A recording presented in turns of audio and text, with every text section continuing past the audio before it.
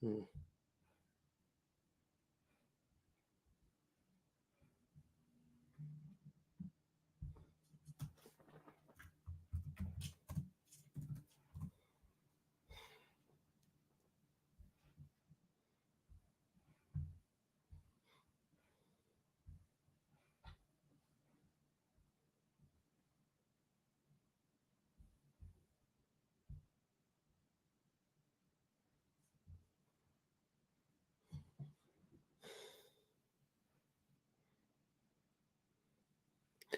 I'm doing it.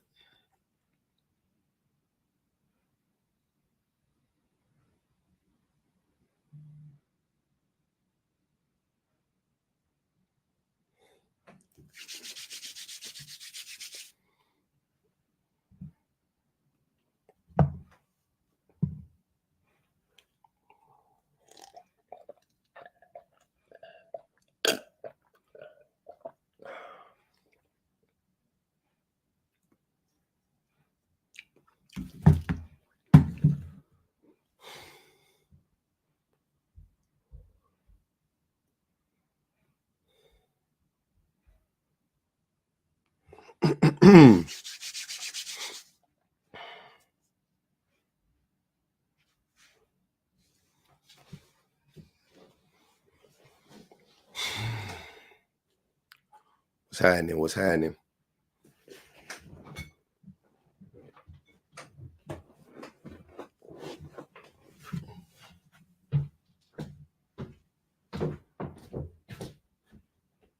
Oh.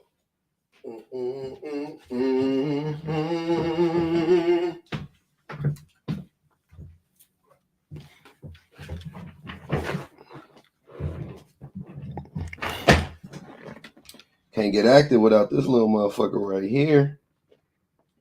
Need you a little fan.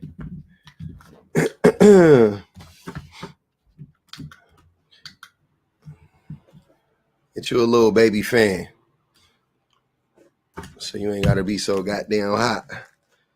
So we ain't gotta be so damn hot. What's good? What's good, peoples? What it do? What it do? What it do? What it do? TT. Yeah. 15 minutes left on the break. What up, Gerbil? What's happening?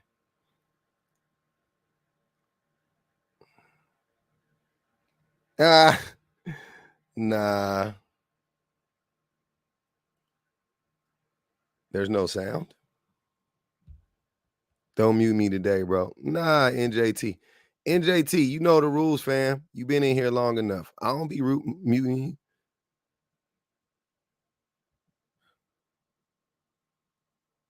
Bleak. Okay. All right, cool. If it ain't no sound for you, then there's something going on your end. Now we know. Bet. Hoops, appreciate you. Yeah, man. What's good with it? Let's get the likes up. And huh? Mod? I don't know. Follow though, maybe. Yeah. I can't be doing that. We bike. BOA. Hey Toner, I appreciate you. Ruby Payne, I appreciate the new member. Appreciate it. I might have seen a lot advertised in my recommended or in my subscriptions. I have to specifically go to the channel to find lives now. That's weird, Melody. Yeah, man. YouTube, all these apps, I don't know what they be doing. I'll be honest with you. I don't know what be going on with them.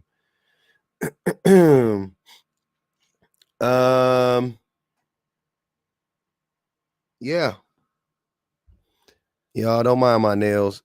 I'm taking the paint off slowly. Take it easy on us, young bucks today. Nah, man, you got to jump up in there, man. Y'all be liking to y'all be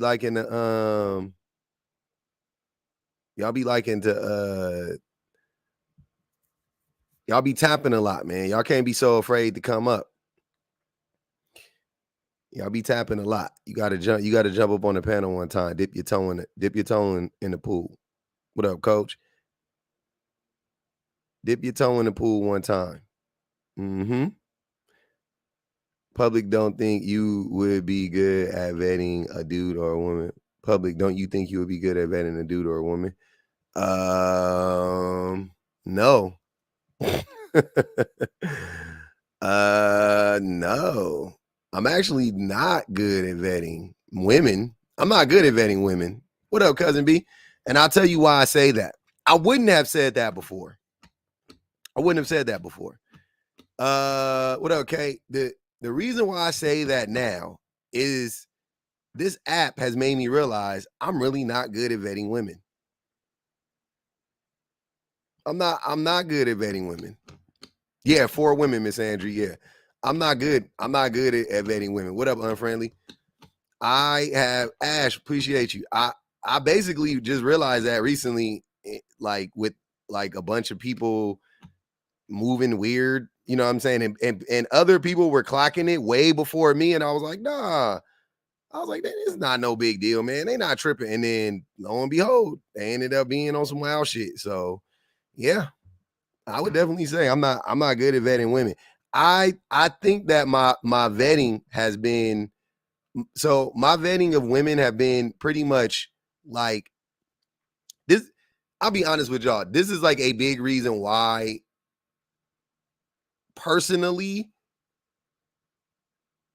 what I like, I see what the numbers say, right? Like I think my life reflects what the numbers say about women. So when I say that, what I'm saying is I didn't really have to pay close attention to women. You know what I mean? But even with my minimal amount of attention that I paid to, paid to women, I still like almost never got like harmed by women because they don't go out of their way to harm people. That's the thing. Like, that's the thing that I really be laughing at. Like, men be trying to act like women are terrible. And I'm like, yeah, see, I don't have that experience and the numbers don't back that up. But so let's put the numbers aside. We're just talking about your personal experience, right? Because I know people go, I don't know who made those numbers and what numbers are you talking about?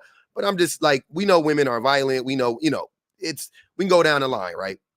Women are nearly as abusive as men are. Just keep going, keep going, keep going. But the craziest thing is that for me, I mean, not crazy, but like the thing that like where I'm like, I don't be knowing what y'all be talking about because I didn't really have to pay attention to women and I never really got hurt by women. Like they didn't do nothing to me. Then no woman try to like rob me. No woman set me up. No woman, uh, I to my knowledge, I don't think I've ever been cheated on. Oh no, yeah, my like high school sweetheart, she went to like some dude's birthday party and bought him a present without me. And then we broke up for 2 weeks and we got back together. But, you got to go back 25 years damn near. You got to go back 25 years for that to be something. But that's about it.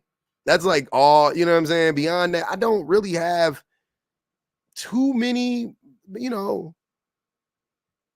crazy. Because those women are few and far between. Yeah. Those women, yeah, definitely.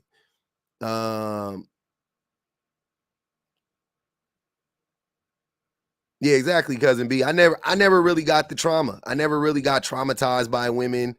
Um, you know, my family aside,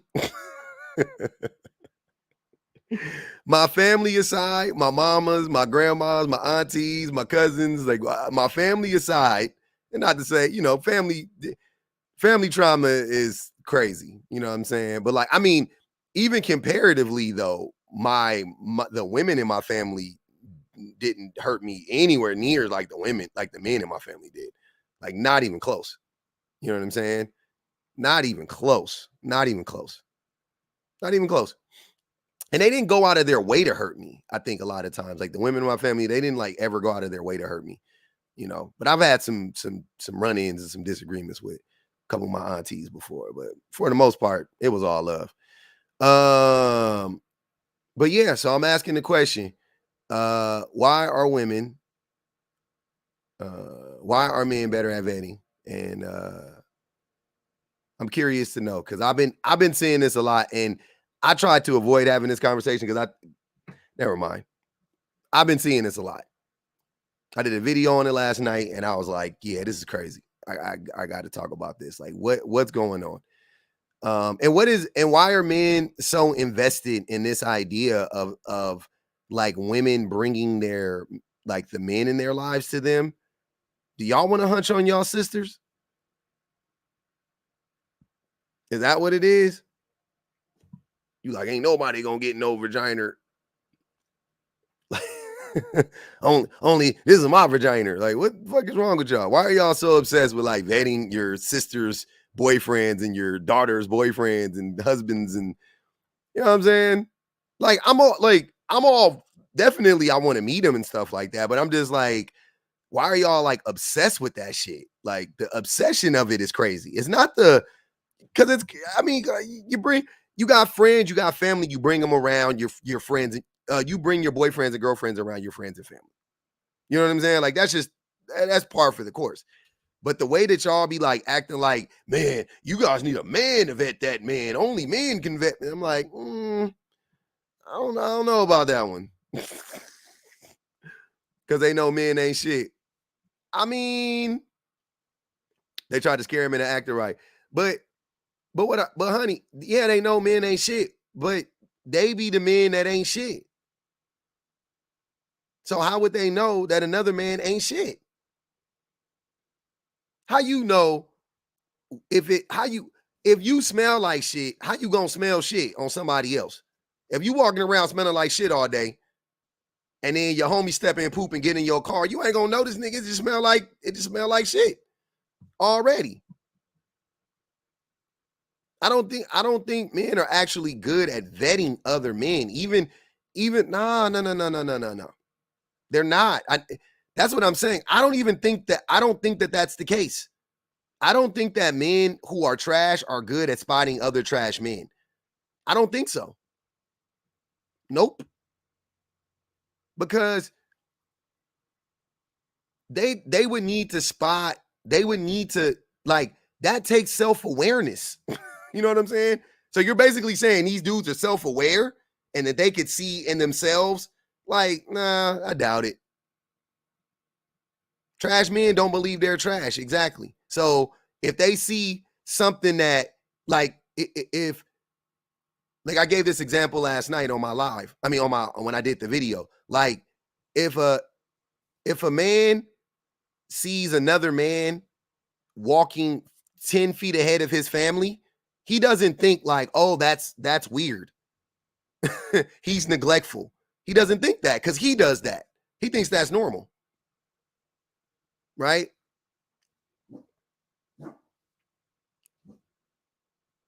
How am I being biased? Stop. I just recognize, I'm saying trash men cannot identify other trash men because they smell like trash too. That's what I'm trying to tell you. Teddy, stop. It's okay, pup. They don't know, so they don't know it in somebody else. They don't think their behavior is abhorrent, so how would they spot it in somebody else? No, Derek Jackson did it, Mimi. Derek Jackson just told women what he was doing. He didn't spot it in other men. He just told women what he was doing.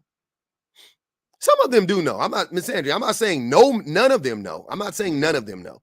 I'm just saying, generally speaking, most trash men don't know what trash men look like.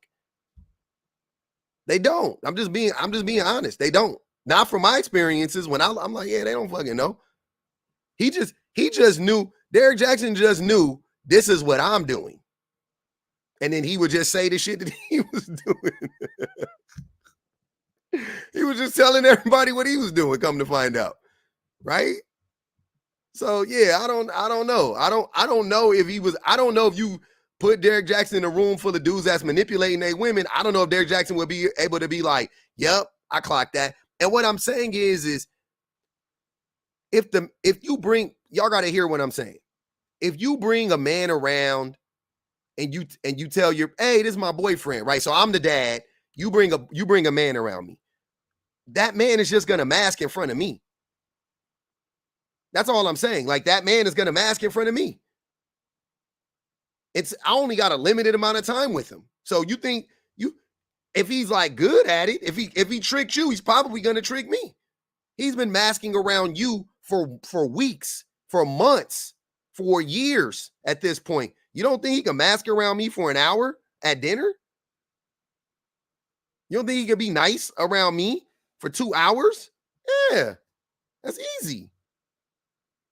There's not a line of questioning. I mean, and this is the thing. Most men don't understand, like, they don't know what questions to ask to see if the man is problematic. That's what I'm saying. Okay, somebody asked earlier, Dante asked, do I think I'll be good at, like, in my, prior to doing some of this work I've been doing on myself, I would agree. I would say that I wasn't good at vetting men. Like, for other women, I don't think I was good at that. Right? I don't know if I was good or bad, but I wouldn't automatically just slap on I was good at it, right? I will say that now, though, I would ask men specific types of questions, and I would be able to clock misogyny way, way better than I ever have in my life. So in that regard, yeah, I do think I'm better at it now and identifying it in other men. Definitely. I'm not worried. Ain't no man gonna slip up and tell you he cheating. You're not about to bring a guy around your dad and then he slip up around your dad and your uncles and your cousins and, like, you know what I mean, admits to cheating. Like, that ain't gonna happen. So you're gonna have to find out in different ways. See what I'm saying? You're gonna have to find out by observing him when a bad woman walk, you know what I'm saying, with some thick walk by, you watching him watch her. It ain't nothing wrong with looking, but it's a different, you know what I'm saying? It's just little shit like that, maybe. I can lies after watching you for weeks. I can lies after watching you for weeks. You think so? I bet you couldn't.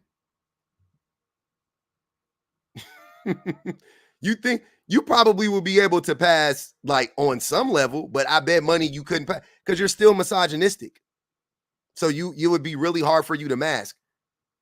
It would take you would need to have a certain level of understanding to be able to fool somebody. I don't think you have it. You know what I'm saying? I think you would still say misogynistic, stupid shit. Also, in all honesty, y'all, I'm going straight to pages. I'm going straight to, at this point, I'm going straight to, what's your TikTok? Like, what's your Insta? Oh, let me see who you're following. What's your X account? Oh, let me see who you're following. What have you been tweeting? What have you been retweeting? What have you been liking? You can't hide that shit. Y'all some dum-dums. Y'all not, misogynistic men are not that smart. Let's be honest. Y'all not the cream of the crop. You're not that intelligent. You're not that intelligent. No bio, red flag. No bio, red flag. No bio, no picture, red flag. Get him up out of here.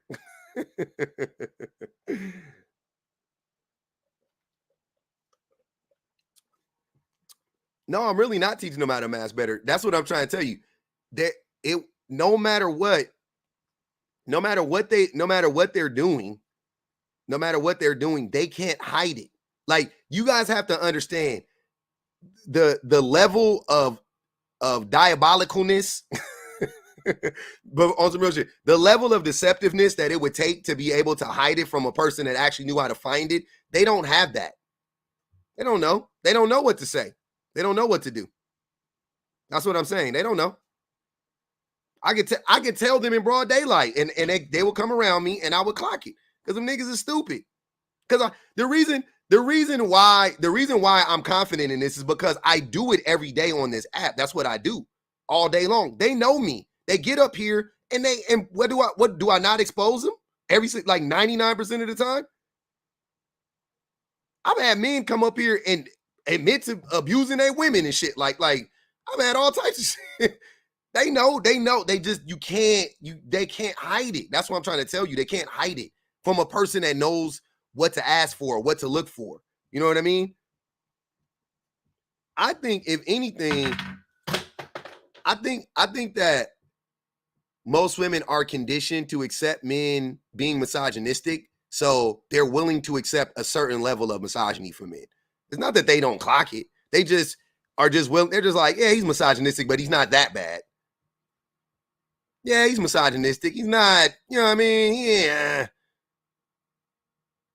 He ain't that bad. He's not Dr. Umar misogynistic. You know what I'm saying? He's not that level of misogyny. He's not Andrew Tate, you know. He's just pseudo. He's you know, he's a little not pseudo. He's a little misogynist. He's on the spectrum. He's on the spectrum. And then you don't find out until you get in a relationship with him, and the nigga don't want to wash the dishes ever because he think it's the woman's job, and he don't, you know what I mean? Like it happens all the time. Happens all the time. Also, a great way that I would also vet a man for a woman is I would ask the woman about him. I would ask about what she has observed about him. Fuck what I would go to her and be like, what are you, does he, and I would ask her questions like, does he do X, Y, and Z? Has he ever done A, B, and C? And if she's like, no, yeah, no, oh, okay. And I'll just be putting, piece it all together. You got to piece it all together. And it's going to be more than one session. It's probably going to take a few times, being around a motherfucker to really see. You know what I'm saying? But yeah, I don't know. I think I would be better now. I haven't done it in fucking forever. I hadn't vetted any man for anybody or a woman, to be honest with you. Well, online, I guess, but I'm saying like for a relationship, I don't fucking know. I don't know. But anyways, I want to know what the men think.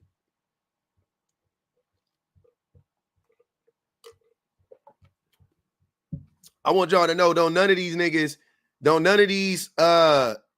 dudes that be like in here acting like we homies and shit like that, none of them niggas be tricking me. I just want y'all to know. If y'all was ever worried about Old Public and wondering if these dudes was deceiving me, they never have deceived me. I've never believed in them. It's only a few dudes that I've been on some like, yeah. Oh, Miss Andrew, hold on. I like that. That's the gene. That's really how you do it, huh? See? We're learning. See, the women's be knowing. Vet him through rejection. Damn, that sound good. You know that'll work because men hate rejection. So a man can't hide that shit. He don't even know what to look out for. But here's the thing, y'all. Here's what I'm telling you. If the men are in here and they learning this shit, then they'll learn what not to do. They'll learn how to, you can say mass, but it's only so long they can keep that up. But if they like never react poorly to rejection, then fuck it. Fuck it. It's a win-win. Because the day they act poorly to rejection is the day the woman will clock it. So you got to keep it up forever, or else she'll know, right? As soon as he acts out of pocket, the woman's gonna be like, okay. Don't matter if it's day one or day 1,000, it'll come out. It'll come out eventually. My ex-husband attempted to vet the men his woman cousin brought to meet the family, all the while not realizing he told me that he himself once wanted him for her. Ugh. Fuck out of here. Like that shit all of a sudden disappeared. Clownery. Did you divorce him because of that? Because that's a fucking... Oh my God. Wow. Damn, Phoenix. What that man do? That's crazy. Diabolical. What Pusha T say? Ugh. I need that sound. Pusha T said it best. Ugh. Ugh. Once a man recognizes the point of inevitable rejection, you'll hear him speak an octave higher. Once he realizes the game is over, he'll do woo.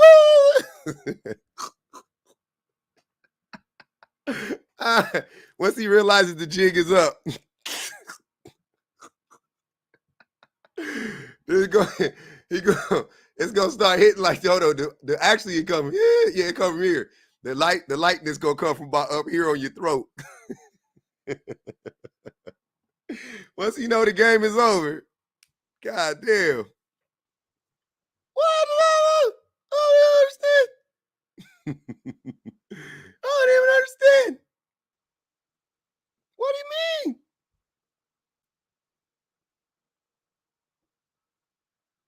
You mean I can't have any vagina tonight?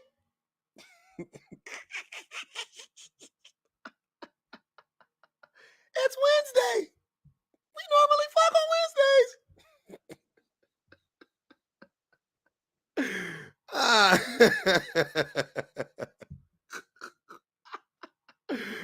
Oh my god. I can't. My voice don't go up that high. Like I don't got that shit. You think oh my goodness. But I thought Wednesday was our hunching night. Nah, man. You're gonna let me stick in the tip? GV here. Where you at? GV, where you at, man? Come up to the front. I gotta have a conversation with you, man. I gotta have a conversation with you, fella. Where GV at? Hey, Maz, invite GV up to the front. I gotta ask him. I ain't about to ask him about this. I gotta ask him about something else. GV, man, where you at, fella? Where you at, my guy? Come on, GV. Nah, it ain't about this. I ain't got nothing to ask him about this. I'm curious. Where GV at, man? Here you go.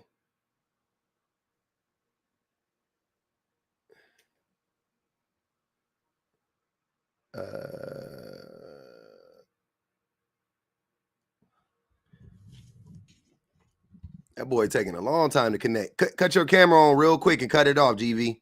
I know you allergic to camming up. But you just got to do it for 1 second because it's cycling. You just got to click it on and off real quick. Show the back of your hand or something. There you go. See? What's good, man?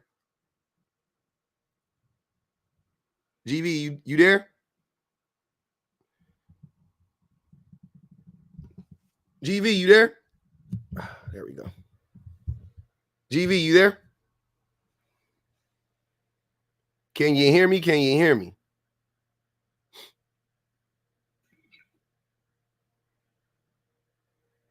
Miss Brightside, because men recognize men game. Do they, Miss Brightside?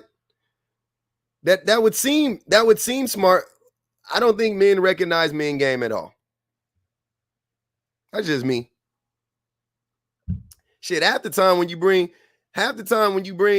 a man around to get vetted by other men, them niggas just be hating on the man. So like you never really get a straight answer. You never really get a straight answer. Half the time he just want a hunch. So he gonna tell you, nah, he ain't right. Nah. See, that nigga got a Benz, see? You like that? You like driving it? You like riding in Benzes? See? So he just taking you on vacations, huh? Taking you out of town? Red flag. He paid for all the dates? Wow. And you trust him? Hey, G. Hold on, let me read the super chat. Ali said, my ex told me one time he told his friend who got locked out the house to just try to sleep with his wife so she can forget about him coming home after 2 a.m. That was the beginning of the end for me because what the fuck? Damn, niggas is diabolical. GV, hold on. I got a question for you, man. Come off mute, family. You ready? Thanks, Miss Harris.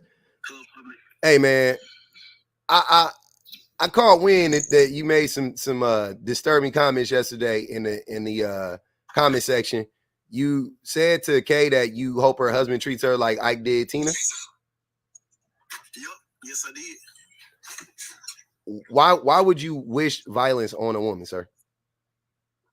Because she talking crazy to me. So I mean, I was saying I hope she get the same energy back. She didn't, but she didn't say anything to you that was violent. What did she say to you that was violent? She said something small right before you ended the live, and when I caught it, that's what made me say that I hope her husband treat her like Ike Turner. Oh, it was BPG. I'm sorry. It was BPG. What did BPG say to you before the live ended that made you react in that way? Was it violent? Did she threaten you? Nope, I didn't threaten her either. I know. Well, you did, but I don't want to play the semantics game. So, I didn't threaten her. I didn't say I was going to do nothing. No, I know. I didn't say I was going. But wishing violence on a person is essentially the same thing. That's what I'm saying. So what did she say to you to make you react in that way? I'm curious. She said something smart to me. What was it specifically? What was it? I forgot exactly what it was, but it was something real smart right before you ended the live, and I caught it. But it wasn't a threat of violence against you. I'm sure, because you will remember that, right? You know what? Do you screen record all the lives?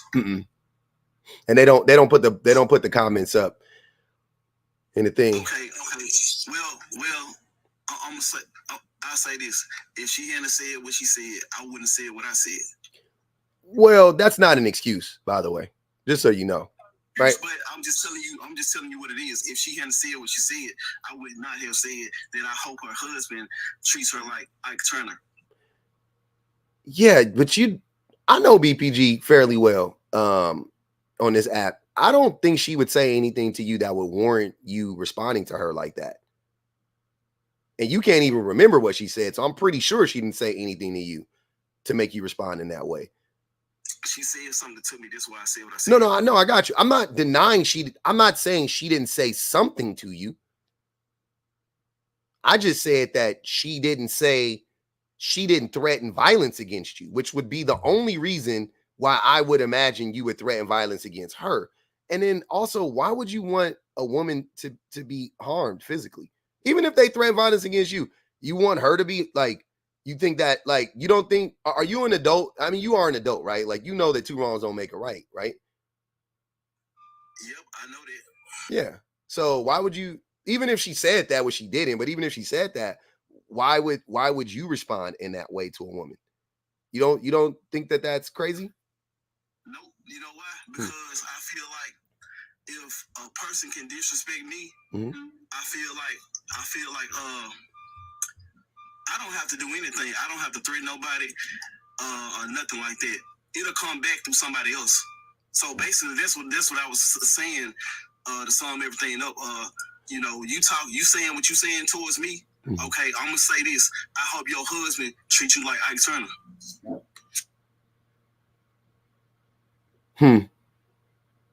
Yeah, I don't like that. I'll be honest with you. I don't like that. I just wanted to have a conversation with you. I was hoping you would, tell me. And you know, I mean, we had a good run, GV, but I don't know, family. You got to get blocked after that. That's crazy.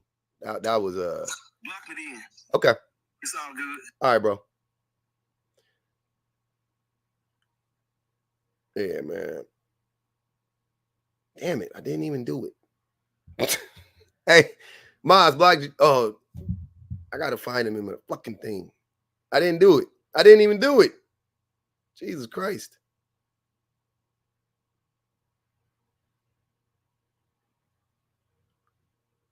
There we go. Yeah, that was weird. Okay. Well, moving on. I gave him the opportunity. I wanted to hear it. I wanted to hear what it was. I want to hear the reason why you would threaten violence against a woman. I think that's weird. I don't know why you always do that shit. They always try to do that shit like somebody should make you bleed. And then when you call them out on it, they be like, I didn't say I was going to do it. Nigga, it's the same fucking thing. The hell is you talking about? What is wrong with y'all? That's fucked up, man.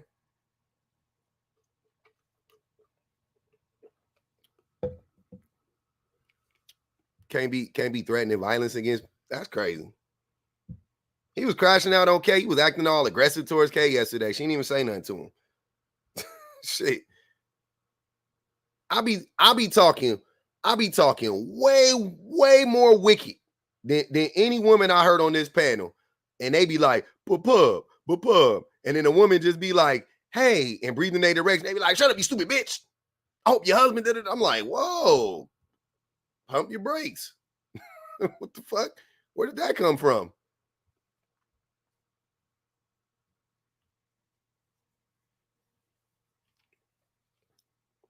I talk crazy. See, that's the thing. I talk crazy to everybody. I don't give a fuck. You can never ever get me to not talk crazy to him. Like once I don't give a fuck, I don't give a fuck. I'm gonna talk crazy to whoever. I don't give a fuck. Shut me up, please. Y'all can't, you ain't got it. You ain't got enough. Yep. I saw it, okay. That was crazy. A woman just say something to him. Oh, you dirty.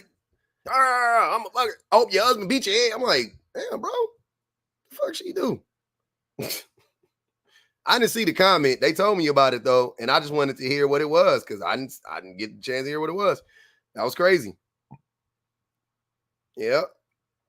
I thought some of that shit was an act, but now I'm not so sure. That's his mom. What you talking? What you talking about, Gift? Who's his mom? On my shirt? What you talking about? What do you mean?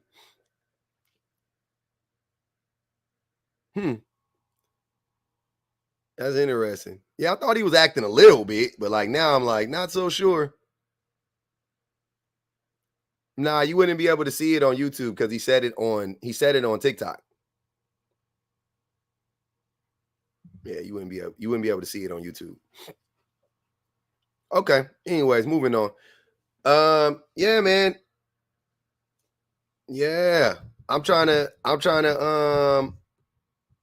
find out. Oh, he said that before. I ain't never seen it. Yesterday was the first time I caught wind. I didn't even see it yesterday. They told me about it. He admitted to doing it, so there you go. You know, it was no longer whatever. Are you surprised anymore about any of our actions? Are you ever surprised anymore about any of our actions? Am I surprised by the actions of men? I guess certain men I could be surprised, yeah, but not men in general. That's why and I told y'all this. I will never, ever like defend a man who was accused of like rape or DV or unaliving their spouse or kids or something. I will never defend that person unless they say it happened last night at 10:32 p.m. and I'm like, nah, we was kicking it at 10:32 p.m. He left my house at 12:12. That's all I know. Maybe y'all got the times mixed up, but when he left my house at 12:12, he was here until 12:12. We was up watching the game and playing video games. That's the only way you're gonna hear me like defend a man in that regard, because I don't know my own brother, my son, I don't give a fuck. I'm not defending. I don't know. You know what I'm saying? Like, that's crazy. That ain't gonna happen. LJ Block, GV Block, who's next? I don't know. We're gonna have to see. Hold on, we got it. We got LJ Block, GV Block. We gotta see. We're gonna see. The prototype might be next. Ah, man.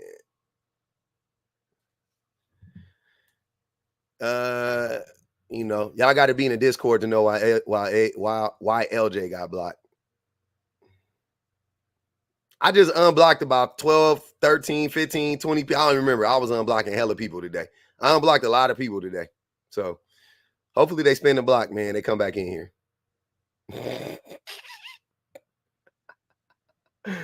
Hopefully they spin the block. Uh-huh. All the abbreviations get blocked, but Prototype, he annoying. Yeah, he annoying. I don't know if I want to block him. I'm not running. Y'all want me to run my page like how y'all do y'all page. Y'all be blocking niggas for hey, if a nigga smile wrong, y'all be like blocked. I done seen it. I done seen it with my own two eyes. I done seen it.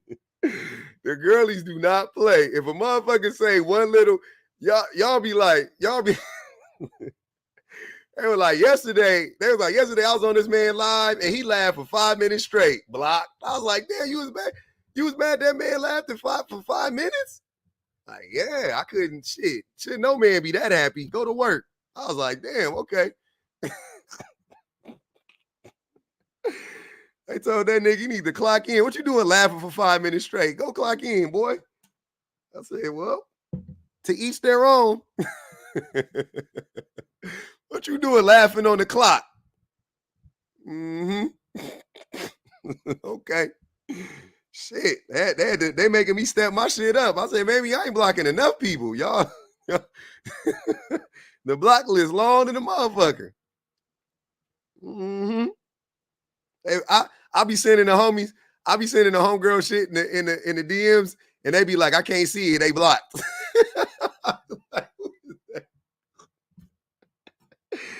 I'm like, this nigga. I'm like, I be like, this page is dedicated to cats. Like, why'd you block this nigga? The whole page is dedicated to cats. Like, nah, I saw him in the live. He said something. I don't even. He was in the comments one time on the homegirl live. He said something. I don't know what it was. I got him up out of there, though. I was like, all right, bet. GV block based on attraction. Definitely, Phoenix. We stick around here. You breathe out your mouth instead of your nose. Blocked. Blocking mouth breathers is crazy. Houston niggas getting blocked. CPAP pappies getting blocked. Diabolical work going on a Tuesday for y'all. Y'all crazy as hell. Damn. Shit, I be on the other side of the fence eating popcorn, standing behind them while they blocking y'all. Like, damn, shit, this nigga. She done blocked another one. Mm-hmm. That's what he get for playing around. The CPAP pappies be getting blocked on the reg. Mm-hmm.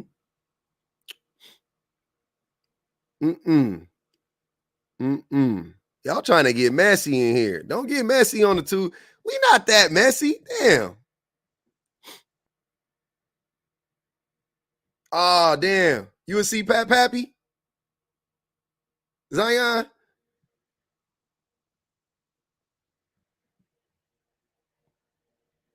Hey, salute Zion. We gonna Zion said he a CPAP pappy. That's what's up, man. That's what's up. Oh man. It's a cert. Block Brandon for what he did to his daughter. He definitely needs to be blocked. I can't block everybody, y'all. Damn. You threaten violence, though. You threaten violence against a woman on the platform. You gotta go. I'm sorry. That's you gotta go. We can't block them all. Damn. I'm gonna be up here doing the whole shit like this. The whole live gonna be this. I don't want to do that shit. What Shawnee do? Block for a few days. I do be suspending niggas for a few days. That's what I did. But yeah, you threaten violence against somebody, against a woman or something like that. You gotta go. That's weird. That's automatic weird shit. What's going on, fam? What's wrong with you?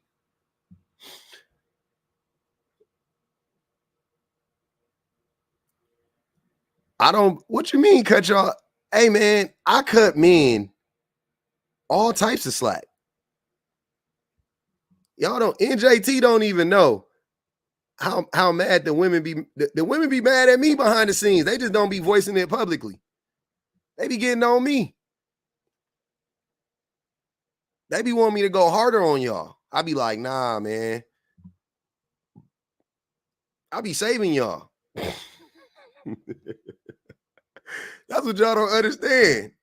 That's what y'all don't understand. I be really sparing y'all. I be trying to, like when you get in trouble at like with the police or something, and your mama and your daddy, like, they be like, don't worry, officer, I'ma get him. You know what I'm saying? Or like, yeah, it be like that. It's like, nigga, like, I'm like, hey man, like, let me do it, man. Let me do it before y'all go on and bite these dudes' heads off. Let me do it. Let me do it. I got it. We gonna get to the bottom of it. Cause they don't give a fuck. They really don't like y'all. That's what I'm saying. I still like men. No Diddy. You know what I'm saying? I still like men. A lot of the women done gave up. They done checked out on you. So I'm the only friend you got, partner. I don't know why you talking about I ain't giving you no slack. I'm giving y'all all the slack by talking to you. That's the slack. That's the slack right there. They're not even talking to y'all. The women won't even talk to y'all without a liaison. They need a middleman to communicate with 90% of y'all at this point. They don't even like fucking with you directly. Shit, they don't. If they you make them feel uncomfortable, you make their ass itch, you make their head hurt. They don't even like doing it. That's what they be telling me. I was like, all right. Read the comments. They be telling me in the comments, give up on them, public. Let them die alone. That's what they be telling me. Let these men unalive alone. That's what they be saying. You think I'm playing? Watch the comments. Watch when the boys come in here and they start yapping they shit. Read the comments. Watch what the women be saying. This is why I'm single now. I'll never get back with none of y'all. Oh man, they need to get a cat. Y'all need to get y'all cats in order. You think they be playing? I don't think they be playing. I'll be taking them seriously. I think I think that actually helps me too. Cause I be believing what I be listening to what the women be saying. So I be taking them deadly serious. I'm like, oh, they serious. Like they really not playing. Like they're dead serious. They're not joking. But the boys be thinking they joking. I'm like, they not joking, fam. They really don't like us like that. They really don't be fucking with us like that. Y'all think it's all fun and games and shit like that because every blue moon one of them throw you some vagina. Like, here, nigga, huh? See, they still like us, pub. No, they don't. No, they don't. They don't like you. Anyways, we back to it, man. They all saying they'll take the beard. They done said they'll take the beard. All that shit.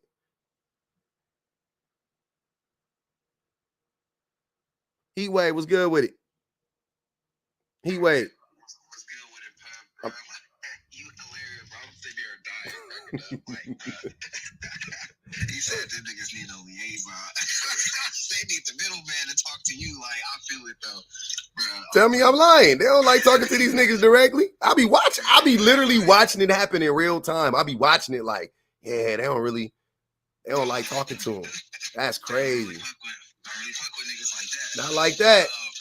Hey, this is my public appreciation moment, bro. Like, I really do appreciate your platform. I appreciate the truth you bring to the situation when it comes down to misogyny, what it's like being a man, and how we treat other people. Mm-hmm. Like, that shit is real, bro. And even just checking our own personal, just being accountable to yourself. Mm-hmm. Because not a lot of people can hold you. Nobody can really hold you accountable. Only you can hold yourself accountable, yeah. Accountable as a man, and being mindful of that. Because I picture myself as a person who understands the patriarchy, understands all that stuff, and unpacked it years ago on my own, just like you did. Like some of our story, I fuck with you tough because some of our stories are parallel as fuck. Like not everything, of course, not everything, but a lot of things you said and that you shared, I'd be like, damn, that was me.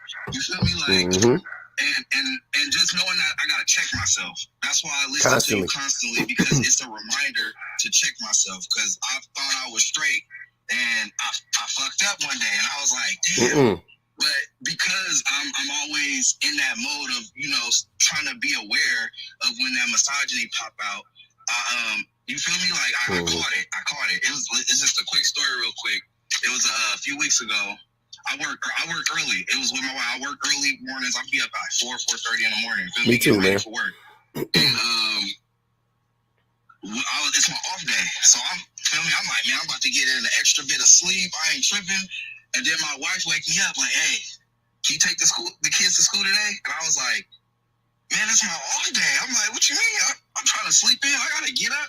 And she clocked me. She was like, I don't get no off days. I'm like, what you talking about? You do be off. Like, I'm like, what you talking about? You don't get no off days. I'm like, I didn't understand. You feel me? She was like, because I always got to take the kids to school no matter what. And I'm like, oh, I was like, I didn't think about it in that moment. But I'm like, that's not true. I'm like, but you don't always, because she got a little office job. You feel me? So she don't always got to go into the office early. Sometimes she go into the office at like 10, 11 o'clock. Kids got to be at school between 8 and 8:30. Yeah. You feel me? So she's like, on days that I got to go into the office, I don't have to be to work at 11. I still got to get up at 6:30 to get myself up. 7:30 or 7 o'clock, kids got to be up. And I got to get them ready. And then I got to drive, take them to school. But I'm not always like, I'm about to go home, because then what's the point of wasting all that gas? Yeah, she's just going to stay. Back home, I'm just sitting there for like an hour, 30 minutes, and then I got to drive to the office. That's a waste of my time. So on those days, I drop them off. I might handle a little business what I can, and then I go and I just sit in front of my job for like an hour. And I was like, that's fucked up. Yep. Like that shit. Like when she broke it down, it sat with me, because I was still mad. I'm up. Like I'm up at 6 o'clock, 6:30 with her alarm. So I'm still kind of like, damn, like you just woke me up to take the kid, like, so you want me to, I'm thinking like, you want me to go drive, drop the kids off, and then have to come back. That's a waste of my time. And she's like, I waste my time every day, basically. And she ain't said nothing. And she ain't said nothing to you this whole time. And then, I ain't never said nothing about it. I never even thought about it like that. I was like, damn. And I was like that, and it made me think about, you know, how we say women put in a lot of labor, and they put up with a lot of shit without saying anything. They just do it just to do it, because they know it got to be done. Yep. And when she said that, bro, I ain't complained not one time since then. I was like, you know what? I'll take the kids to school. Fuck it. You feel me? Every day, whenever I'm off, like today my off day, I took her to work and the kids. I'm like, you ain't got to drive. Like, you feel me? On my off days, I tell her, don't trip. You ain't got to put no more miles on your car, because my car older than her. So I'm like, hey, I'll put the miles on my car. It's already an older car. I keep up with the maintenance on it anyway, so I ain't tripping like that. So I take her to work and I take the kids to work, because I was like, I got to make up for that extra labor that you do every single day, no matter what. And no matter what you got to do, she always got to get up at 6:30. She always got to get up every single day, whether she wants to or not, because the kids got to go to school. And that shit, bro, that shit hit me, bro. I was like, damn, I felt bad. For you should, and you did. I was like, ooh, shit. You did the right thing. You felt bad, and you adjusted. Yeah, I'd have said that shit. My wife would have told me to go back, and she'd have like, don't worry about it. I'd have went back to sleep. She'd have woke my ass up with a left hook, nigga. Like, get your ass about that bed, boy. What the fuck?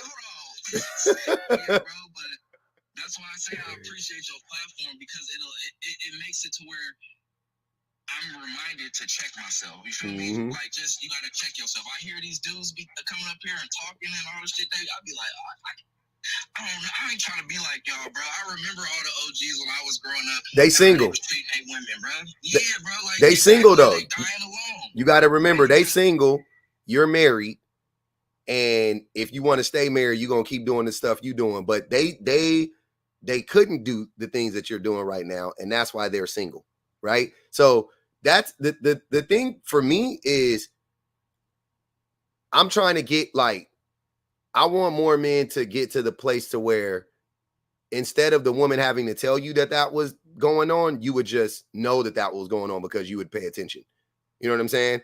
Like, for us, it's like, it's hard to, it was because we was coming from a place of just where we wasn't paying attention at all. We wasn't being attentive one bit. Right. So her telling you was like, oh yeah, okay, cool. And then you growing and learning, and that's fine. Like, that's like what, you know, in that instance, what else can you do? Right.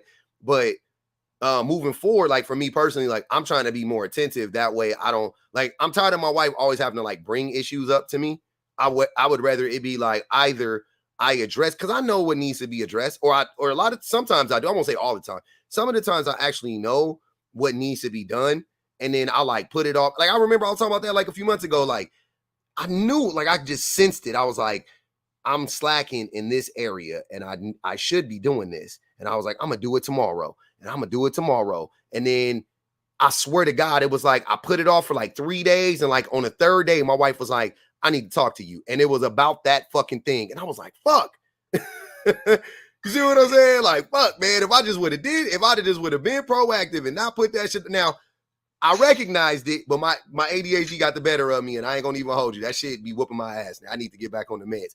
Anyways, but that's what the procrastination kicked in. But it was still like, but I ain't gonna lie. I was a little proud of myself because I was like, finally, I clocked something before she said it. You know what I'm saying? Like I'm starting to pay attention more. I'm starting to be more attentive. And next time I won't do that. And the next time I did it. You know what I'm saying? Next time I didn't do it. Next time I was like, all right, cool. Like I see that. All right, let me just go on and start knocking out. You know, I'm just gonna start doing X, Y, and Z. And I've been doing it. And that's the thing. Like that's the ultimate goal that I want most men to get to, and me myself, like I want to get to, or whatever I'm saying too. But like that's the ultimate goal. And if I could plant that seed in enough men and just let them know, like, yo, it's one thing to grow. It's one thing to, you know, like be receptive to what your wife is saying or to what a woman is saying. That's fine. Like that's definitely great, because we all know most men are combative for the sake of being combative and disagreeable for the sake of being disagreeable, right? And in that moment you were too. You just, you know what I'm saying? You just took, you had to clock it. You had to take the, you know what I mean? So our initial is disagree. What you mean? What? And then she did it. And oh, okay. But, you know, maybe next step is like, don't even disagree next time. When she say, you just go, oh, okay, bet, I got you. Yeah, right? That's exactly how it worked. That's exactly how it worked. And then the next time after that, it's, I don't even want her to have to tell me. I'm just going to clock it on my own, right? Like, that's what I'm saying. Like, that's the growth. So that's where, for me, that's what I've been working on. I'm in between the, like, being more attentive and not responding negatively when she brings something up to me. You know, when she say something to me, I'm just, no, you're right. I definitely feel that on that stuff. And that's what I'm saying with that. That was a all bad on me for not paying attention. But I've definitely been on that hype as far as being aware of what's going on around the house and between our relationships and trying to be proactive. I've stepped up on that with other things in the past because, you know, like I said, I was already getting out of my misogynistic ways and tendencies, and that stuff been clocked before. So I was already on top of certain things, but that's something that I overlooked, and I just, you feel me? And like you said, that initial thought to be combative came out first, and all the time. I was like, damn, bro, like why I trip off of it? Because as soon as she explained it, I felt dumb because I'm like, damn, the math adding up, and you're right, I'm wrong, and it's like, you know, but I can sit with that. I don't mind being wrong. No, yeah, that's fine. Yeah, which is a huge. That's what I'm saying. Like that's also a huge step because most men can never be wrong. Most men can never admit when they're wrong. So that you can, great, right? But moving forward, it's like about not being combative. You know what I'm saying? Like that's my, like for me, that's my thing. Cause my wife, yeah, she's at her wit's end with that shit. Like she just like, what the fuck?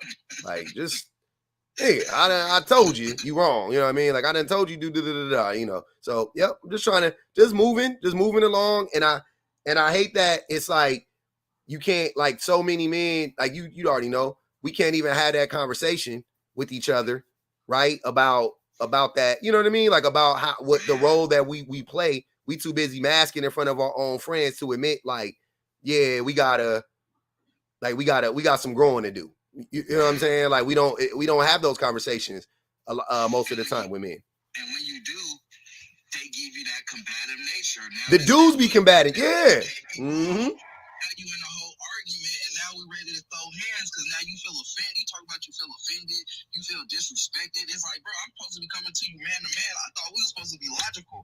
I'm speaking to you with logic and facts, bro. I'm just trying to tell you to like pay attention more. That shit wasn't cool. But now I'm looked at like the bad person because you know, oh, this is just how dudes are. This is just how he is, and you just gotta understand that. And it's like, nah, bro, like that's BS. And it's gonna come a time where men gotta recognize that shit. But honestly, bro, sometimes watching you, I don't know, I be feeling down on it. I just be like, I don't see you be positive with it, but sometimes I just like, I don't even see it half the time, bro, because I be ready to crash out on dudes sometimes. And oh, you be mad at the dude? You saying? Yeah. Oh, okay. Yeah. Like, because they be playing in your face, they challenge your intelligence and shit, act like you dumb and you stupid, and it's like, but like that, I feel like that's disrespectful. It's like it is to even stop assuming that this person don't know what they're talking about just because it's something that you've never thought about before or something that you've never heard. That's highly disrespectful in my personal opinion. Like, nah, bro, like that's not cool. But you feel that's all. I just want to come up for my pub appreciation just for the one time. Appreciate you, Wade. I appreciate you, man. Keep doing what you're doing. You too, family. Yeah, man. That's what you love to see. That's what you love to see right there. Yep. And we all going through it. That be the thing. That, hey, I ain't gonna even hold y'all.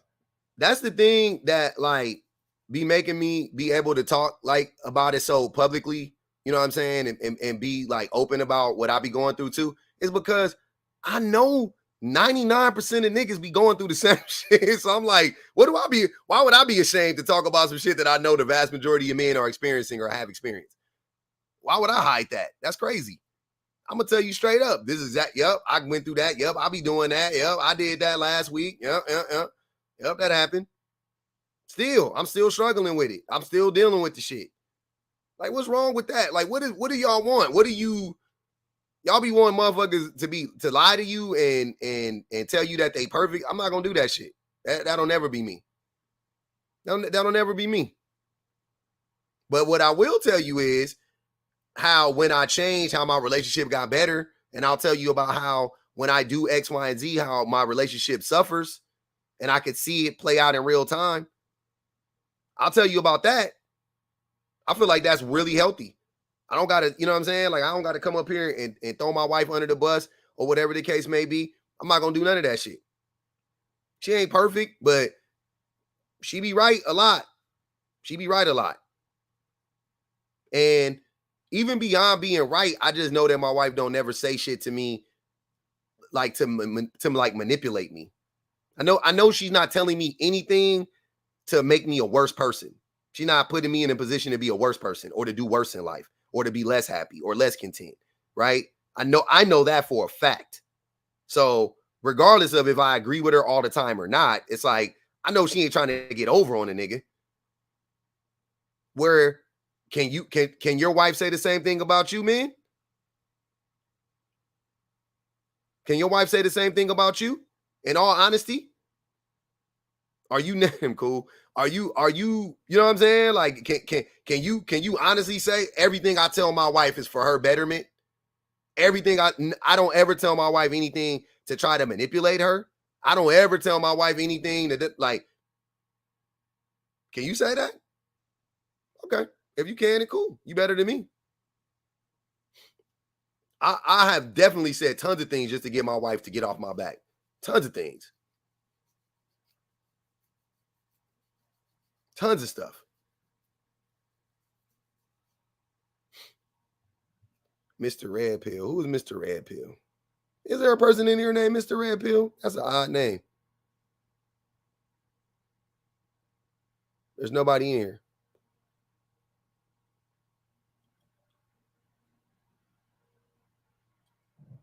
Oh, yeah. Let me see. 7 followers. Interesting. Come on up, Mr. Red Pill. I'm going to mute you for the rest of the live. You can come up if you want to, though, and get unmuted.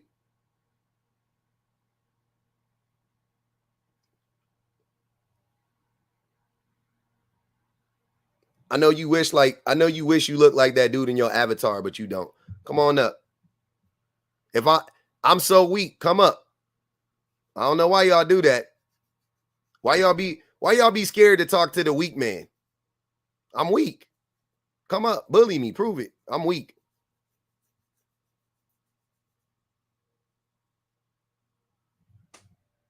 That's what I'll be wanting to know. Are they? Q Lens, come on up. We're going to mute Q Lens for the rest of the live, too. Yeah. Thanks, Nopra. Charnay. Charnay said, when you argue against facts for the sake of arguing, you make us question our reality and second guess for no good reason. And it's malicious. Yeah, that's gaslighting. Uh-huh. That is gaslighting. My Tuxedo Cat page has more than 7 followers. He's a troll. Obviously, he's a troll.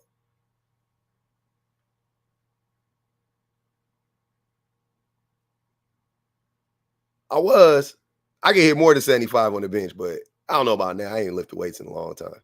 Hey, speaking of that, quick sidebar. Hey, I started doing Pilates and because my lower back is all fucked up. But I started doing Pilates. Oh man. Hey, Pilates is a real. If you 40 and up, you should be doing Pilates. That's all I'm gonna tell you. You need to stop lifting weights. That shit's stupid. Stop lifting weights. That shit is stupid. Stop lifting weights. That shit is stupid. Do Pilates.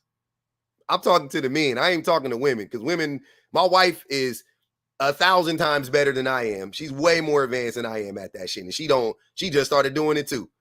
Like, that lady was like, now bring your chest to your knees. I'm sitting there like, I'm at like if this my legs, I'm like this. She like, bring your chest to your knees. I'm like, this is about as far as I go. My wife is like here. And the lady is like, the lady laying flat. You know what I'm saying? So yeah, if you can't do shit like that, why are you working out? Why are you working out? You can't be, you can't do this. Why are you working out?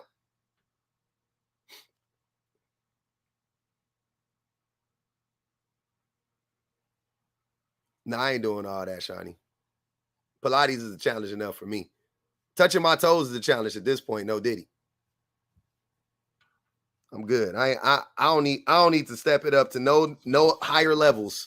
I'm doing Pilates, no equipment right now. That shit got your boy breathing different.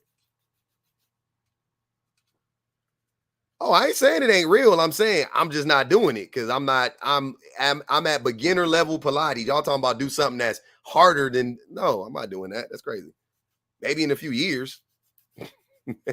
Holla at me in a few years. Yeah, I know. I saw it at Suburban Bay. But anyways, yeah, I'm out on lifting weights. I stopped lifting weights I'll get back. I'm not gonna hold you. When I get my flexibility back, I'm gonna be back lifting weights. But because I like both. I don't have the time necessarily to do both, but I like both. So, I'll be doing Pilates and lifting weights again soon. Yeah. Anyways. Yeah, I don't have the core for it. Uh-oh, here we go. Gentle guy. We got another one on the backup. How many backups do y'all got? It's weird. It's giving stalker. You're a stalker. Come on up, gentle guy.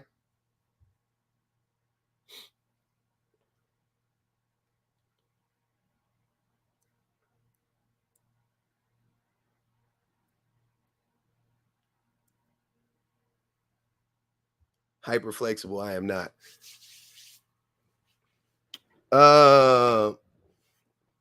Head, shoulders, knees, and toes. Uh-huh. Yeah.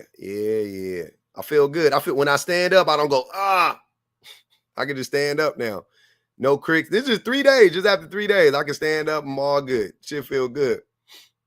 Now I didn't get rid of them. I muted them. Yeah. If y'all gonna come in here and say weird shit, I just want you to say it to my face. That's all I'll be asking for.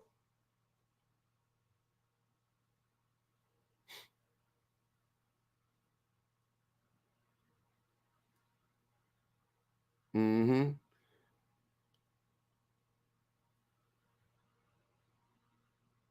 Oh. Hold on. I forgot y'all was in the queue. I forgot who people in the queue. I've been talking. What up, Santana? What's going on, brother? Chilling. So I had to come up for a second. One, I wanted to make sure I got up there before prototype so I can get my daily woman slender in. I need to make sure I get that off. I just have to say to the ladies in the chat, y'all agreeing with me a little too hard. I know, we all dunking on the men right now, but you don't have to agree with me that hard. I know what I said, and I mean it, but like, you ain't got to put your feet on our necks like that. What did you say? Oh, just talking about how fragile the male ego is. I said that, and I had like 5 people reply at the same time. Oh, you right, absolutely. I'm like, hold on, slow down for a second. Like I know, but you ain't gotta dance on it. You said I could talk about us, but you can't. Nah, yeah, I mean, it is what it is, fam. You already know what it is. you already know. Everybody said amen at the same time. Now your ego can't take it. That's crazy. Yeah, I know. Right? He made my fragile ego hurt a little bit. Mm-hmm. That's crazy. No. Listen, and the one thing that I really did want to speak on, because like the topic that you have, I think is super interesting. I really want to hear about it because I'm not the guy to vet other guys. Mm-hmm. And that the reason being though is because like I had a conversation with my older sister when I was like 14, right? Mm-hmm. And she told me, she was like, listen, because it was a situation with her and one of my other sisters, and she was like, you can't get into their relationship because if you get into this relation or you get into an issue with this person and they end up getting past this issue with this person, but you still got a problem with it, now it's weird for you, right? And so she was just like, just kind of take a step back and let people handle their own relationships. And so for the most part, I've tried to always, I guess that stuck with me, and I've never really been the one to like vet other dudes. Mm. But I tell you what, it is easy for me to clock. And so with my, fiance, I'll tell her like, hey, your friend dude, he ain't right? And that's as much as I do, but I'll never really like vet someone else's guy for them. Yeah. So I mean, the safest bet is just to say the niggas ain't shit, and you probably right 98% of the time. But I don't do it. Also, don't ask me nothing because I'm tired of giving people the game, and then they don't take my advice, and then they be mad 15 years later about the shit that I told them they could have avoided 15 years ago. That has happened so many times to my homies with their women and shit like that, and they be like, yeah, man. They'll tell me like month 6, year 1, 2 in the relationship, and I'll be like, yeah, you probably should break up with her, bro, because it sounds like you don't really like her like that. Like, I done told him that shit. No, it's cool. Oh, no. At the time, they'd be like, yeah, you right, or something like that. And then fast forward 10 years later, he complained about the same shit. I was like, yeah, bro. I just be telling. Now niggas be talking to me. I just be on the phone like, I be waiting for him to finish. Yeah. See, no, you're not like me because I'm petty. I do the most diabolical victory laps. Like, oh my God, don't let me find out I was right. Oh boy, we gonna throw a party. I'm gonna let you know. Didn't I tell you? I don't do none of that shit. I be like, I be letting niggas think. I done told niggas to do stuff a decade ago, then they start doing it now, and they'll be acting like it's their idea, and I be like, congratulations. I don't care. I just be wanting you to do it. That's it. I don't care who. I don't care where the advice came from. I just want the right move to get made. That's it. You can have all the credit. However you build it up in your brain, do that. I don't need none of that shit. I just be getting mad when you keep telling me the same fucking thing over and over and over again. Yeah, no, you right. Hey, look, I'm about to drop, but before I do, I see the prototype in the chat already. He saw me, and apparently this is the first time I saw him in the chat. I just want to I'm gonna let you know. I'm gonna let him know. He get up here, he say something funny. I'm gonna peel his muffin cap back blue. I'm gonna go ahead and drop that $50 headshot. We out of here. All right, man. Talk crazy prototype. I'm with it. I'm with it. He quick with it. He said, "All right, brother. I appreciate you. I appreciate it. Yeah. All right, Santana. Not the mother heat. You said you think men are better at men know men. Is that what you said? Yes, that's all I said. No, I know. I'm curious. I'm curious. Why? What makes you think men know men? Because they are men. Yeah, that's not a good enough. Right. You don't think that's? You think that's a good enough reason because they are men? You think that's all they need to do is be a man and then they know men? I think that a man would know how a man should be better than a woman would. Why do you okay. The reason why I disagree with that is men we don't really know ourselves, generally speaking, right? Like we don't have a lot of self-awareness. Would you say that?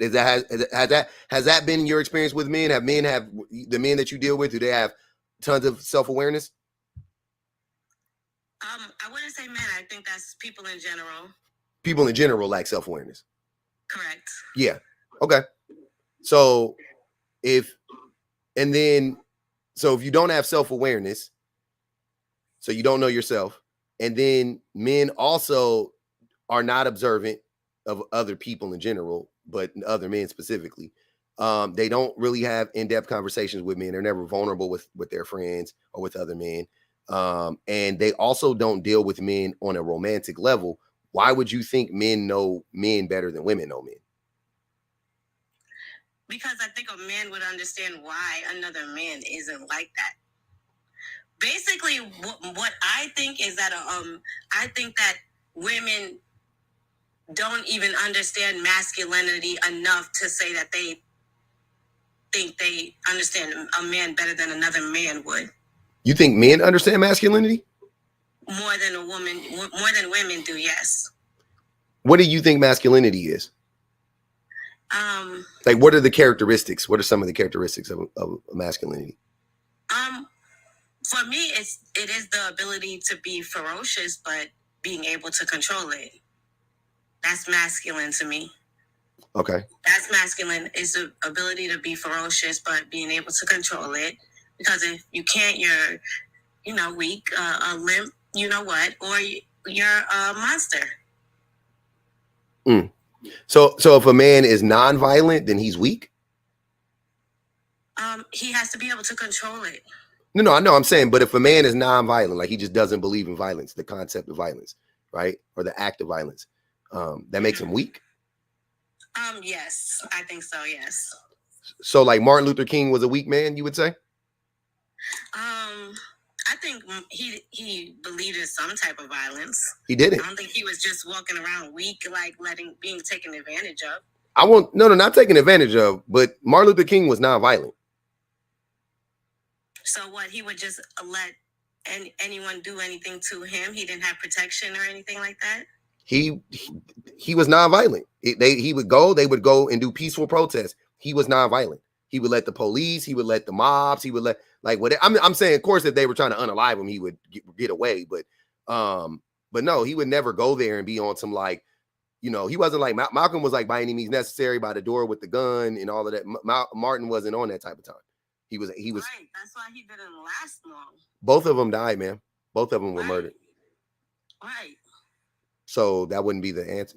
If Malcolm was with the violence and Martin wasn't, and they both died within like 2 years of each other, then that wouldn't be right? It would just show you that it doesn't matter if you're violent or non-violent. You can get unalived with the system, if the oppressors want to unalive you. But I was just saying, I don't think that being non-violent makes you a weak man, personally. Oh, thanks for the gift. I just saw that. Sorry. Yeah. Like I'm not a non-violent man personally. I try to practice non-violence, but I'm not a non-violent man. I can be violent, right? But I'm also not. I also know that it takes a lot to be non-violent because it's easy for men to be violent, actually. It's super easy. To your point, though, it is harder for men to control their violence. You have to defend yourself. How can you? I don't get how you can say you're not violent, but if someone was attacking you, you would try to defend yourself, and that would make you violent too. Even in defense, even the whole self-defense thing, that will make you violent too. The only way you wouldn't believe in violence is if you just let people just do whatever.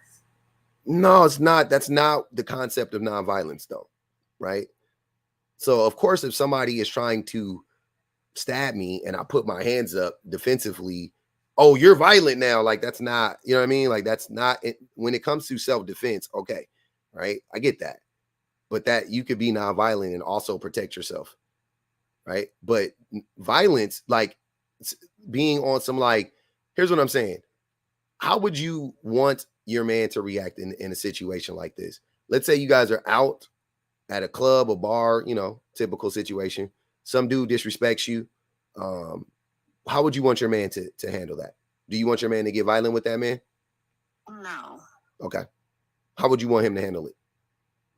I would probably want to.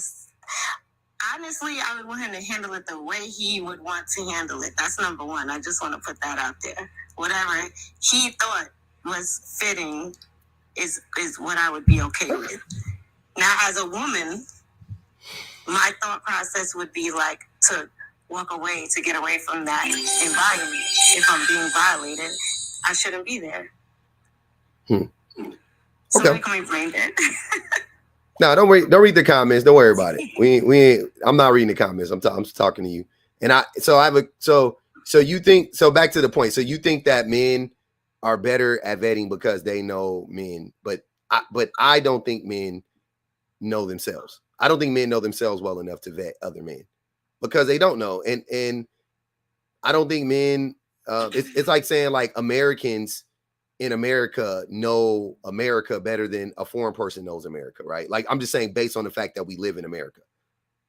You know what I mean? Like, not like you would think, you know, the natural assumption would be, oh, you live in America, you know America better than a foreign person. But there are foreign people who have studied America and know American history better. Go look at the test to get naturalized or to get like citizenship.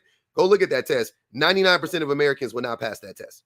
So like anybody that was foreign born but is now a citizen of America, I guarantee they passed a hell of a fucking test. A hell of a test that most Americans wouldn't be able to pass, right? So they know, a lot of times they know more about America than Americans do, and they see America through a different lens than Americans do because a lot of Americans don't have self-awareness. And I don't know if you've ever heard about like exceptionalism. A lot of Americans, we have American exceptionalism. We think America is better by default. So a lot of times, people say stuff like, people even say stuff like, oh, poverty, people in America aren't living in poverty. And they compare like American poverty to like Brazilian poverty. And they say like, that's real poverty. You know what I'm saying? And shit like that. Like they don't know shit about America. They don't know shit about poverty, right? That's how men are. Men don't know shit about, men don't know shit about masculinity, to be honest with you. They don't know what masculinity is. I feel like that's a pass, and I don't like to give men passes because when it comes to other things, men know it all. So I feel like when it comes to masculinity, men should know it all then too. But I agree. I think they should know about masculinity as much as they try to embody it or, so-called embody it. Like I don't care about masculinity or femininity, right? Like I don't care about gender either. I don't care about it as a concept. So I'm not trying to be masculine. I'm not trying to present as masculine or feminine or whatever the case may be. I just do whatever the fuck I want to do. Makes me feel good, right? As long as it doesn't hurt anybody, by the way. Well, that's not true. Because one time I said I was going to put on some makeup one time and my wife texted me and said, no, she was like too far. And I was like, all right, cool. So she didn't like that. I said, all right, I won't put on makeup. But yeah, but for the most part though, I don't care about masculinity or femininity. It's not a big deal to me either way. You know what I'm saying? But if you were to ask me, what do I think masculinity is? I think what you described is what you want men to act like, but masculinity is what do men actually act like? right? Right. Like you want men to be, as Jordan Peterson said, capable of extreme violence, but be, able to control it as well, right? That's what you would want from men. Do you feel like most men control being violent? Do you know what I mean? No. So that's not a masculine trait, what you described. A masculine trait would be men are actually violent. That's a masculine trait. Men actually being violent, that's a masculine trait to me. Because men are violent, extremely violent. Exactly. No, exactly. What do you mean exactly? I'm sorry. Exactly, men are violent. Mm-hmm. But we can't control it, so that's not masculine. But I think you asked if I think most men, of course not. But I think that men, but that's when you differentiate what's a man and what's a boy. When you take the man as a title instead of just being a male, you're a man. You're calling yourself a man. You're able to control that, and I think most men are able to control that. They are able to in real life. Not on this TikTok stuff, but in real life, men control their anger. They go to the grocery store, they drive, people piss them off, and they keep it moving. Like most men are able to control that. I think most men are scary, and so they do avoid violence, especially against other men. But I don't think most men control their violence. Ask their kids. I don't think most men control their violence. I think most men are extremely violent.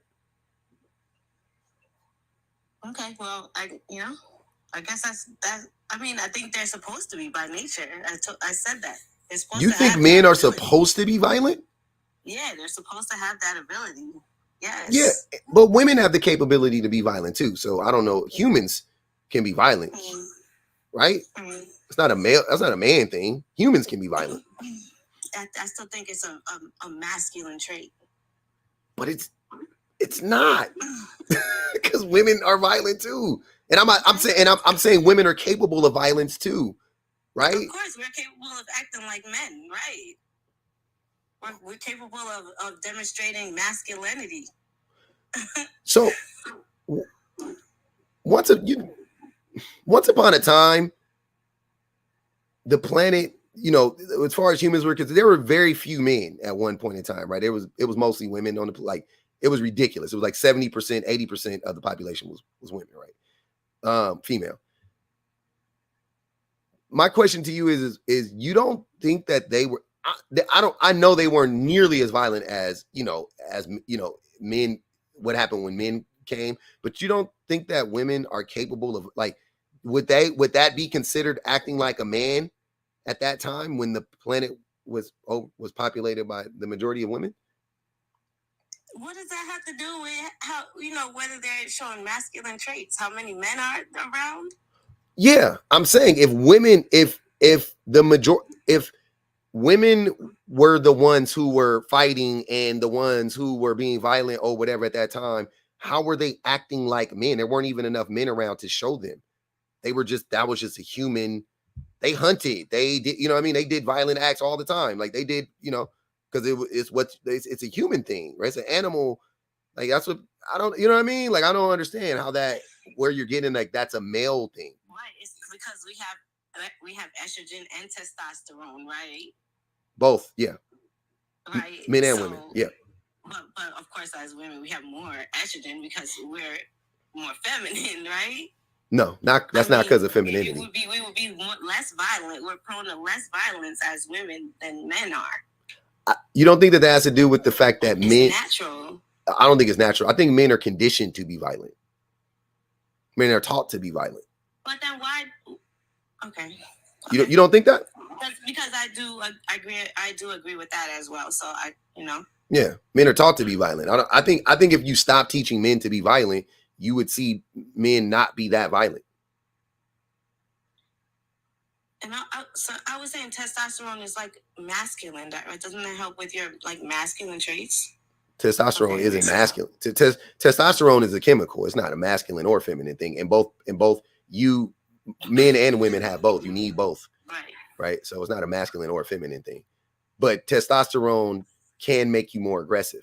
That's what, scientifically speaking, that's what it can. It's what it can do. It doesn't have to make you more aggressive. Men are born with more of it. Yeah, but it doesn't. For a reason. It's not like that was taught. They're naturally born with that because that's how they're supposed to be. No, that's how they're supposed to be. No. The aggressiveness is a byproduct of the testosterone. It's not what, like, we're not supposed to be aggressive, I don't think. I just think it's a byproduct of it. What we're supposed to be is strong. You see what I'm saying? That's what the testosterone really helps. In the comments just said she's telling a man, she gonna tell a man what he's born with. Right, exactly my point. I agree with this person. Like, for a woman to tell a man how she's supposed to act, it is out of order. What do you mean? I don't think you're telling me how I'm supposed to act necessarily. Well, I think you're just saying it's your opinion. I'm telling you now what a man has. Right. Yeah, which is fair. I don't. You don't argue with that. It's science. We do have more testosterone on average than women. There are a lot of women who have more testosterone than a lot of men, but I hear on average men have more testosterone than women. But it doesn't mean that men are innately more violent than women simply because we have more testosterone, right? That's what I'm saying, and I think that's I just don't agree with that take. But ultimately, what I'm trying to understand is you think that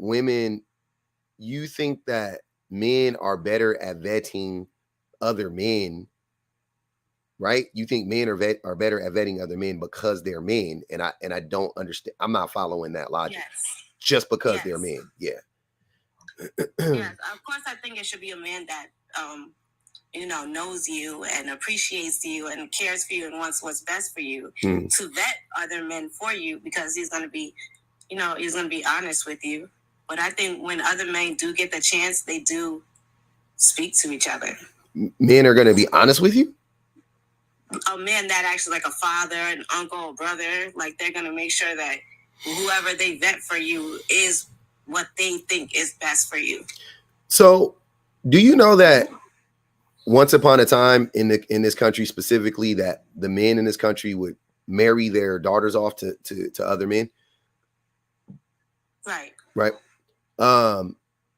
Do you also know that at that time, during that time, the women were extremely abused by those men?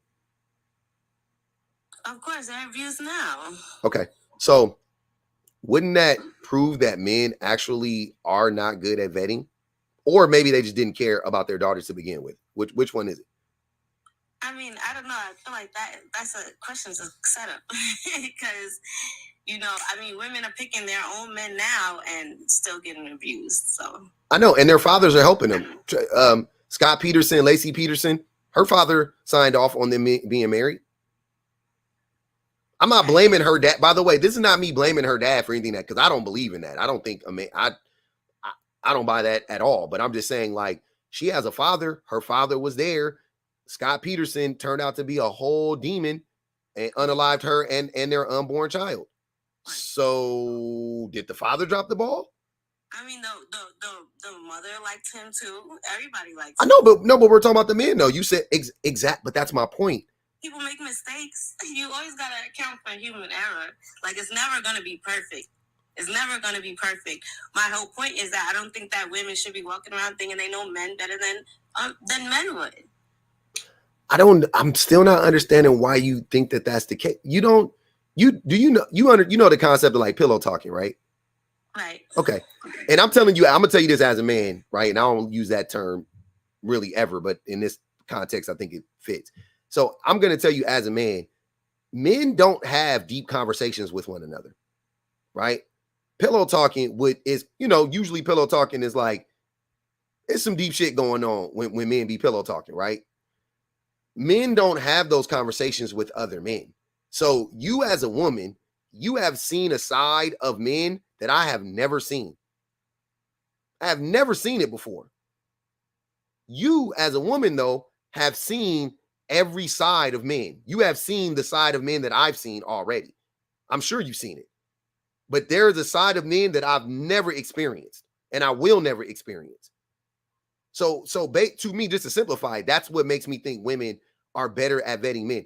The only thing that gets in women's way is the empathy that women have, as far as I'm concerned. That's the only thing that I can see that is like an issue, which I don't like to consider it an issue, but that's the only thing that I can say is like, I could see, because women are conditioned to suffer a lot of men's inadequacies, right?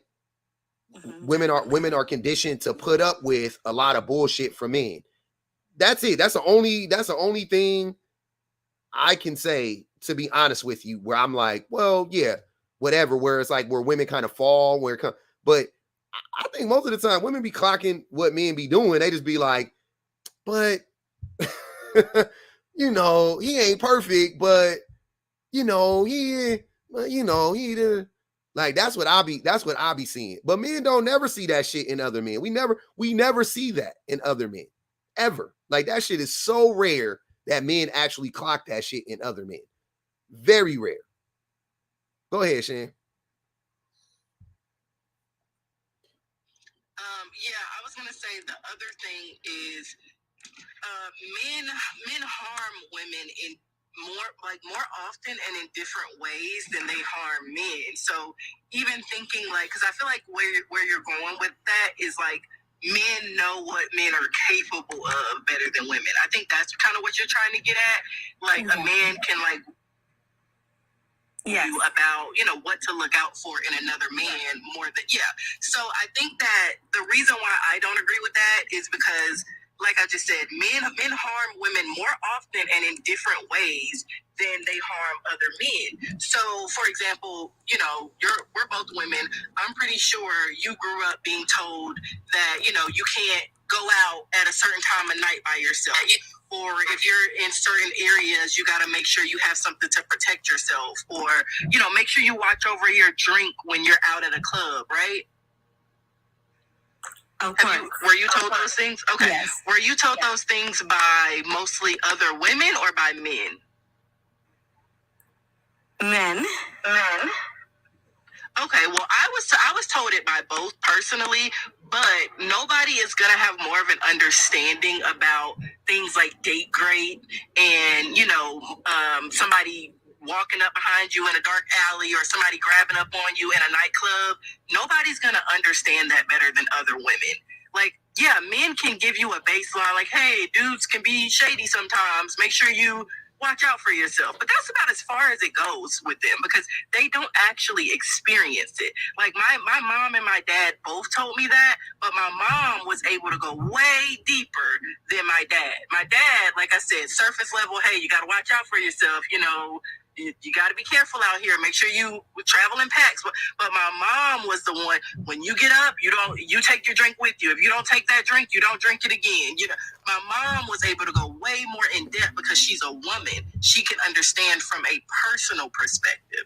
So yeah, I got you. All in all, women can understand more from a personal perspective how dangerous men can be than other men. So to think that you can learn more from other men about the dangers of men, I think is just like more so conditioning than reality.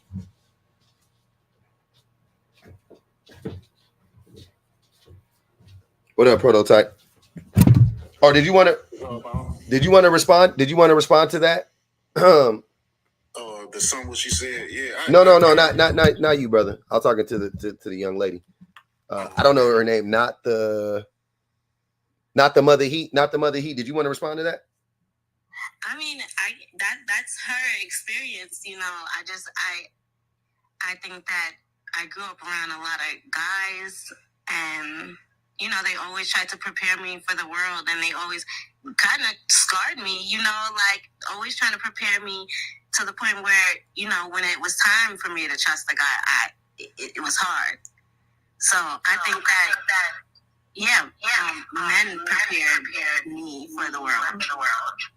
Yeah, women prepared me how to be a lady, you know. Okay, yeah, we could have different experiences. I think you misunderstood what I said, because I said both of my parents. I grew up around a lot of men too. I have two brothers. I have a dad. I had a lot of uncles. Like I said, men told me this too. But when the women talked to me about it, they were able to speak from a different perspective. So I don't know, maybe you didn't have women in your life that talked to you about this stuff at all. But I think removing it from our personal experience, in general, women experience a level of violence from men that other men can't relate to. outside of like sheer like unaliving or like, you know, getting beat up or something, men can't really understand what it's like to be in the constant like threat of being SA'd or being raped, or, you know, they just don't have a firsthand experience of that like women do. So if you're gonna talk to anybody about being careful and protecting yourself and, you know, ways that you can possibly avoid those situations, it's not going to be other men. It should be women who have spent their whole entire life doing exactly that already. We did it, Joe. We did it, Joe. They paid the Clipper. Y'all think the everybody that banged the Cash App, Erica, Nathia, Erica, Clarice, Tipsy Birdie. Yeah, man. They paid to get that. Dominique Jones, they paid to get that. They paid to get her up out of there. They said she was embarrassed. Hey, y'all let the men's rock out, but when the women would get up there and get the, y'all said, we can't have that. They said, we not. Hey, somebody put, she embarrassing us.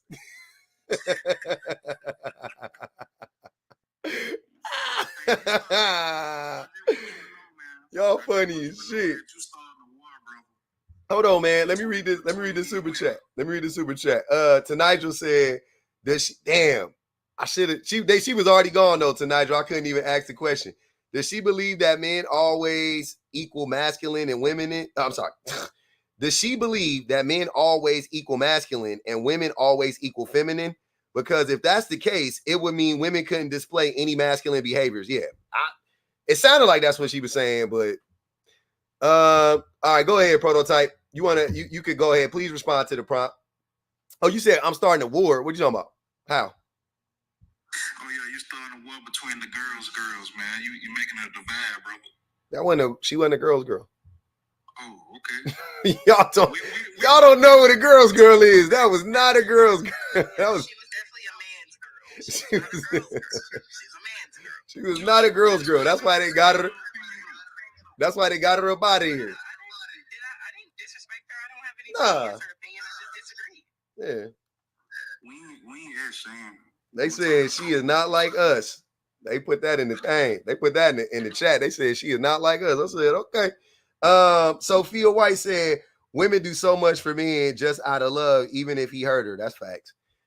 Okay. Go ahead. Prototype. Why does a woman need a man to help her vet? I don't think they do. You don't think they do? And I wanted you to explain it because I never heard it. You never heard men say that women need men to help them vet other men?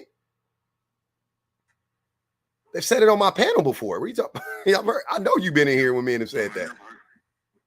I said it. No. I'm not.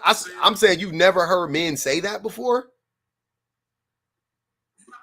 No. Damn. Okay, you gonna be listening then because they've said it on my panel several times this week. Like in a platonic way though. What you mean in a platonic way? Because it like in the sense of what I'm trying to understand it, like why would a man put another man on a woman? Put another man onto women? Yeah, like it don't make sense. What you mean?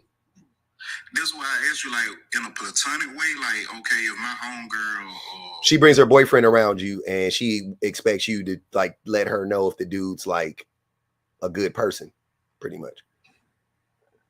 Oh yeah, I don't know nothing about that. Okay. Turn the page said. It's something that men say on this app. They say that women, don't know how to vet and choose well. So we need to bring the men that we like to the men in our family, like our fathers or whoever, men in our family to vet for us. Mm-hmm. Oh, okay. Hey, Shan, you got a crazy echo. Let me read the super chat. Turn the page said, public is right. Men prey on women's empathetic nature. That day is done. she telling y'all that shit is over. MJ, what's good with it?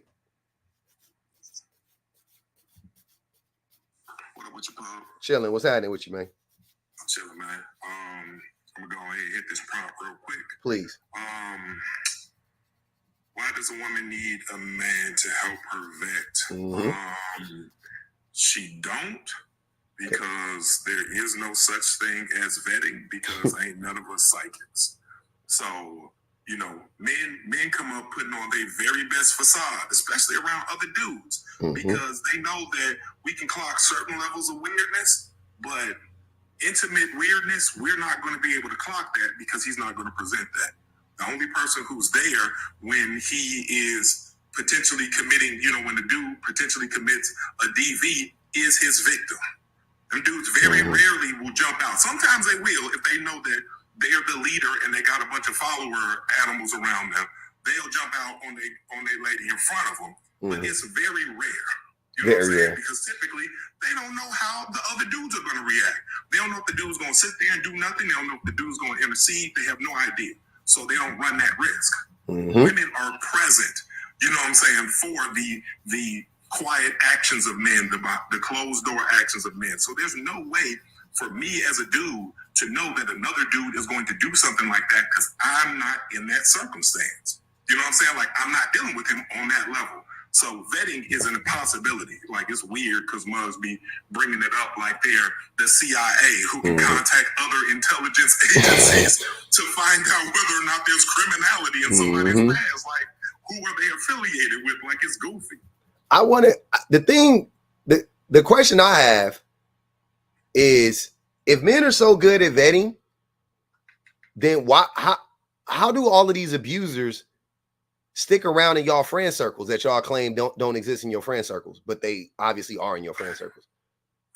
If men are so good at vetting, how are you guys never able to identify the abusers within your own friend circles, right? And that man will have a whole baby mama, wife, children, all of that shit. You had no idea that man is a full-time Ike Turner behind closed doors. You don't know nothing about it. Because it's what you've consistently said. Like, you are one of the few dudes that I'm like, me and him primarily align on some things. We tend to break because I'm like a low-key socialist and you are much more of a communist, so we tend to disagree around those lines. But in regards to like men and women and their interaction and everything, it's 100% that. We don't talk to each other. Men don't talk to each other about those things. I've never, I have a question I keep asking of men that I know and everything, and it's profound because it just goes to show how little we know about each other and how little we're generally taught. Because I always ask, did anybody expressly tell you never to grape a woman? Never. Nobody ever told me that. Nobody ever told me that. My mother didn't tell me. You don't need that. Hey, that's not true. That's not true. Because it still happens. That's not true. It still happens. Nobody ever told me that, and I never did that before. It still happens, though. So it's clearly not common sense. If it was common sense, people would never engage. Everybody has common sense. That's why. Then it ain't common. That part. It is common. It's a small minority, so it's common. You're scrambling and grasping for straws, sir. Allow me to continue. So the whole point of that is just that we don't have those, you know, engagements with each other. I've never really asked any of my boys, hey man, you ever gone upside one of your ladies' heads? That's just not a conversation. Why would you ever how would you ever have that conversation? Exactly. You know how you have that conversation though? And this conversation has never been had in any fucking when I tell y'all I got to get out of, y'all don't even know how many friends groups I done had to like get out of just because I was like, these motherfuckers are too weird. But the conversation you're supposed to have around like violence, you're not supposed to just come out and ask them, hey, do you go upside your woman's head? You're supposed to ask them about how do they handle, you know, situations, right? How are you responding? And you're not asking because you don't want to give it away that that's what you're asking for, but you just make it presented like it's just a conversation. And I've had conversations with dudes about how they, just about what happened. They'd be like, yeah, and I was yelling and da-da-da-da. Or I've had conversations with dudes and they done told me that they did shit to their women 10 years later. You know what I'm saying? Like it already did. And I'm not saying they continue to do it. You know what I'm saying? It happened. It was an event that happened. I didn't know. Fast forward 10 years later, he'd be like, man, nothing like that, man. She was on me like that one time when the whoop happened. I'd be like, oh, that happened? He'd be like, yeah, man, one time, man, I had to, she was trying to snatch my phone and I pinned her down on the bed and, you know what I'm saying? And I'm like, oh, okay. Like I didn't know, you know what I'm saying? Like, I'm not going to sit here and be like, that nigga is fucking Ike Turner, but I'm just saying, I didn't know. I had no idea that he even did that. So we not having those conversations. Most men are not having those conversations with their homies, and you best believe the nigga that did it ain't never bringing that shit up. Yeah, and the truth of the matter is, when that is mentioned, I think it's when somebody else is unmuted, Shan. I'm muted, so you can speak. You don't echo. We hear ourselves though. Oh, okay. I'll wait till you get done, MJ. Okay. Appreciate you, Shane. But yeah, it's just one of those situations where, and a lot of times, like, and this is just more inside baseball for women to understand, like, the mechanics of how men tend to function. Like, when we hear dudes frame this stuff, it's never current.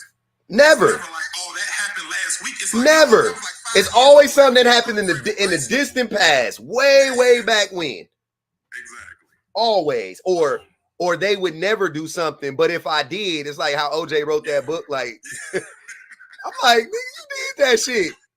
Yeah. That'd never be me. That's the circumstance. So, like I said, I land my plane. Vetting is an impossibility because ain't nobody psychic. You can never know a person's mind or heart to know how they're going to interact in a given situation that's tense or that could potentially lead to violence. All right, I just wanted to mention real quick before we get too far away from it, when y'all said nobody ever told you not to grape somebody, and Six said it's common sense. So, for one, obviously it's not common sense because it actually happens often. Yeah, minority of men do it. Can I finish? No, that's not true, but keep going. Yeah, because I think the reason why people think that it's so uncommon is because they're only thinking about like the most brutal forms of it.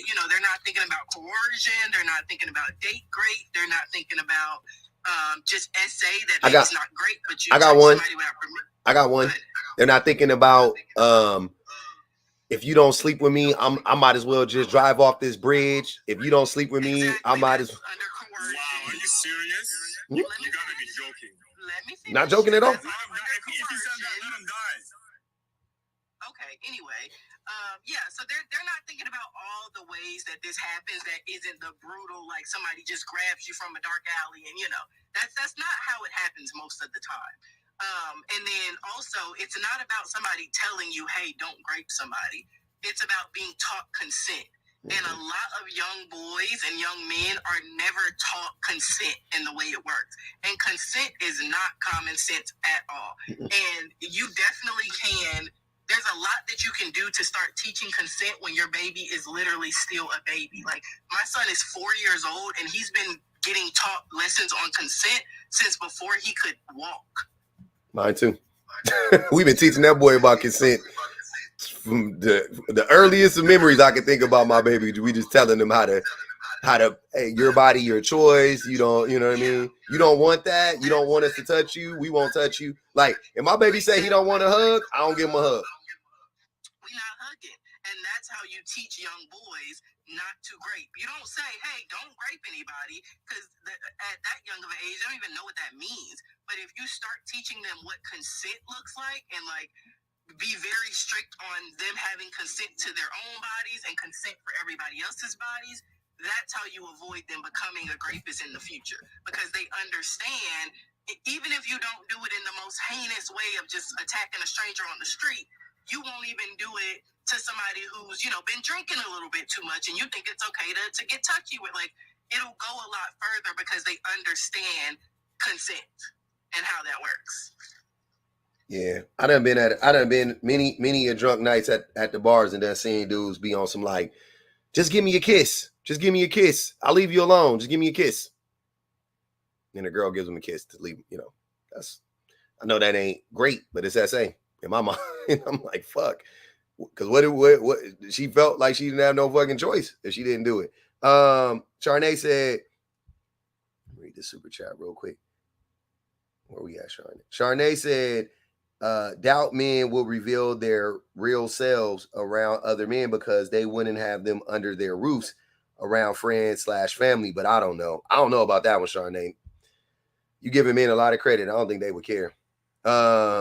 It's sad, but most men do not want to fall outside of the fraternity of manhood, even if at the expense of other people and their own children. That's facts. That's what I'm saying. That is perfect for after what Charnay said. That's what I'm saying. A lot of men don't want to get ostracized by other men, so they'll like let shit slide because they know or they think like if they call out that problematic behavior, then other men will be like, why you mind your business? Or like, oh, you wanted him. This motherfucker got, look at him. He telling men to stop cheating. Like I said, I was in a whole group chat, and in the group chat, they just would talk about cheating all the time. Bunch of married men, they were talking about cheating, and I was like, why are y'all fucking cheating? I was like, y'all need to get help. And I was, and I was in the chat for like a year, but like every single time it would come up, I would be like, y'all, I'm thinking like, because people be like, why are you friends with, whatever. I'm like, but somebody had to tell them. So I'm thinking I'm doing, I'm helping them out. Hey man, why y'all need to get help? Hey, I used to be like that. I got help, blah, blah, blah, blah, blah. No, I didn't get put out. I removed myself from the chat. It just kept, they just were they became more and more combative. Like every time I would bring it up, they would get more and more combative. But here's the funny thing. So I got out of the group. It was like 12 of us because it was like a fantasy football thing. So I got out of the group and I still communicate. They all like my real home. You know what I'm saying? Like they my homies that I grew up with. A lot of them. Do you know that when we talk individually, they talk completely different? They talk completely different. But in the group chat, they would be up there on some like trying to impress one another, I think. I was like, look at this weird shit. So now I'm communicating with them and they're behind the scenes. They'll be like, hey man, I did go to therapy. I swear to God, I did go to therapy, man. I've been getting help. And I'm like, all right, cool, man. That's what's up. Congratulations. In the group chat, nah, nigga, it's just too hard, man. These hoes got ass. Like they say some stupid shit like that. Like, no woman is shocked right now. No, I know. I'm saying it for the boys because I know that they don't be knowing. That shit is crazy. Go ahead. Go ahead, 6. Does a woman need a man to vet? Absolutely not. But I do believe we vet better, yes. Why do men vet better?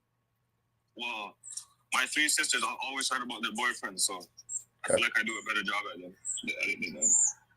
At dating men than they do? What do you mean? How are you better at vetting than your sisters? Because every time I said this guy was going to be a piece of shit or this guy was going to be a good guy, I was correct. Every single time.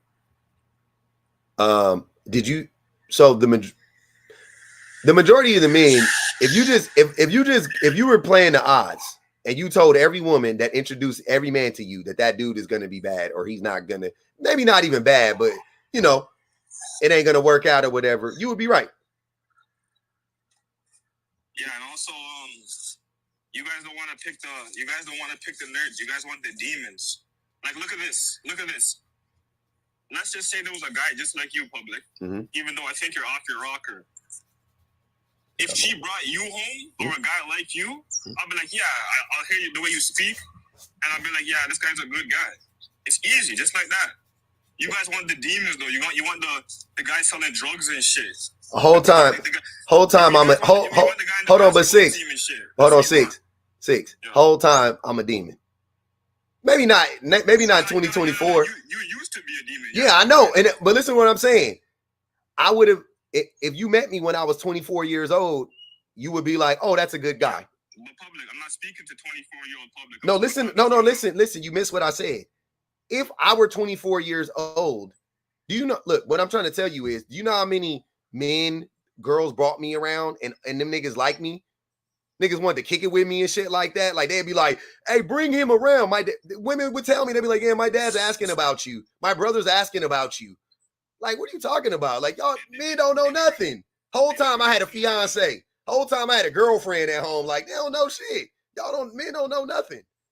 They was asking me about fucking the Niners and who's gonna win. Who would you put your money on this weekend? De La Hoya or Mayweather? Like, it was shit like that. Like, they wasn't really having no deep conversations with me. Men don't have deep conversations, Six. And I know you are one of those men. You are shallow as a puddle. You are not asking men anything of importance. You just listen. You said you listen to how a man talk. I don't have to, though. I can just judge by their character. How do you judge a person by their character if you're not talking to them?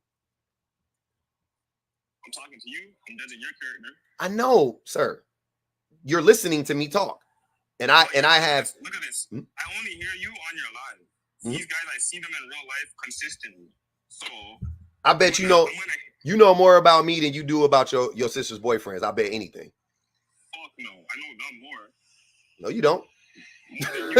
I bet anything you want. You know more about me. You know more about who I really am than you know about who they really are. Absolutely not. Okay. I would even wager that men don't really want to get to know people's characters because every minute in this world, 22 girls are wed as child brides. Yeah. 12 million girls every year in this world on our planet are wed to adult men around the world. So when Six comes up and says that doesn't happen, it's a small amount of people. Like, we're talking about consent here, and children cannot consent. Hold on, let her finish. 12 million girls around the world are wed to men because they don't get consent from adults. And then you're here talking about getting to know their character. Like, we know better. Okay, ask her your question. He said a stat, 22 women or something like that. What was the stat? Girls. 22 girls are married. 22 girls are wed to men every minute. Okay, let's go to the grape topic real quick.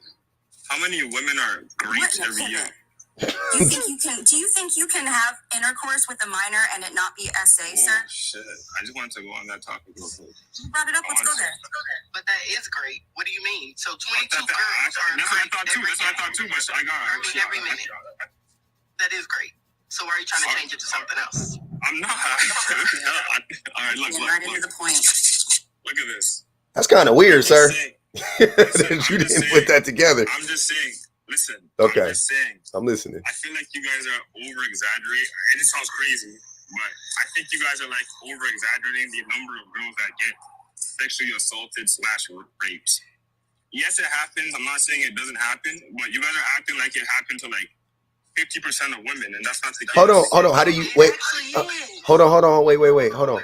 You do realize I'm gonna be honest. I don't know about like weddings and stuff like that, because weddings, I'm sure they could track it because you gotta you gotta sign some paperwork and shit. But if you're talking about SAs, bro, what percent do you think it is? What percentage of women do I think have been SA? 90%. 90% of women have been SA. 90% is insane. Is it insane? Yeah, not 90%. It happens to 60% before the age of 18. I think 90%. They saying 99. Okay.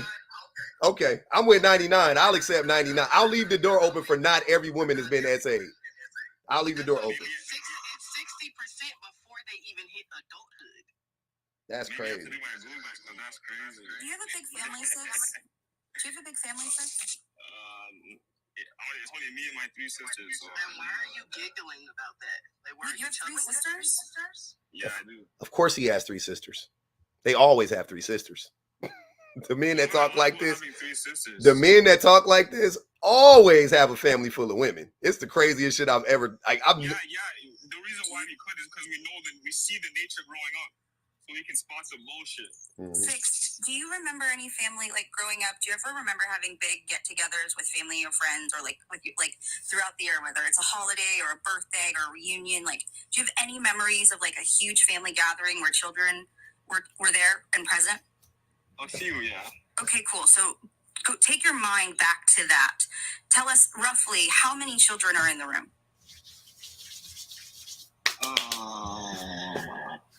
Maybe like 11, maybe. I don't know. And how many of them are girls? Actually, majority of my family are all girls. Mm-hmm. Okay, so let's say that there's only 9 of them. Let's say 9 of them are girls then, right? And you're all sitting in a room with whatever this event is. I want you to look around the room real quick. If not every single one of them, at least 4 of them have experienced sexual violence, and their perpetrator is in the room with you in that moment. So you say 4 out of 11, right? Minimum. All right, that's the minority. Oh my God. Even though it's a high number, Yes, it is way too high. But Sir, still, they are children. It's not the minority. It's 60% before the age of 18. I just told you that. I have to see those numbers. 60%. Then you should look up the numbers then instead of arguing against it in real time because you don't fucking know. You see what I'm saying? I'm seeing 4 out of 9 now. The numbers are changing. Hold on, Shan, you got that. 60% of black girls, particularly. Shan, that echo is crazy. 60% of black girls in particularly, she said. I said 60% of black girls, particularly, are SA before the age of 18. Yeah.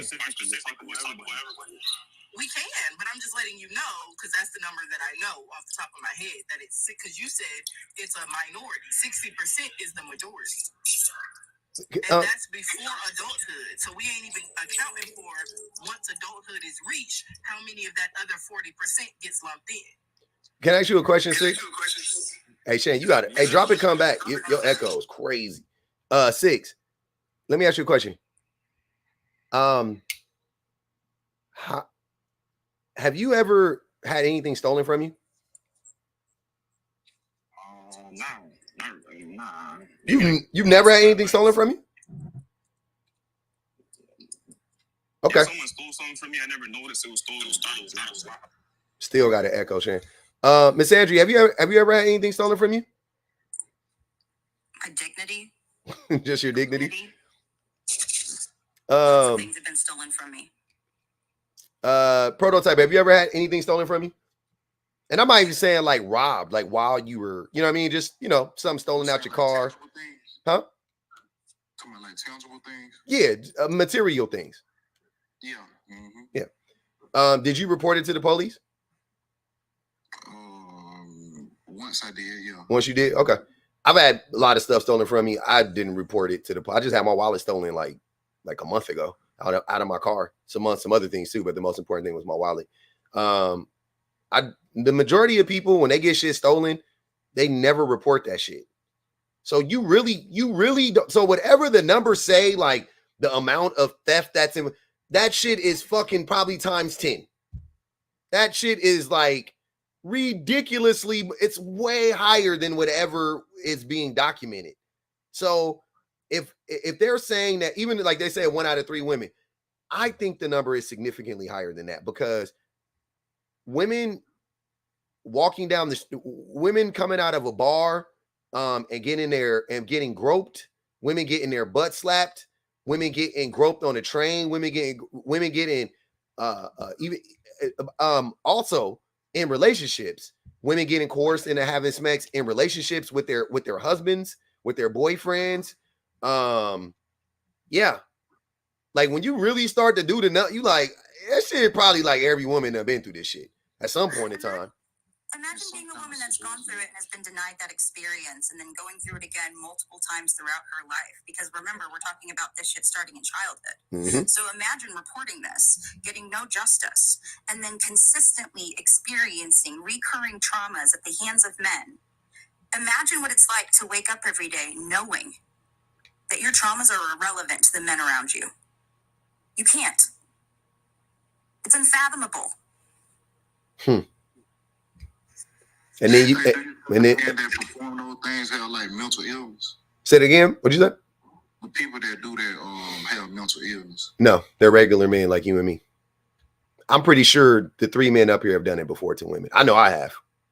I've never grabbed a woman out the club, but I've definitely coerced a girl. I didn't even know what it was. That's what, to Shan's point, I didn't even know. Without a doubt, I had no idea. I thought that's what you were supposed to do. Ask a girl a bunch of times to have sex. 6, shut the fuck up. Damn, bro. Shut up, bro. I'm not like you. I'm not no weenie. I don't get up here to lie, nigga. bro, you just said look what you admitted to it. I'm the weed. That's crazy. What did I admit to? Did you not just say majority of men? You think all three of us essayed a woman before? I'm pretty sure you have, yeah. Fuck no, you're crazy. I agree with that. Okay. In a sense, no sense. You were crazy. Not me. Okay, not you, criminal. Not you, huh? you fucking criminal. You don't, sir. You can't, sir. Do not argue ethics with me. You are a whole piece of shit. Just because I did that doesn't You were selling Fenty to people on the street, bro. They were unaliving. Like, shut the fuck up. Do not play that game with me. I'm not like you.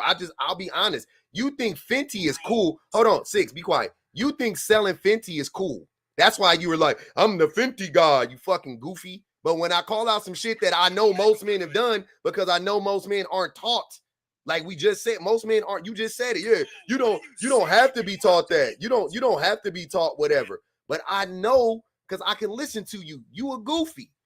You definitely done told a girl, just let me put the tip in. Oh, just let me do this. Oh, just one kiss. Oh, yeah. Yeah. Definitely. Assault is only physical. Like, are you under the impression that you can only assault somebody with your hands? Yo, everything that he just listed out, I've never done that. What the fuck are we talking about right now? Okay. I think you've done a lot worse. That's what I think you've done a lot worse. Hold on, you got to mute because I got to echo, and I'm going to drop after this. I think you've actually done a whole lot worse, and that's why you're acting like this right now, because that right there is a tactic. That's a tactic. Because I don't agree with you, you're going to vilify me. It's not working. I never did that point blank period. I'm not like, what the fuck? It's because you're reacting the way that you're reacting right now. You didn't even stop to hear out what he was talking about. Yo, you just Shan, listen to me, Shan. No, not me. Not me. Shut up and wait until I'm done. You can say whatever you want when I'm done talking. What you have to say is not more important than what I have to say. You jump before he even could explain what he meant by that. You jump to this next. Oh no, not me. No. Usually the men that are the loudest about not me, it's because you've done something way. When we talk about coercion, and we talk, because most of you have done it. Like, let's be so honest, but we know you can't be. Most men who have coerced somebody into sleeping with them, they don't know that they've done that. So of course to you, you're like, no, I've never done that, because you don't know, because you don't know what it looks like. You don't know what it feels like. If you asked a woman on a date more than one time after she told you no, you've coerced somebody. If a woman told you she didn't, can I finish, please? We know you've never done any of this, but like I said, you've probably done something way worse. Yo, I'm not these numbers you gotta be talking to. 6, shut up. Okay, we don't believe you, so it doesn't matter. Shut up and wait until it's your turn. Like I said, at most every man has done something like that. Most every man has slept with a woman after she's had one too many drinks, even if it was his girlfriend. You slept with your girlfriend after y'all had a night out drinking. Stop lying.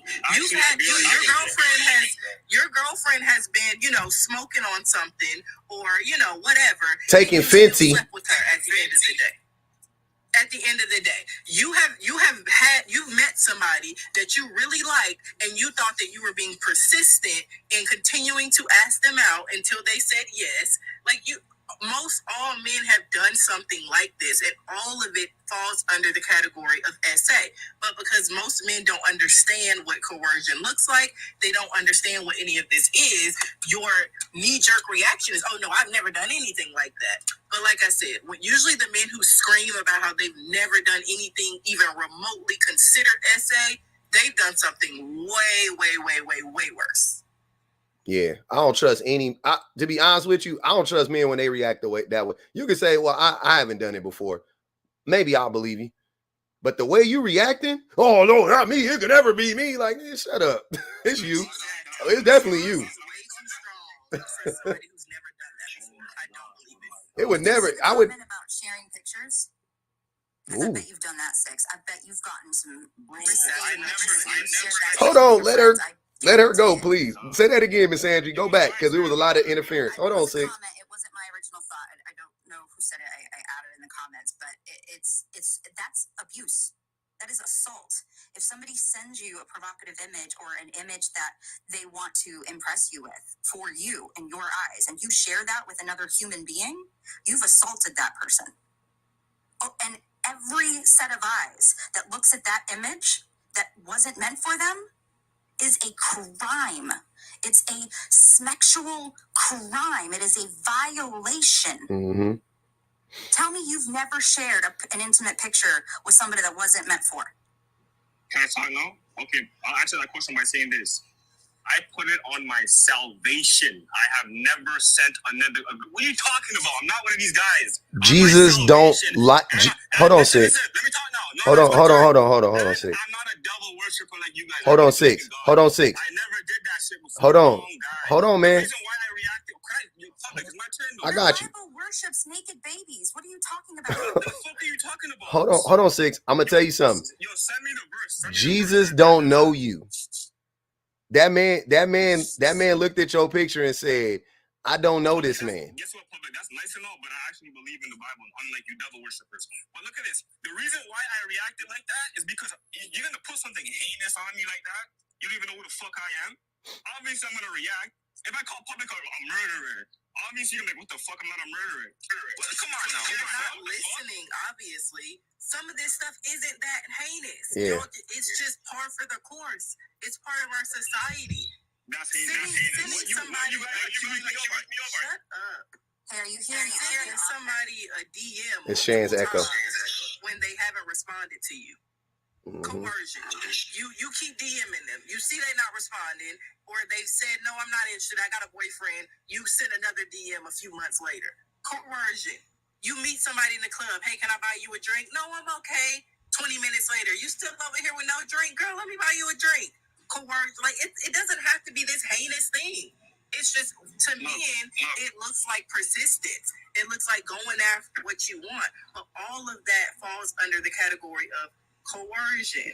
And my point is, with you acting like somebody said you unalive somebody, like you just said, when nobody is even talking about that, that's what's drawing the red flags. Notice you're the only one that had that reaction. Putting 10 on 2. Oh, not me. We all heard the octave Maybe change because too, the right? other guys are guilty. Maybe that's why.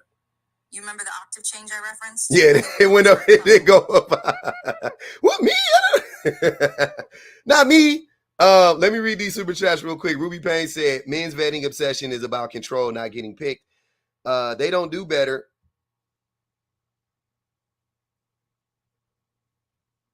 Oh, they booted Shan. Men's vetting obsession is about control, not getting picked. They don't do better when they are picked. They want to make laws to pick for women and trap women. Dangerous idea, especially right now. Trap women in dangerous ideas, especially now. I think I read that right. Knox V said, I never been SA before, yet I sympathize and understand that most women have. I don't understand why men can do the same. Why they can't do the same. Because they're not empathetic. Marsha P said 10 on Fenty, 10 on the Fenty fool. He's a creep. They got 10 on the Fenty God's head. Vonnie said 6 assaulted a whole community via selling drugs. Oh my God. Hey, I'll take accountability for that, but not for the bullshit you guys are putting on my name. Okay. Yeah, man. I hope they didn't clip Shan. They sure did. Yeah. I hope they didn't get her for good. Hope they didn't get her for good. Nah, she didn't. They clipped her. Oh. Yeah. But I didn't get a chance to answer that bottom one though, Paul. Go ahead. Why are men better at vetting than women? I'm gonna be all over the place with this one, to be for real. Please don't. I think we pick better, like for worst case scenarios. You know what I'm saying? Because like, if the relationship break up and they end up with a baby or something like that, 9 times out of 10, the woman gonna be like a good fit. But on the opposite side of the spectrum, the women either gonna be messing with in cahoots with like a deadbeat or In cahoots? etc. etc. What are you saying? I don't understand. What was the point of that? What were you saying? I was saying like men pick better. Just plainly said, men pick better. I don't know about vetting because it's like what I'm saying. We pick, but what do we pick better? Pineapples? What do we pick better? What do you mean? Like vetting women, like when we vet the women that we want, we pick better in the sense. No, women are better than men, generally speaking. So you don't gotta pick better. You get BPG, you got a decent woman. You get Misandry, you got a decent woman. You see what I'm saying? Like it don't matter. You just pick a woman and she's decent. Where when you flip it over from women to men, the majority of men aren't decent people. Not really, Paul, because I'm pretty sure you know some women on TikTok that you dislike, and if you put them against BPG or Miss Sandra, you probably wouldn't pick them. That's not like. If I dislike them, I dislike them, but that's not, they wouldn't do me wrong. Even, look, here's what I'm saying. A pick me woman, I'm not worried that she's going to do me wrong. You know what I'm saying? Like if I dated a pick me, she ain't going to do me wrong. I'm not worried about her like cheating on me. I'm not worried about that stuff. Right? She ain't going to like, whatever. But red pill and pick me women are on the same side. But a red pill man, oh yeah, terrible. He's going to be abusive more than likely. I mean, almost guaranteed he's going to be abusive. So most men, sadly, whether they identify or not, are a part of the proverbial red pill, right? Because most men are misogynistic. It's just I think most men in America are extremely misogynistic. I think most American men, and when I'm saying extremely, I'm saying either not being misogynistic, somewhat misogynistic, you know what I'm saying? Very misogynistic or extremely misogynistic. Most men are extremely misogynistic in America. Most men, right? I believe they do got tendencies, yeah, but I don't. When you say that, I just don't think that it's just at the base, because I just think it's just an awareness thing. Like they limit to what may affect the opposite person. You know what I'm saying? Yeah, that's why they're advocating to lower the minimum age requirement for marriage, because women don't want your asses. It's not women that are advocating to marry minors; it's only men. Where they come from, though? You're talking about options. You're running out of options, and you're saying that men are vetting women. You're not. You're just running out of choices. You're running out of options. And it's not women that are advocating for giving you more options. It's you. Damn. Okay. Thank you for that random piece of information, but that's not random. You missed what she's saying? What? How did you miss that? From what we were talking about, I ain't get it. Okay. Men aren't better at vetting women. It's just that women are better people than men. Women are also staying away from men, which is cutting off the options for men, right? Like men don't have as many options. Misandry brought up the fact that because of that, in response to that, what men are doing is they're advocating for lower and lower marriage marriage ages so that men can have more options. They're not better at vetting. We don't have options. We're running out of options because women are staying away from us. If they don't have enough options, don't that mean they're gonna start picking from bottom class women? Right.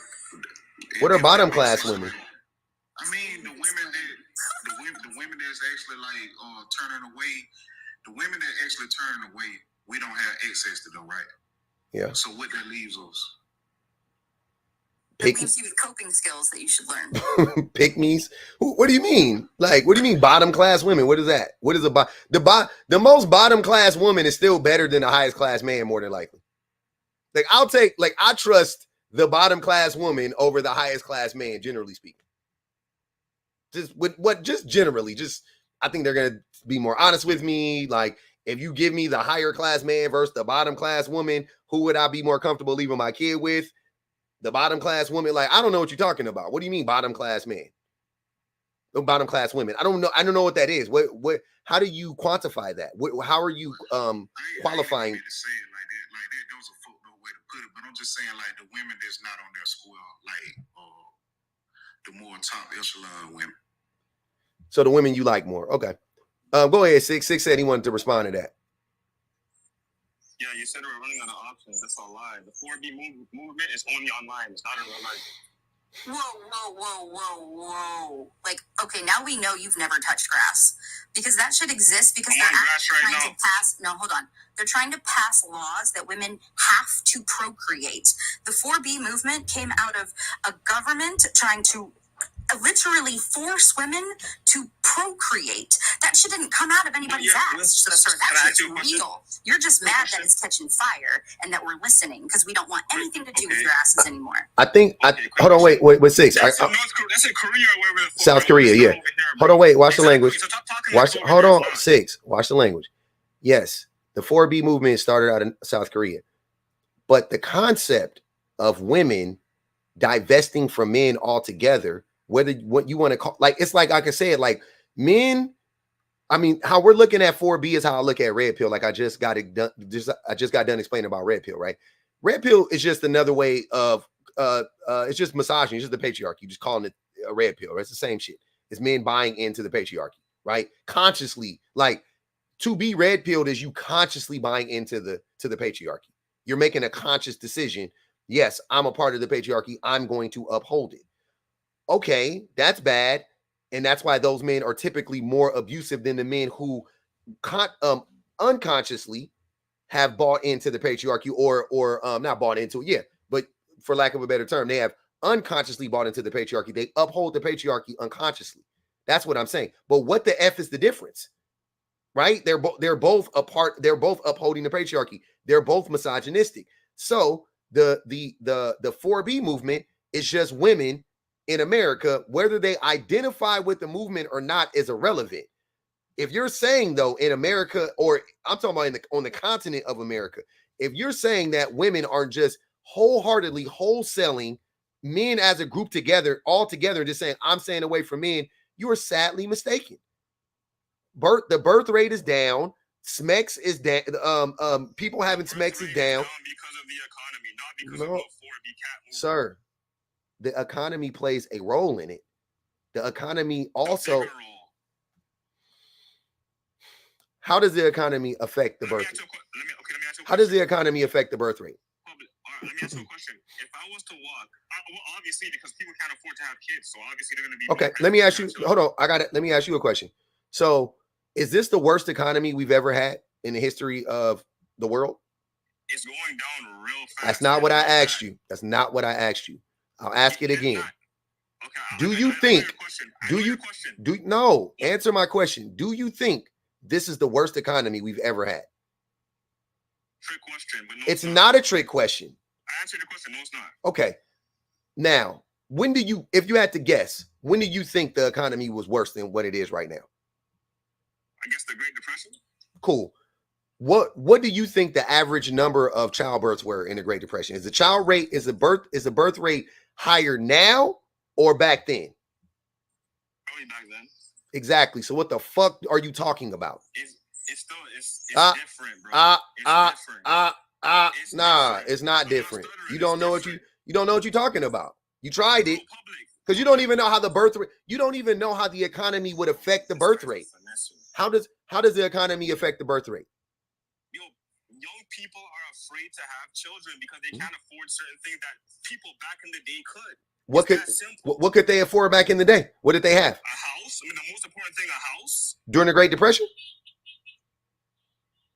Well, I don't know about that Great Depression, but now we're talking about now. I know. I'm saying, sir, you know how long the Great Depression lasted? I remember how. You know how long it lasted?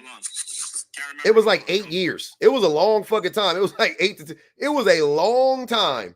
That was not, I think it was like 12 years in total. But yeah, it wasn't like a like it just, you know what I'm saying? Like it just whatever. It was like a half a generation, almost a whole generation of people, right?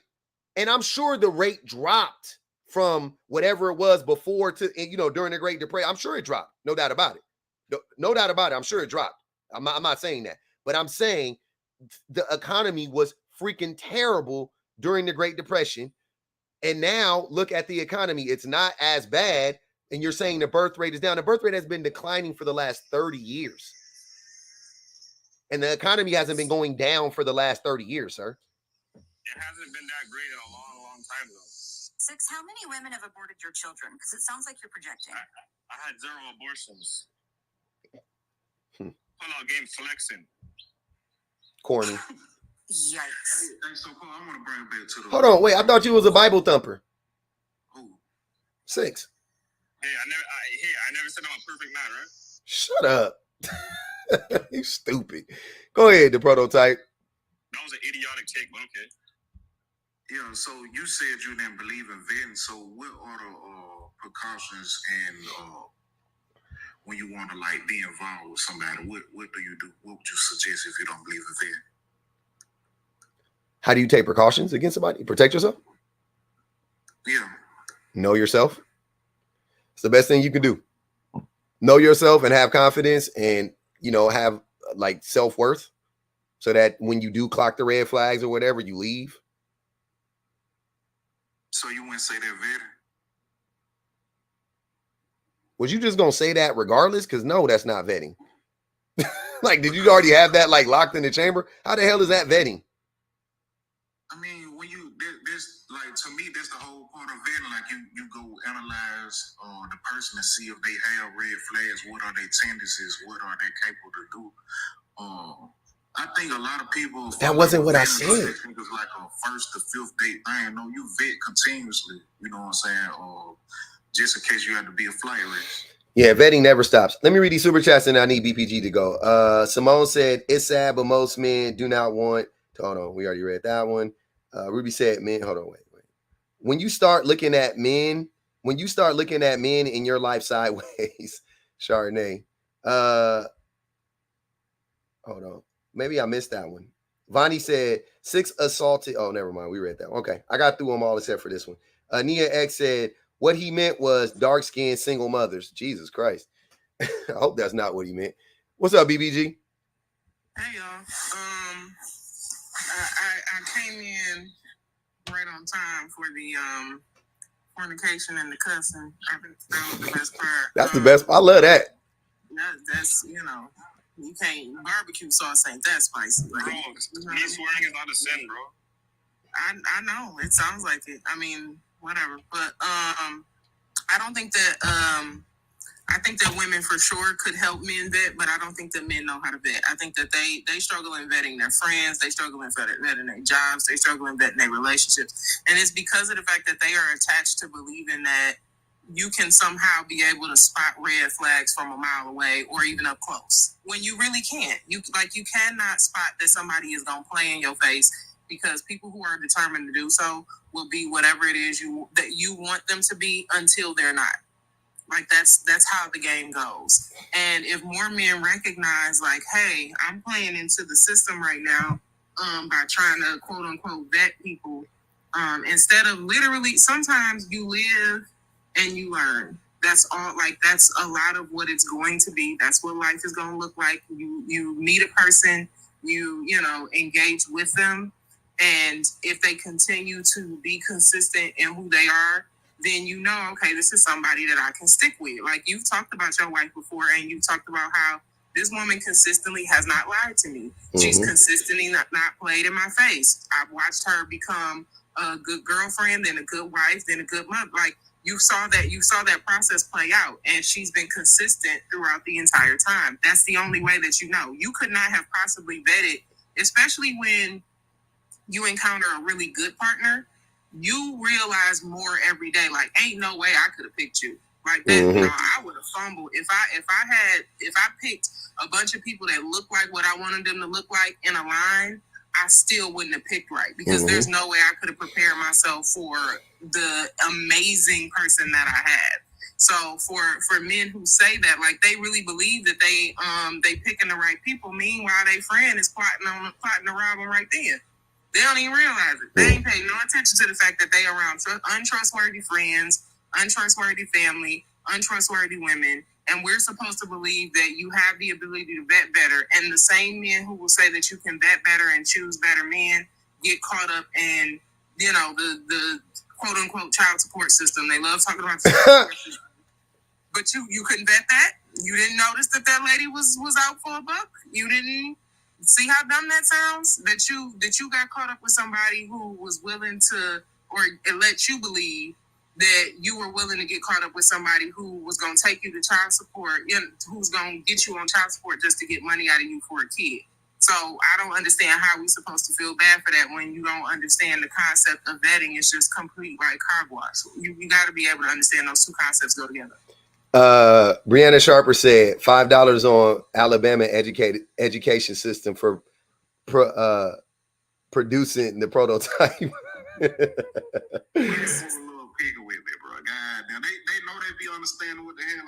Prototype. I gotta read whatever these people put in front of my face, sir. I'm no better than Anchorman. I'm gonna read it. I'm Ron Burgundy. If you put it on the teleprompter, I'm gonna read it. Nah, never. If you put it on the teleprompter, I have to read it. That's what happens. Okay. So what I'm trying to understand though from the fellas is why do y'all think that the men need to understand how deficient we are when it comes to this. Hold on. Wasabi said, does Six believe his three sisters experience SA? That's for you, Six.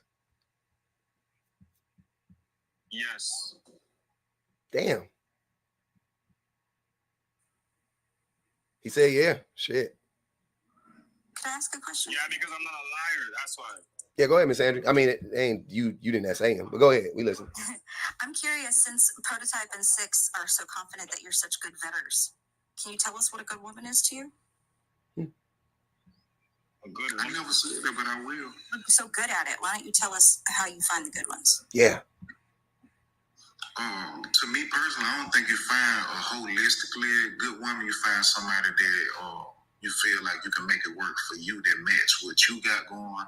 So tell us what matches you, Prototype, please. We're dying to know. I'm in reconstruction mode, so I don't know that right now. I've been single for like 6 years, so I. God damn. Sorry. What hey, you? At least I'm not a statistic. I'm not out here putting my trauma on these women. Oh no, you a statistic because you're a baby daddy. You a statistic already. But hey brother, I love you like a play cousin, but we gotta keep it a bean.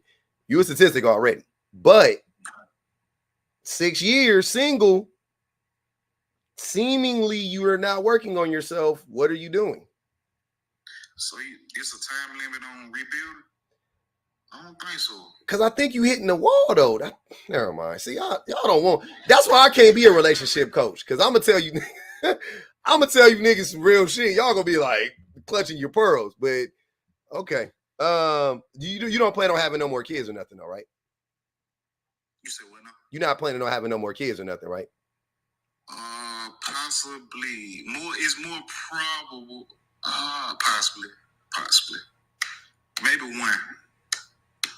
Yeah, maybe one. Why? Somebody said he trying to unpack before dealing. It's shorter. Yeah, he's smart. Yeah, that's what I'm doing. I'm unpacking everything. Like, I don't want to bleed on nobody, bro. So if it take me 10 years and I find somebody good and we work, y'all, that's great with me. All right. Brianna Sharper said men have a blind spot for other men and they have a hard on for other men. That's the most diabolical shit about it. They got a blind spot and they get they little pickles get wet off of other men. That is not true. That is not true. I can't stand niggas, bro. I promise you, I do not be around niggas like that. I don't believe you at all. Men love other men. Men love other men. It is crazy how much men love other men. Nah, Jimmy. I don't see how you can say that. You like other men, bro? Not like y'all. I got love for humanity, but nah, I don't be caping for men like that. I'm saying like homeboys. Can you be around your homeboys like? You know how the young niggas do, like, I mean, not saying young niggas, but you know how the young men do, like, they like the pop beans and all this shit like that. I can't do that. That sounds like the Fenty guy kind of speed right there. Six, what is you didn't answer Miss Angie's question. What is a good woman to you? What does that look like to you? A good woman to me, a good woman to me is somebody that, you know, has a good heart, has a good Well, you'd have to watch signs, right? I think, how often does she go to the club? Okay. Who does she look up to? Okay. And most of all, one of the most important things, if she watches Zeus Network, super red flag. Get you out with it. He said if she watched Zeus. Hey, but hold on. Anything on Zeus Network, get her the fuck out of here. Hey, but hold on. He might, not too much, but he might have a little, hold on. He might have a little. I kind of fuck with that. With that last one, I kind of fuck with a little bit. I ain't gonna even hold you. I ain't gonna hold you. A little bit. Just a little bit. He got a little, it's a bit, a point was made. That's all I'm saying. A point was made. I just heard he wants someone he can put up on a shelf and take down when he's ready to play with her. How the hell did you get that, bro? Are you serious? Come on. Do what they do. So, Ms. Angela, what is a good woman? Can you tell us? Can you enlighten us? For you? All of us. I'm saying, how would they look if we wanted to approach one person? Don't. Sure. You'd have better chances holding your breath and making it out alive. Oh, damn. But we can't call that angry. Angry? Yeah. No, it's not angry. Where's anger at? I feel like y'all kind of hear what y'all want to hear, because as it was previously stated, the point of her example is that you're not going to be able to spot out the characteristics of a good man or a good woman. Like, you really, and I think that the part that's most intriguing is that dudes really do. Y'all feel like y'all have a list of like avoiding women who don't do things. Like, you can avoid a woman who doesn't watch Zeus, but if she's watching if she's watching a certain sector of Tubi, or Zeus or Tubi, Zeus or Tubi, BPG, VH1, E News. There you go. Same shit. You know what I mean? There are other things to watch. Like, there are other places that have. If she's watching Amazon, but everything she watches on Amazon is independent. And that's not to say, like, it's always these weird checklists that don't actually ever work. Like, you can find a woman that does all of those things and she will still play you. She could absolutely have the possibility of completely ruining your life because you have a checklist of what that looks like and it doesn't work. The same thing happens with women. Like, you can have in your mind how you want somebody to look, how you want them to act, how you want them to talk, and all of these things, the money they should have, the career they should have, blah, blah, blah, blah, blah, blah, blah. But it won't ever equal up to, is that a good person? Like, that's going to take time and that's going to take real effort.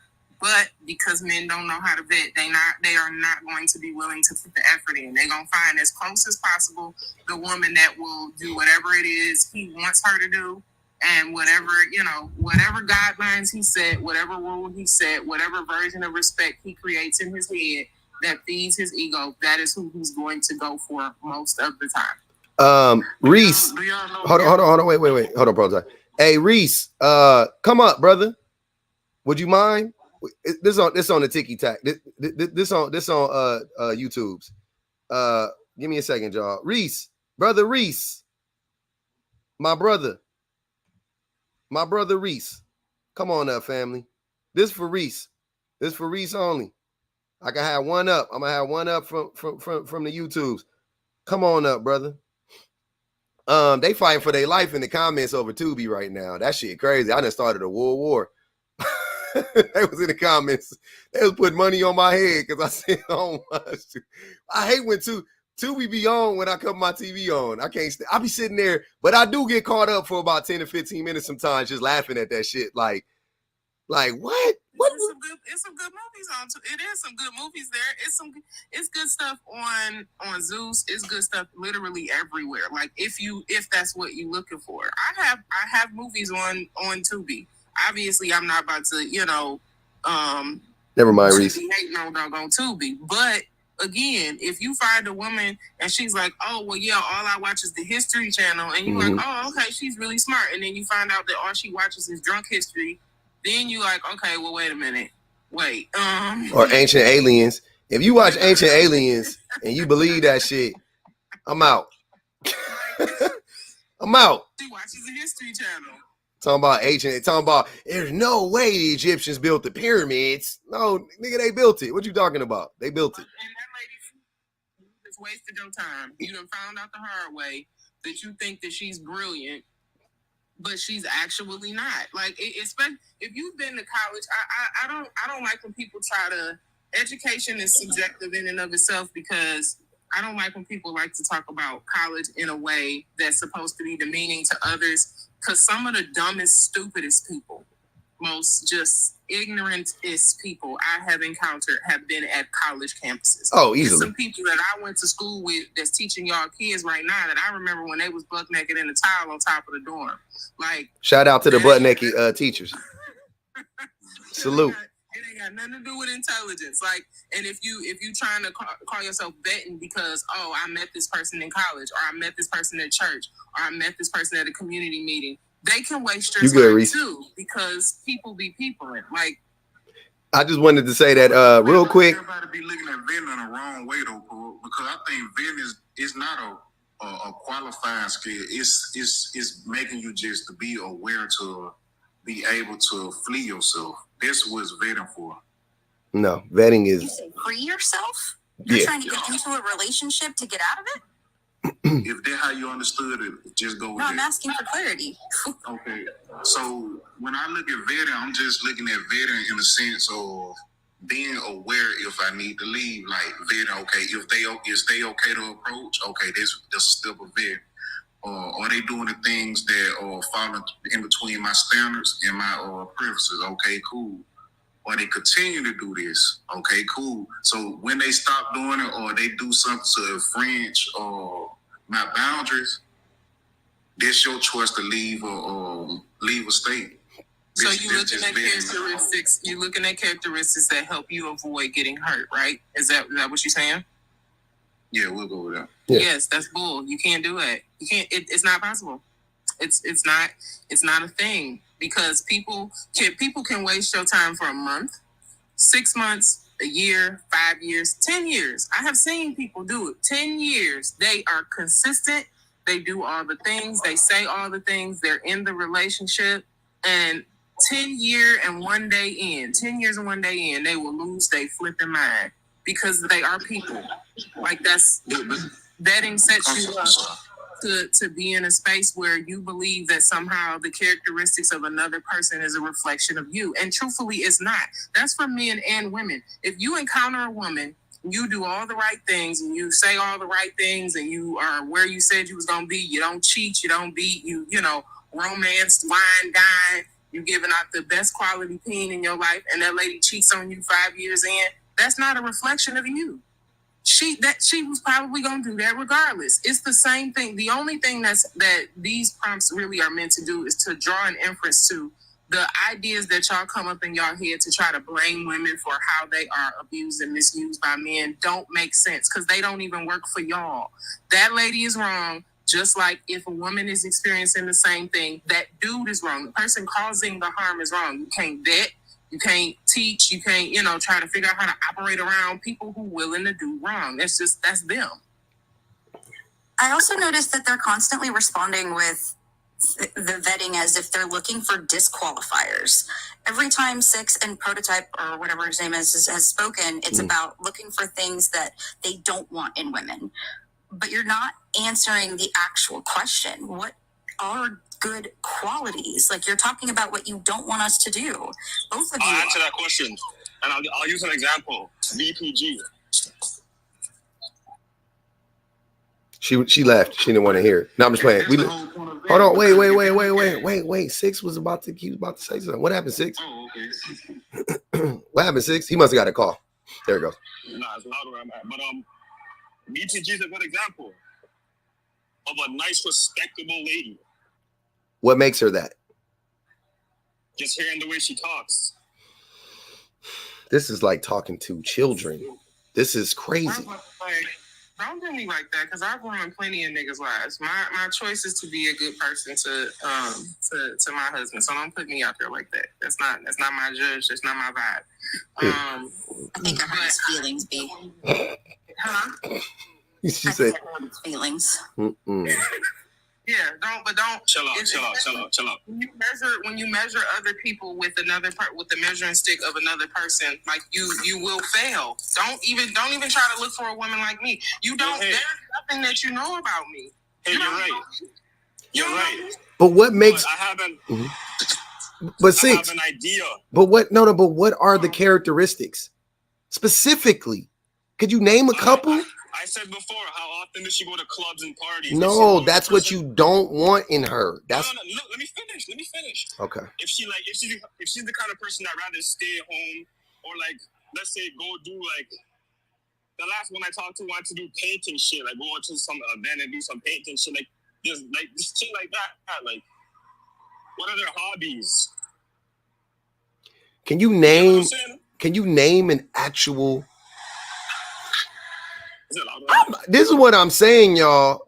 The prototype. You said men are good at this. Motherfucker don't even know what it looked like. That's what I'm trying to say. We don't even know. We don't even got to think about it. Men are so privileged when it comes to meeting women that we literally don't even have to think about the things we like about women outside of what they look like.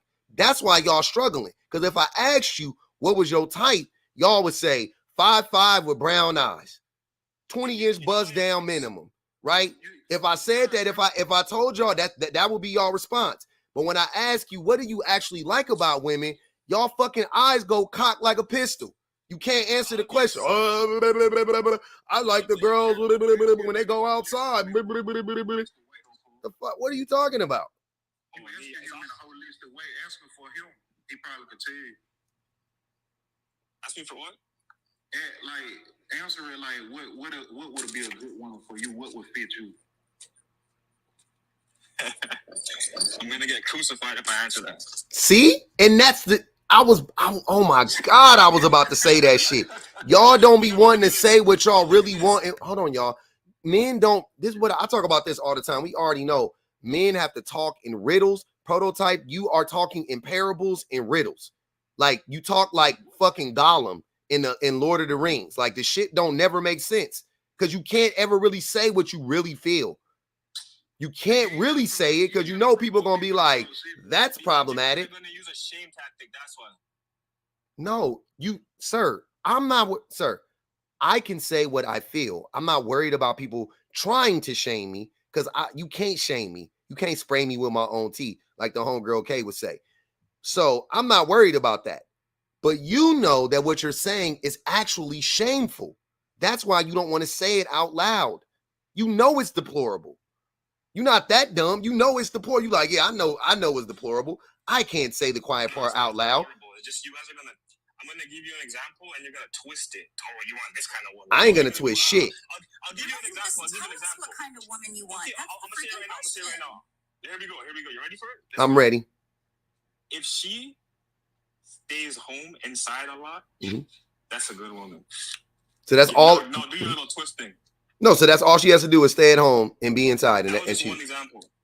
Okay, can you give me some more then? Because I don't get it. I'm not getting a good picture from that one example. So being a homebody. So let me hold on so we can understand it better. So you just don't want a woman who always needs to go out. No. Wait. Public, look at the comments. Prisoner, controlling. See, hold on. That is them. I'm not them. I'm talking to you. Well, this is what they do.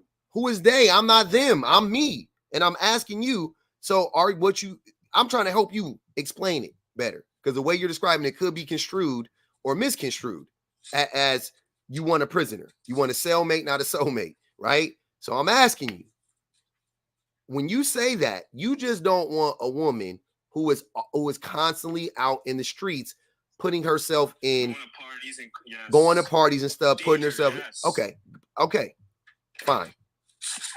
I don't, and to be honest with you, you're at that age where a lot of the women are still doing that, I guess. So I could maybe see you being concerned with that. Can I ask you, do you not like going to clubs? You know, I've been alive for 28 years and I've never stepped foot in a club. Wow. Yeah. Living though? Have you ever been living? I'm more of a house party guy. Wow. You've never been to a club? Yup.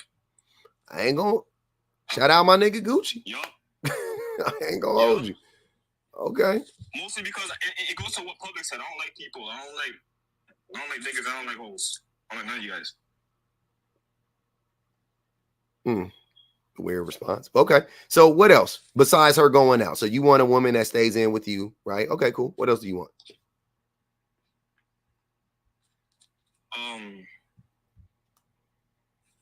I gotta think about that. Your number one thing is she got to stay at home. She can't go outside in the other world around. No friends like that. Like I would want her to make that decision. I want that to be her personality. No, I know. I'm saying that's her personality. You want a woman that naturally doesn't want to do that. Okay, cool. You want to keep her as far away from other men as possible. Got you. Keep going. Okay. Here's another one.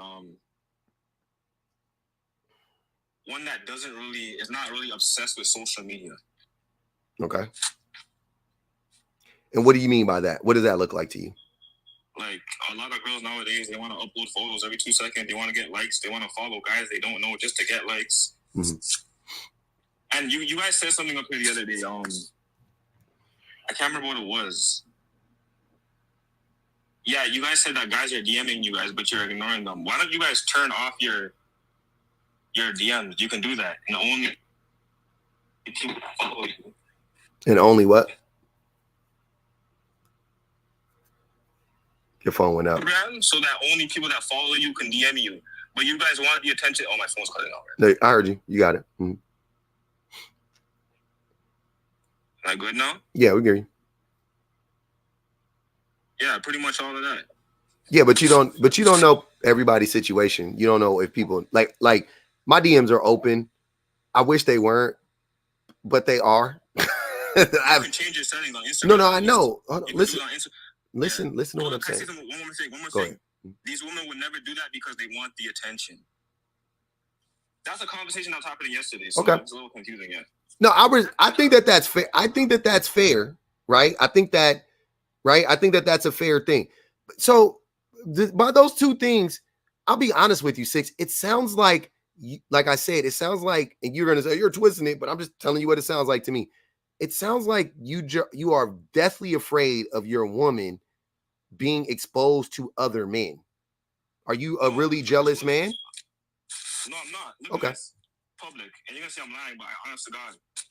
My ex-girl had a lot of guys in the DM. A lot of the local rappers. Even an NBA player was in her DM. And she never switched on me. So I feel like I'm pretty confident. So why are you worried about that then? Because it's just... One thing I believe is that man and woman, any person, if you keep getting temptation consistently, you might fold one day. So you might not go all the way, yeah, but you might fold one day. So you have trust issues, and no, I don't have trust issues. You do. You think that no matter like you act. I don't care. Look, sir, I've told you this. I've said this a million times. I don't care what man approaches my wife, how many times he approaches her. I'm not worried 5 seconds that my wife would ever fold in any way, shape, or form. Okay, it's not about her getting DMs. It's more about her craving the attention. A lot of girls crave the attention. Because you want them to be codependent? Gosh, we're talking about Rihanna's makeup line. We're not talking about what are you talking about. We don't know. So you. Go ahead, DPZ. Hold on. Wait. Let me read the super chat. Charnay asked you, kind, gorgeous, always better in themselves. No, these aren't important to you. Oh yeah, of course. Then why didn't you say? That's not common sense. That's not common sense, sir. Well, saying gorgeous is pretty common sense, but okay. He was a Christian man. I feel like that should have been an easy answer. Like that was your time to shine because you really. Said you want a Proverbs 31 woman. That's what not Proverbs 31. Not Proverbs 31. Nah, not Proverbs 31. You could have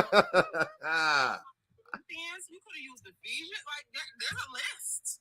There's a couple of lists. Why you ain't just use those? Not Proverbs 31. I thought you was a Bible thumper.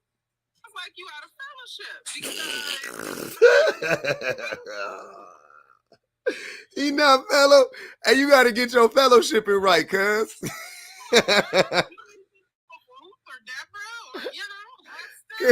Correct your fellowshipping, Crip. You tripping, bro. You need to get that shit right.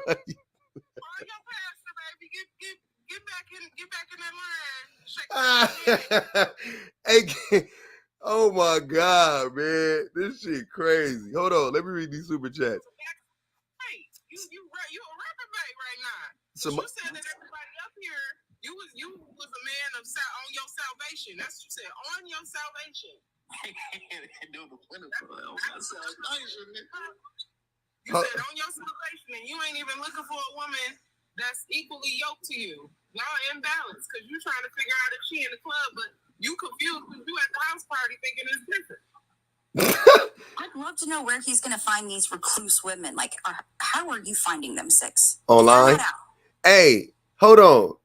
If you like to go to house parties, but you don't like to go to the... Nigga, you cheat. You cheat. What do you mean I cheat? You cheat. You cheat. Hey, listen, I did that one time and I'll never do it again. You said you never stepped foot in the club. Now you said you did it one time. Oh, no. I thought you said something else. What did you say? No, I said you like house parties, but you don't like the club. You cheap. Nah, the house parties do cost money. For a bottle? You got to get the B&B, a good B&B at that. I'm not saying you have to throw the house party. I'm just saying you go to house parties. Me and my dogs do it. We do that. Okay. Simone, hold on. I don't like being around people I don't know. Let me read this. You got trust issues. I just said that, and you said no. You have trust issues. I just don't like people. Okay. All right. Simone said he sounds like he doesn't want any competition. That's what I'm getting from it. Brianna Sharper said he just wants a woman to ease his insecurities. Also, I agree with that. Phoenix said $5 on Passive Fenty God with his Bible thumping Judge Dredd wannabe pseudo confident YT Jesus is my nigga wanna be a good person ass. Damn, she read that nigga. Appreciate you, Cecilia. That's 10 on the Fenty God head, by the way. Hey man. Yo, hold up. That somebody in the comments was they wanted to ask me a question. The unfriendly something. I forgot her name. Cash App it. I see it. Cash App the question. I see it. Go ahead. Y'all trick. Go ahead, Prototype. Yeah, the answer to the question, I don't really want no good woman to be for real. I want somebody that knew.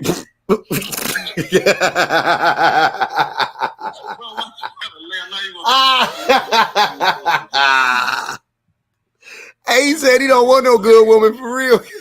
You can't make this shit up. No, for real though, because you're gonna be expecting it all the time, bro. And then once she let you down, shit, hell no, niggas ain't going through that. Just give me some. Do you think you're single by choice? Who Prototype? Say it again. She asked you a question. Do you think you're single by choice? Yeah.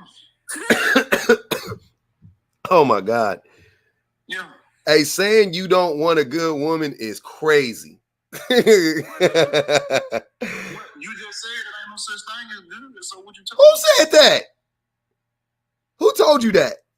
I asked her what a good woman was to explain to me. She said it ain't now. No, she didn't. She said all of them. She said the opposite. She said all of them. And I asked her, how would I be able to like pick one that fit me? You don't. I answered you. Enjoy your whatever. How do you pick a woman to fit you? What you talking about? Well, okay, so if a man that you feel like is qualified to talk to this woman, how would he be able to find her? If he's breathing, he's disqualified. Oh no, man. Hold on. What? I'm sorry. What'd you say, the Prototype? Damn. Yeah, I said, okay, if she don't feel like I'm qualified, if she can pick a man that's qualified for any one of the women, since all of them good, how would that man be able to find a good woman for him? Pick a woman. Most women are good. The end. Nah, that's a lie, yo. All the good women, here you go. All the good women are inside. They're not outside roaming the streets, going to the club, twerking to sexy red, all that bullshit. They're inside. Sagittarius said, doesn't Six have a girlfriend and a roster? He told us that. He did. He tried to walk it back later because he knows it sounded terrible. Cecilia said, he wants someone that's introverted, not very social, and doesn't have a lot of friends, which is easier to manipulate. That's what I'm talking about. I say this shit and it's automatically, oh, this is the reason, that's the reason. Nah, like that's not. Yo, I'm a boring guy. We can tell. I go to work, I go home. I go to work, I go home. So that's just what I want. And not even that. The good girls just do that.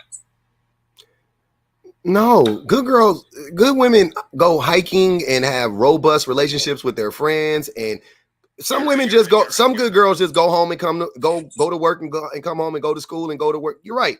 Some of them do that. A lot of good women work jobs. They travel. They eat freaking seafood boils. They turn up on Sunday and twerk on tables. Like, those are good women too. Believe it or not, some of the good women. Yeah, you're right. Yeah, I don't know. That's just the woman you want. The ones that are obsessed, the biggest red flags are if they're obsessed with Instagram, social media, and go to clubs like every 2 weekends, every second week. That's too much. But aren't most men obsessed with social media? Six? No, I don't use social media like that. You be on this every day. Yo, I literally just come and watch your live. That's it. I love that, man. Hey. Respect, bro. Even though I think you're off your rocker, you're entertaining. I like you, Okay. But men are obsessed with social media. You know what I'm saying? You know those Insta models that you would love, that you would give your left nut to be with? The Insta baddies. If you do realize, like, you have never even heard 90% of their voices. You don't know what they think. You don't know what their favorite food is. You don't know nothing about them. Most men don't. But when they post a picture or they post a vid and you look at the comments and you look at the likes, that is my proof that men are indeed obsessed with social media. Right? A lot of people are obsessed with social media, but girls are way more obsessed with it. Not true. Girls are obsessed here. If you want to say women are obsessed with social media, the women you're talking about, they're obsessed with making money off of social media. They're obsessed with being popular off of social media so they can make money. Okay, that's fine. They're obsessed with attention. So they can make money. Obsessed with being heard. There are women that are obsessed with being heard too. Talking about, let's fight for this, let's fight for that. They're on social media, Exactly, because y'all don't listen to us. We get heard out here. We get heard on social media. We can find other women that will listen to us and that think the way we think. And we can find other women who don't have access to the tools that we do and help amplify their voices. Social media has helped set men back tremendously. And I couldn't be more effing proud of it. It's because social media that we are building community with one another and decentering you. Men got way worse based on social media. Women social media. That is when people say they blame the divide, getting worse. I used to say no, but then not used to. Because what happened is men act like women are being lied to on social media. That's why I don't give in to that when men say that. They always doing that shit like women just on social media, and they're like you're doing right now. Like, women are so obsessed with attention on social media. Men are more obsessed with giving women attention on social media than women are obsessed with receiving it. That's what I'm trying to tell you. Even the few women, yes. So if you think they didn't have similar problems, would they give this same energy to them? Say that again, Prozac. If they didn't have similar problems, would they give that same energy to each other? If they didn't have similar, because most of the time, like, I'll just speak for TikTok from what I'm seeing. It basically be like a pity party thing. No, see, See how you just disregard like what Miss Andrew was just talking about right now, how women are coming together and building communities online, and you're calling it a fucking pity party? It's bigger than that, too. It's bigger than that, if you don't mind. Hold on, Poto. It's bigger than that, because you're also dismissing the fact that it's not just some girls and women that are experiencing these horrific acts at the hands of men. You just literally diminished the trauma that every single woman in here, every single one of us in here has experienced trauma at the hands of a man. You just hold on, let her finish, Six. Let her finish. Some small thing that only happens to some of us. You're asking if we didn't all have this stuff in common, you're the reason we have it in common. You can't disregard that.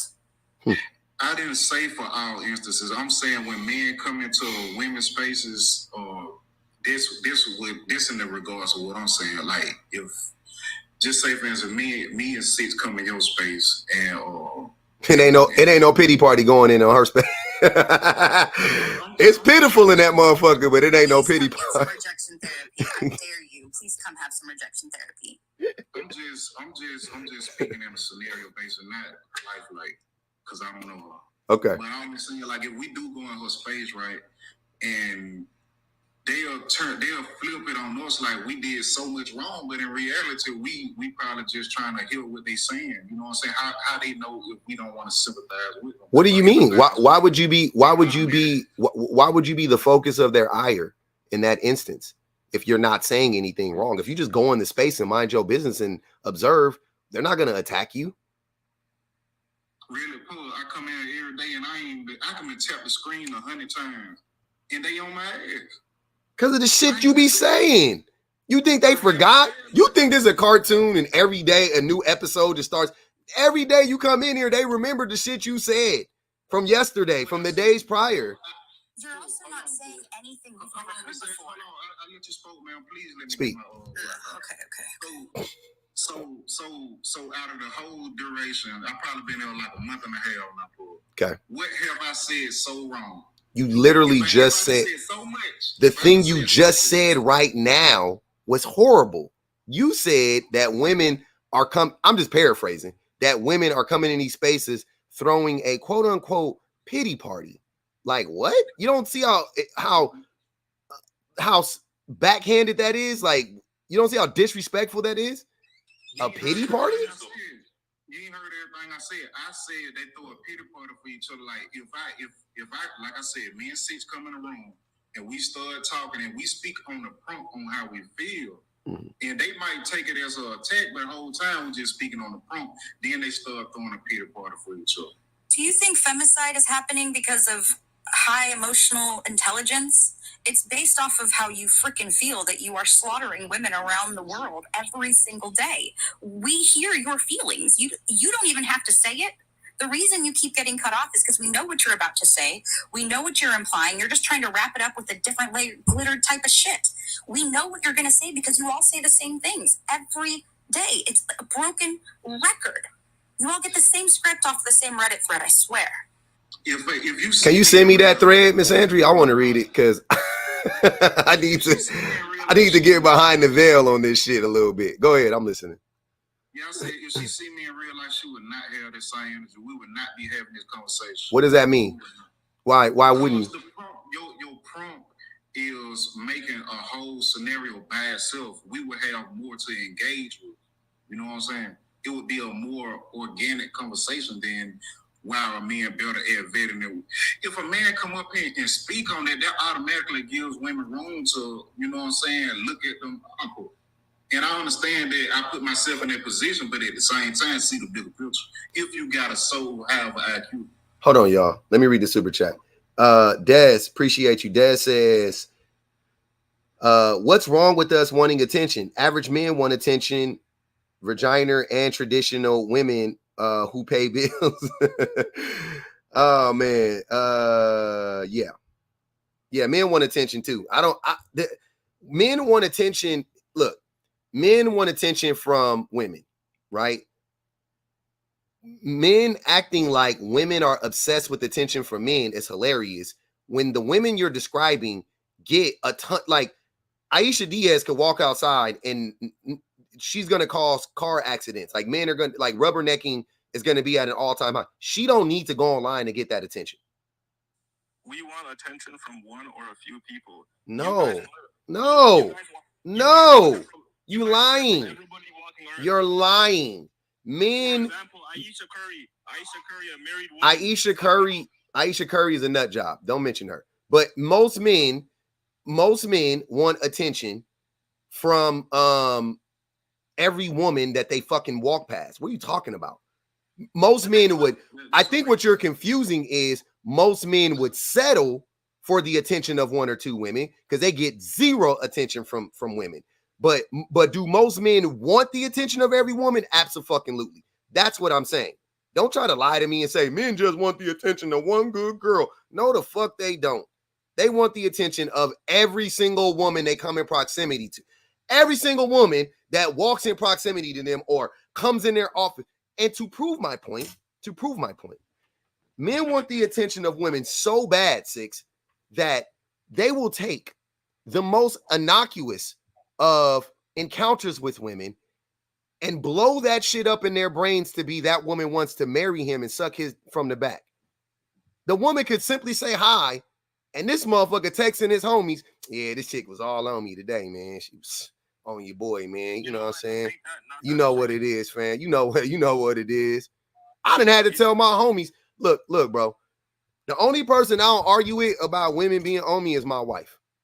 Or women, to be honest with you. Because my wife will tell me that she's seen me interact with women and she'll be like, oh, that woman was like completely, she was fucking with you. And I was like, no, she wasn't. Because I don't think like that. I don't think every woman likes me. Right? My brain be shut off to that shit. I don't be flirting. I don't consciously flirt with women or anything like that. That's not my thing, right? But my wife will be clocking that shit, and she'll be like, yeah, that girl, like, she was on you. Like, and I'm like, okay, cool. I didn't know.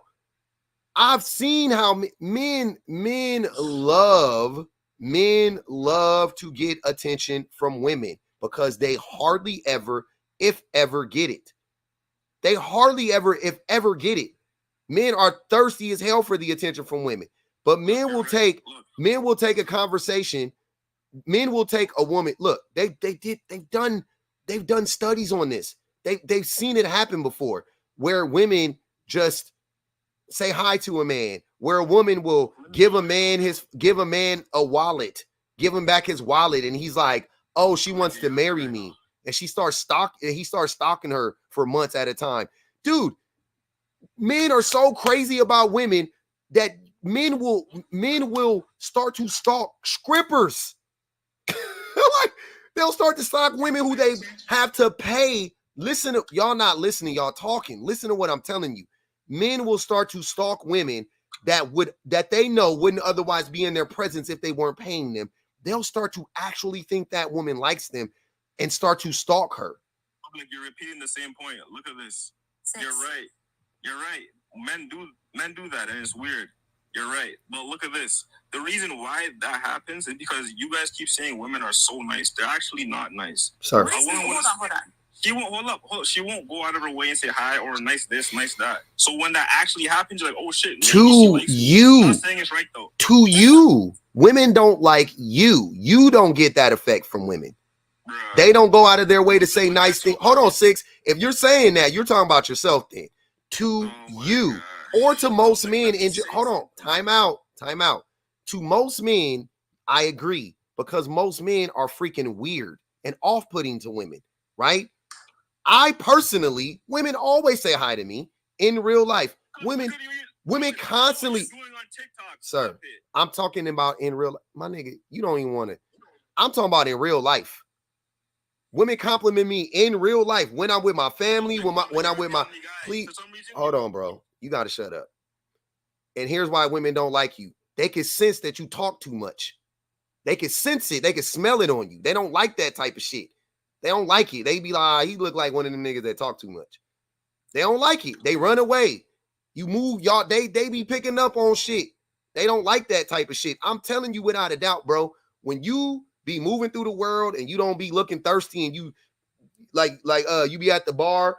Like GV was talking about yesterday. Oh, I be waiting for women. He be at the bar with his drink, waiting for women. When you not doing that shit, hey, how's it going? How you doing today? Oh, good. You just have a conversation, keep it pushing. Oh, they like, all day long. All day long. Women compliment me on my nails. They compliment me on how I'm dressed. I'm not, and I barely even go outside. I'll be honest with you. I go to the school, pick up my son, I come home. I don't be going nowhere. But when I go outside, I'm not bullshitting you constantly. I get it consistently, like weekly, routinely. It's for my whole life. They don't like you. You move like a weirdo. They don't like, you already said, I don't like people. You give off that vibe clearly, so they don't like you. Women are extremely nice. They compliment each other all the time. All the time. They compliment each other all the time. The issue here, though, is that you're trying to say that if a woman doesn't give you the time of day, I'm pretty sure I didn't mishear you, and if I did, I'll own it. Been wrong before. But what I heard was this, that if a woman ignores you, you see that as a challenge. That's what I heard you say in the beginning, is that if she's not giving you the time of day, you see that as an opportunity to step up your game. Tell me how, when you're calling a woman... I don't know how the hell you got that. That's what I thought you said in the beginning, is if a woman, you think that she's just being nice and you want to go pursue her anyway. That's what I thought you said. Because we were talking about how men do those creepy things, and you're like, yeah, they do those things, but you know why they do that? And what I'm trying to tell you is, when I ignore your cat call out of a moving vehicle and you pull your car over to park it and follow me down an alley because I ignored your cat call, that was not an invitation, sir. It's not an invitation. When I ignore you, you're meant to be ignored and stay that way. Ma'am, I said multiple times, it's not right and not that is right. I said that. You followed it up with, but do you know why that's happening? Like, you're trying to excuse it. No, I'm not justifying because you're the kind of guy that would do it. Oh my gosh. Hey, but I don't even think it'd be attention based though. I think it'd be like women love just as women love is alluring, so a lot of men they want to just be in the midst of women. Women's love is alluring. Please, Casanova, please spare us. No, Women's love is not alluring to me. All right. Women. If you said women's labor was alluring to men, I would agree. If you said women's bodies are alluring to men, I would agree. Women's love is alluring to men? Nah. I call cat. You said, hold on. We can go back on your logic then. You said women conversation are better than men. So what about, like, I consider myself sapio. So you don't think it's men out there that just want to talk to women? Like, I understand what y'all saying. I'm not discrediting what y'all saying, but a lot of men aren't like that. And I feel like it gets twisted between attention and it's just the love that they have. A lot of men just like to talk to women. That means you want the attention of women, yeah. Be in the midst of them. It's not just attention. Why do you want to be in the midst of women? I'm not gonna even hold you. I like women too, but I'm I'm trying to understand what you're saying though. But like, what do you mean though? Like, okay, listen. Attention is center-based, centering yourself, right? Okay. Like talking to this person to get the conversation to go my way, right? Okay. It's not reflecting back to just to the other person.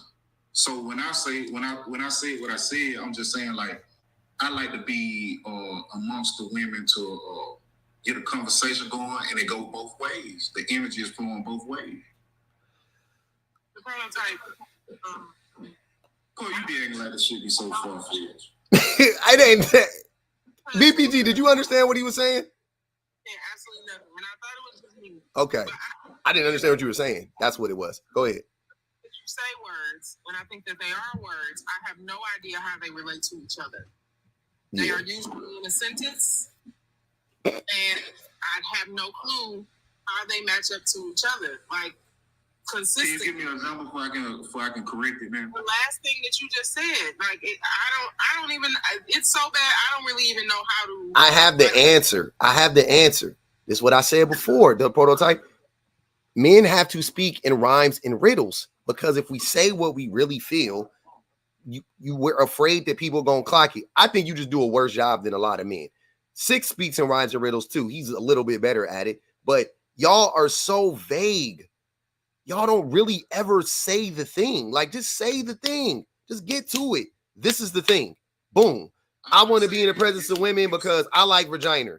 Boom. Say that. I like the attention from women because blah, blah, blah, blah, blah. I don't give a fuck. Like, just say that, though. But y'all always be pussyfooting around and tiptoeing and shadow boxing with that shit. Say that shit. Stand on it. I just want to know what you're saying. Huh? It's not always attention. I can be around women and not look at her sexually. That's what I'm saying. I didn't say the attention has to be sexual. It doesn't have to come from a place of you desire her physically, but you still desire her attention.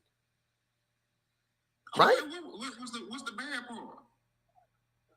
Who said it was bad? I just was acknowledging that men are obsessed with women's attention.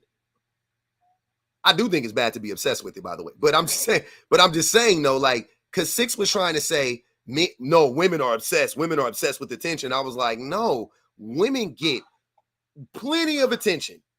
They don't need, like, I'm being real. Huh? My son said we did not order a cappuccino. So we what is that? And he's a very young man. He does not understand either. He know what a cappuccino is. Shit. And we didn't order one.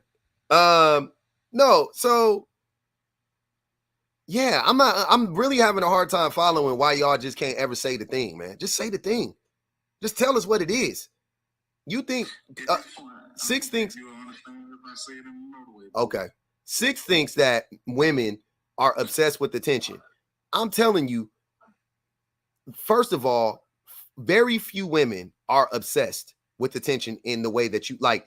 There are tons of there's tons of Insta models and and all of that stuff, right? No doubt about it. I'll be honest with you. Everybody on social media wants attention. Why else are you on social media?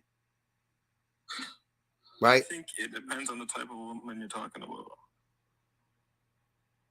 I'm saying every single person on social media, I'm saying that is actively participating in social media, not just watching. The only way I will say that is if you just watch. If you just watch and you never comment and you never make a video and you are looking for attention. Doesn't mean it's unhealthy. It's just you're looking for attention, though. Some sort of attention. If I have an Instagram page and it's private, am I looking for attention? Yeah. Do you have followers? My shit is private. Wait, do you have followers? No, barely. Do you have followers? You asking me my Instagram? You said sir, if you have followers and you post, do you post? No, I don't. Not at all. So on Instagram, you're not looking for attention. Do you make comments on Instagram? Yeah. Then you're looking for attention.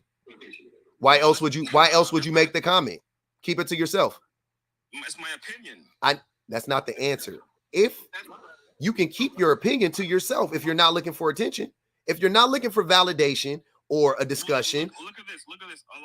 A lot of stuff I comment on are like politics type stuff or like religious type stuff. So I'm mostly asking questions, trying to like figure shit out. That's not really wanting. That is attention, sir. Bruh. Sir, let me ask you a question. If you were in class and you were in a class and you needed the professor to clarify something for you, what would you do to get it? What would you do if you wanted him to answer your question? What would you do? Yeah, you slammed your way to that. I like that. Would you not raise his hand?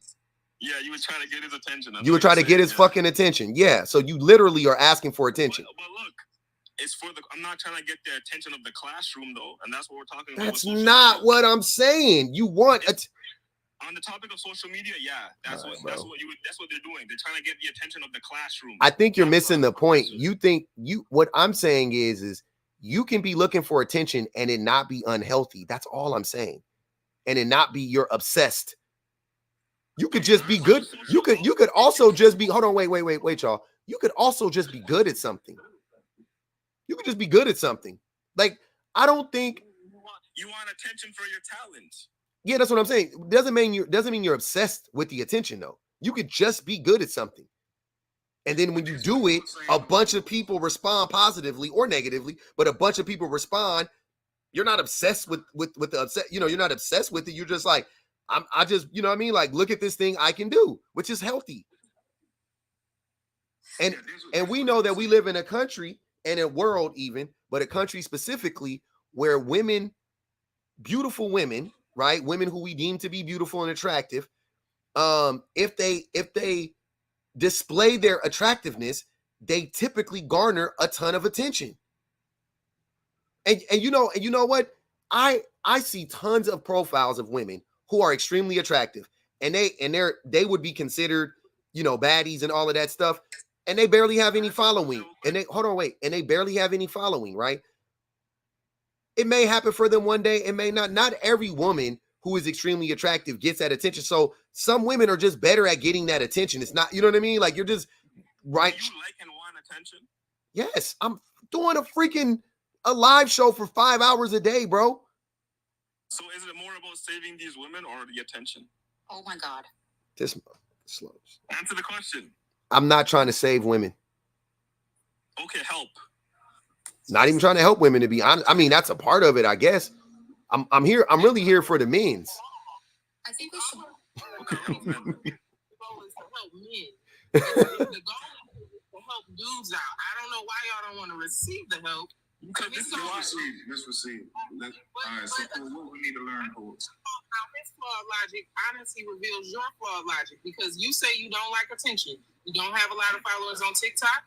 Obviously, I checked your page. That's true. You probably don't have a lot of followers on Instagram, but you said that you comment, which is engagement. That counts towards growing your page. If you have a lot of engagement on your page, It's not. Hold on, let her finish. Let her finish.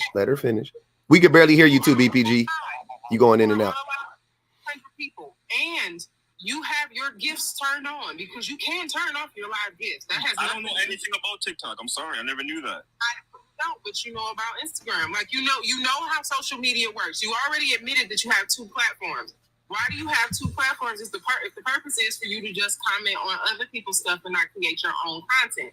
That not only tells us that you're lying about wanting attention, but you're not even good at the lie, because what are you here for? You're not making money from it. You're not getting attention from it. You just here to troll? Like, what would be the point? Why can't I just... I'm entertained by a public show, and I find the conversations entertaining. Why is that so evil? I don't think it's evil. That's what that is.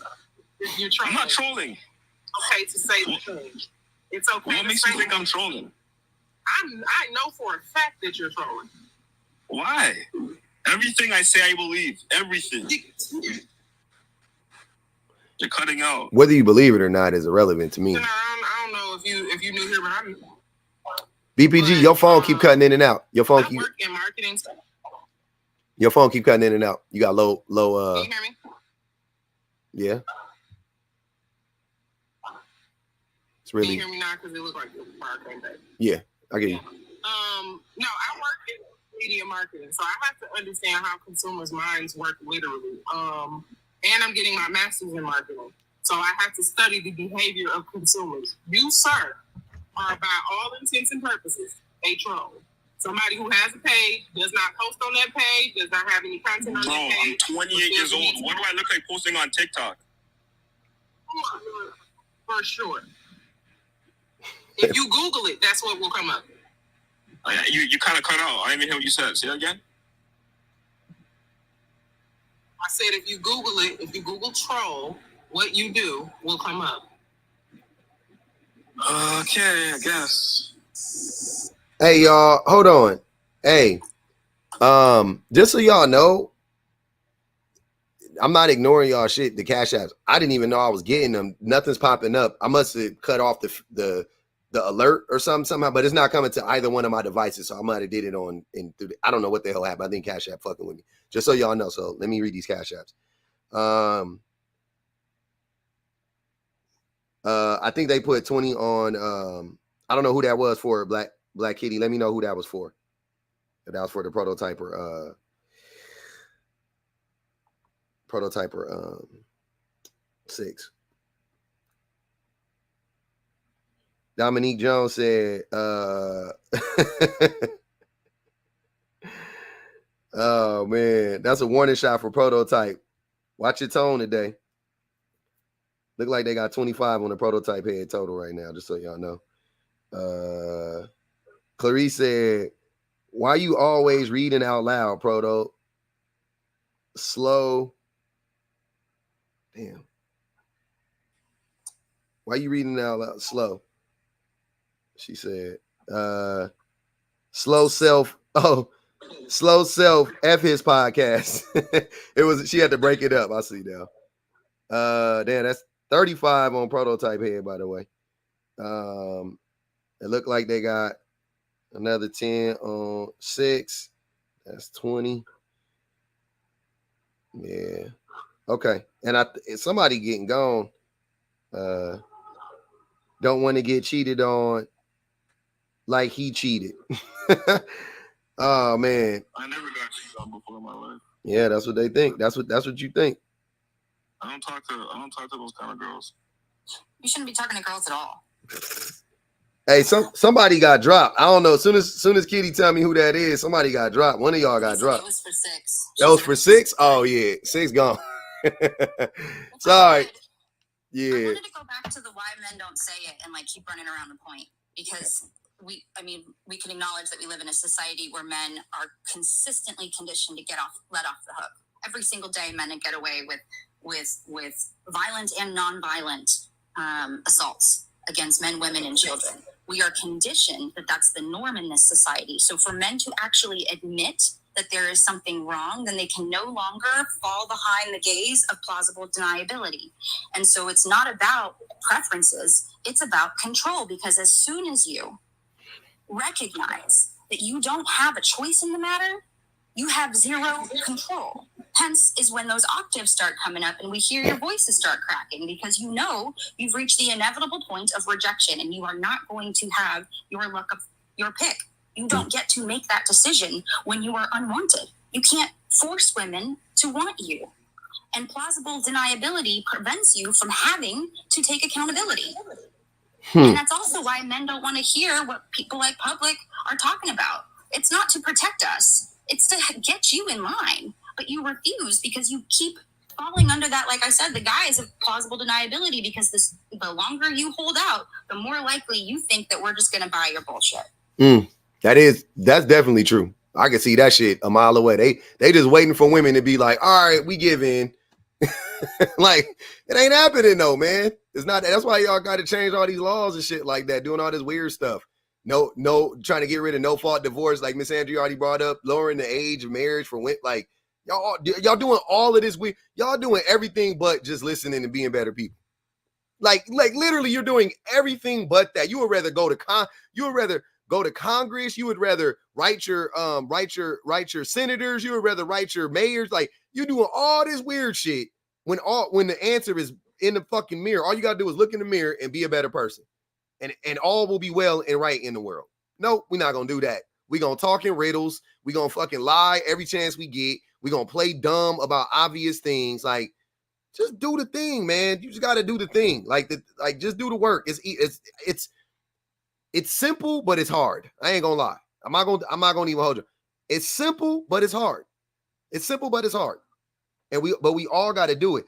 Osa said, $2 on 6. Be quiet. You're not even going down on your girl. You know that boy he don't eat nothing from the bite. Phoenix said, I had a strange dude in college tell me Jesus told him I was in love with him. Wow. Get the strap. That's when I knew Jesus wasn't real. 5 more on his head. Oh man, yeah. We got y'all got 6 up out of there, man. 35 on the prototype.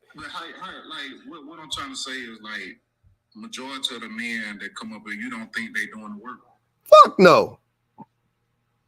Hell no. Y'all don't even know what the work is. Y'all don't even know y'all got a fucking problem.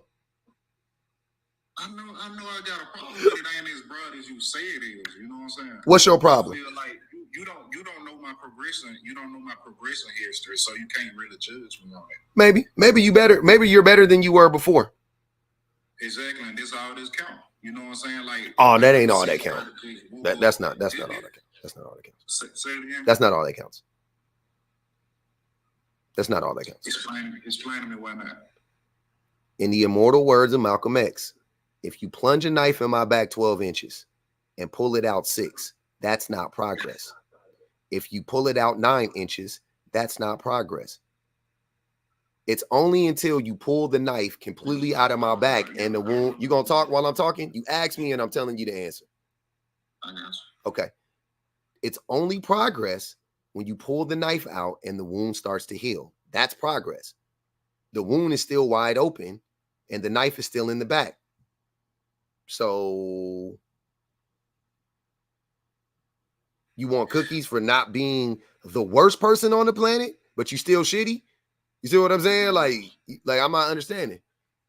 No, I don't want no cookies, bro. I'm just saying, I don't even want no cookies for like the progress I'm being. I'm just saying, see me for where I'm at. You know what I'm saying?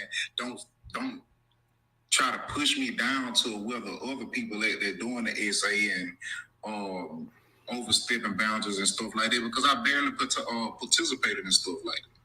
You barely participate in essaying? Yeah. But that's the point. So you barely participate in essaying. You should never participate in it. I mean, once you come aware, bro, like this the only thing you can do is come aware and not do it anymore. Oh, no, I'm not saying you did it in the past. I'm talking about actively. No. So you don't think you contribute to a grape culture? If I do, enlighten me. I'm here to learn too. Oh, I mean, like our whole conversation today has kind of been in that vein. If you, right? You're not picking up that from our conversation that we've been having today? Can you tell us how you might have avoided the effects of patriarchy? Hold on, wait, Miss Angie. Well, wait. I got a perfect example for him. I'm sorry. You remember when you said that when you asked me, do I think it was okay for men to come home and take out their frustrations that they got from the world? They could take it out sexually on their women. I remember that conversation. Yes. Yeah, that would be a huge one. But it was your perception on how I said it and intended it. How could you? Because you also said that you had makeup smiths. Sorry for that on your platform. Uh-huh. So if we both have a makeup smiths, that is the instance what I'm talking. Makeup smiths is not abusive in nature. It's rough smiths. So this all of what I'm saying in a nutshell. What? You don't Oh my God! What? When's the last time you had consensual sex, sir? This is crazy. When's the last time you had consensual intercourse? Prototype. Consensual about a month ago. You sure about that? I'm not so sure anymore.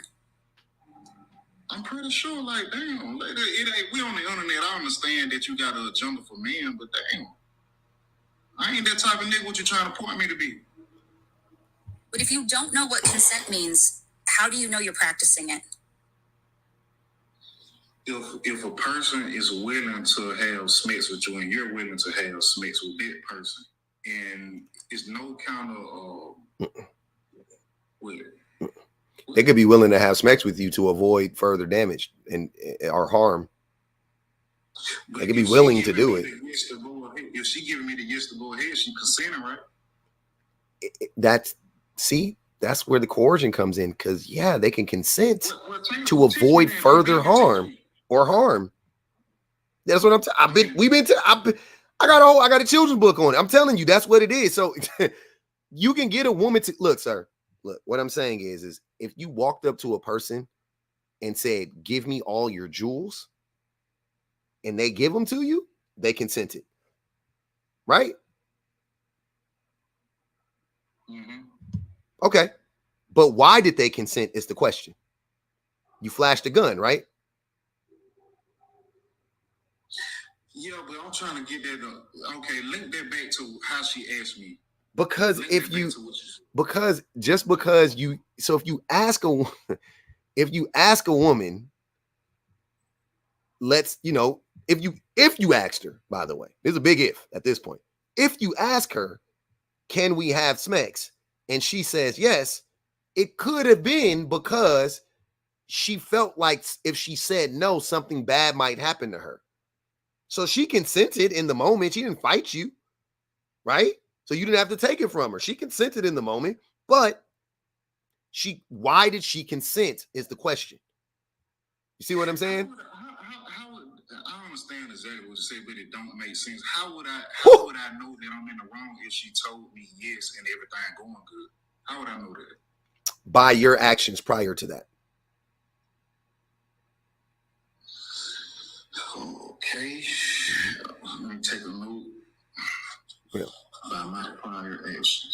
I'm not even asking you to examine it right in this moment. I'm just saying. He's writing it down. He's writing this down. No, this is what it's for. Why are you gonna shame him? Perfect. He's asking the questions. Now it's on your radar. And this is what I was saying, Prototype. How can men get better if we don't even know that we have a problem? We don't even know we have a problem.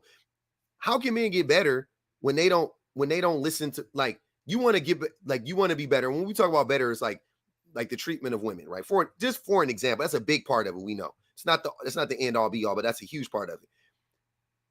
Most men don't listen to women though, right? You know that, I know that, right? So where would they learn that from? Where would they learn that they were actually treating women poorly to begin with if they're not willing to listen to women in the first place? Which is a huge reason why men don't listen to women, to Misandry's point. So they could keep the plausible deniability and be like, well, I haven't heard it. No. Right? That's what I'm saying. Like, that's the thing. That's the thing to me. I get you. But to answer her question, it wasn't out of guilt. You know what I'm saying? So I feel like it was I'm with you. Yeah, I'm with you. I'm going to give you the benefit of the doubt and say it was consensual and all of that stuff. Fine. Right? But moving forward, we know that's what it is. That's more what it looks like. And to my other point, yes, making progress is fine, but speed it up, nigga. Yeah. Hurry up. Hurry up. You know what to do. Stop fighting against every fucking thing. If you wasn't so combative, if you weren't so disagreeable for the sake of being disagreeable, you will be way further along. Instead, you want to fight. You want to every little fucking thing. Oh, no, I don't understand that. Oh, that's not true. Oh, I don't. No, let's go. Hurry up.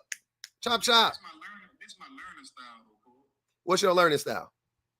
I mean, I challenge things to make it make sense because on my own I had to do, and this is just how I adapted to life, by combating things if it haven't worked for me, and then a person tell me another way to do it, I'm gonna combat it until they make it make sense in my head. So nothing just naturally makes sense to you based on your It can make sense, but I'm saying if it don't work for me.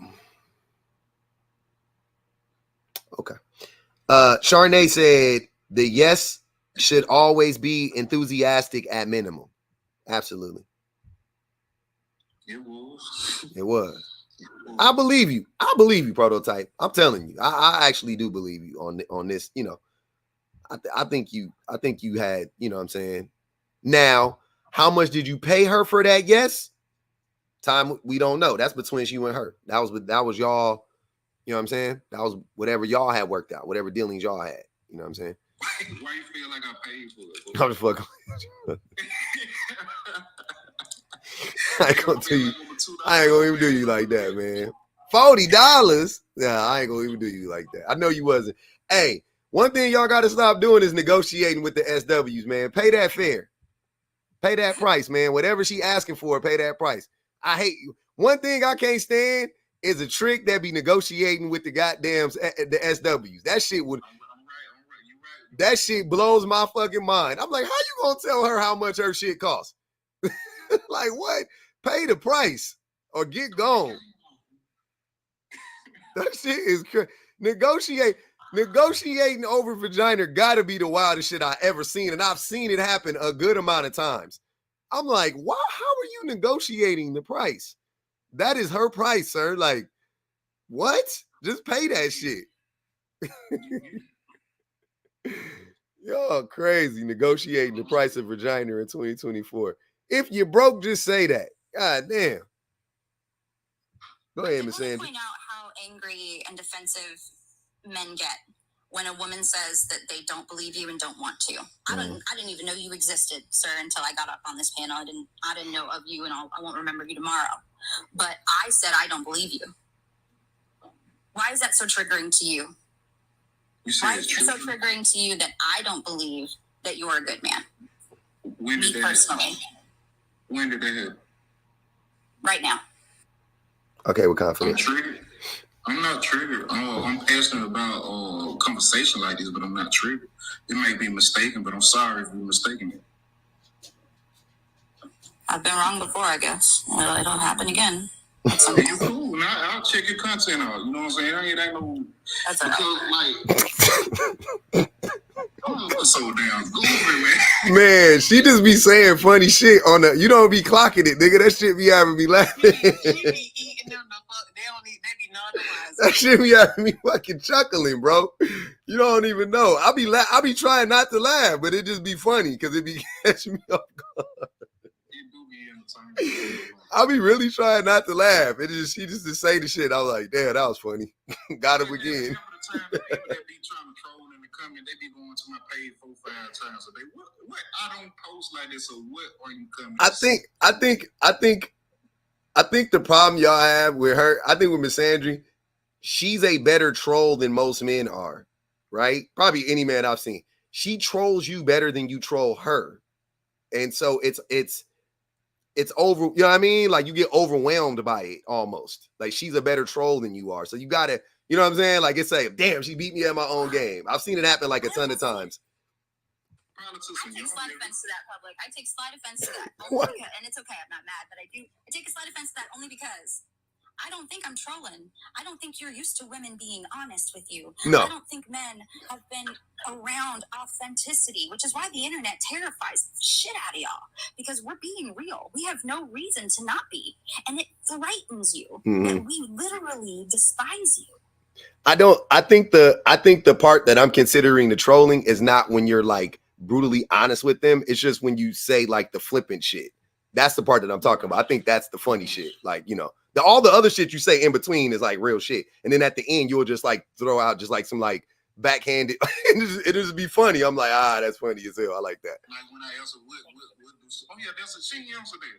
Can I answer? Oh, what makes you a good woman, or Miss Sandra one? What makes me a good woman? Honestly. The fact that I center men, or I decenter men and I center women. The fact that my world revolves around women, and that I'm not contingent upon the male gaze. I live for me. I'm a good woman because I can look myself in the mirror. In fact, I look forward to seeing my reflection every day. And centering women is what makes women good women. Centering men prevents women from being good women. That was a good answer. You know what I think the answer is for men when you ask a man, and he don't, but this is what I be saying why men don't want to say what they really thinking. If you ask a man what makes a woman good, I think his real answer in his mind is her vagina, but he can't say that. So then he starts saying, we just want to be in the presence of love and shit like that. Like he R. Kelly, like he wrote some lyrics for R. Kelly.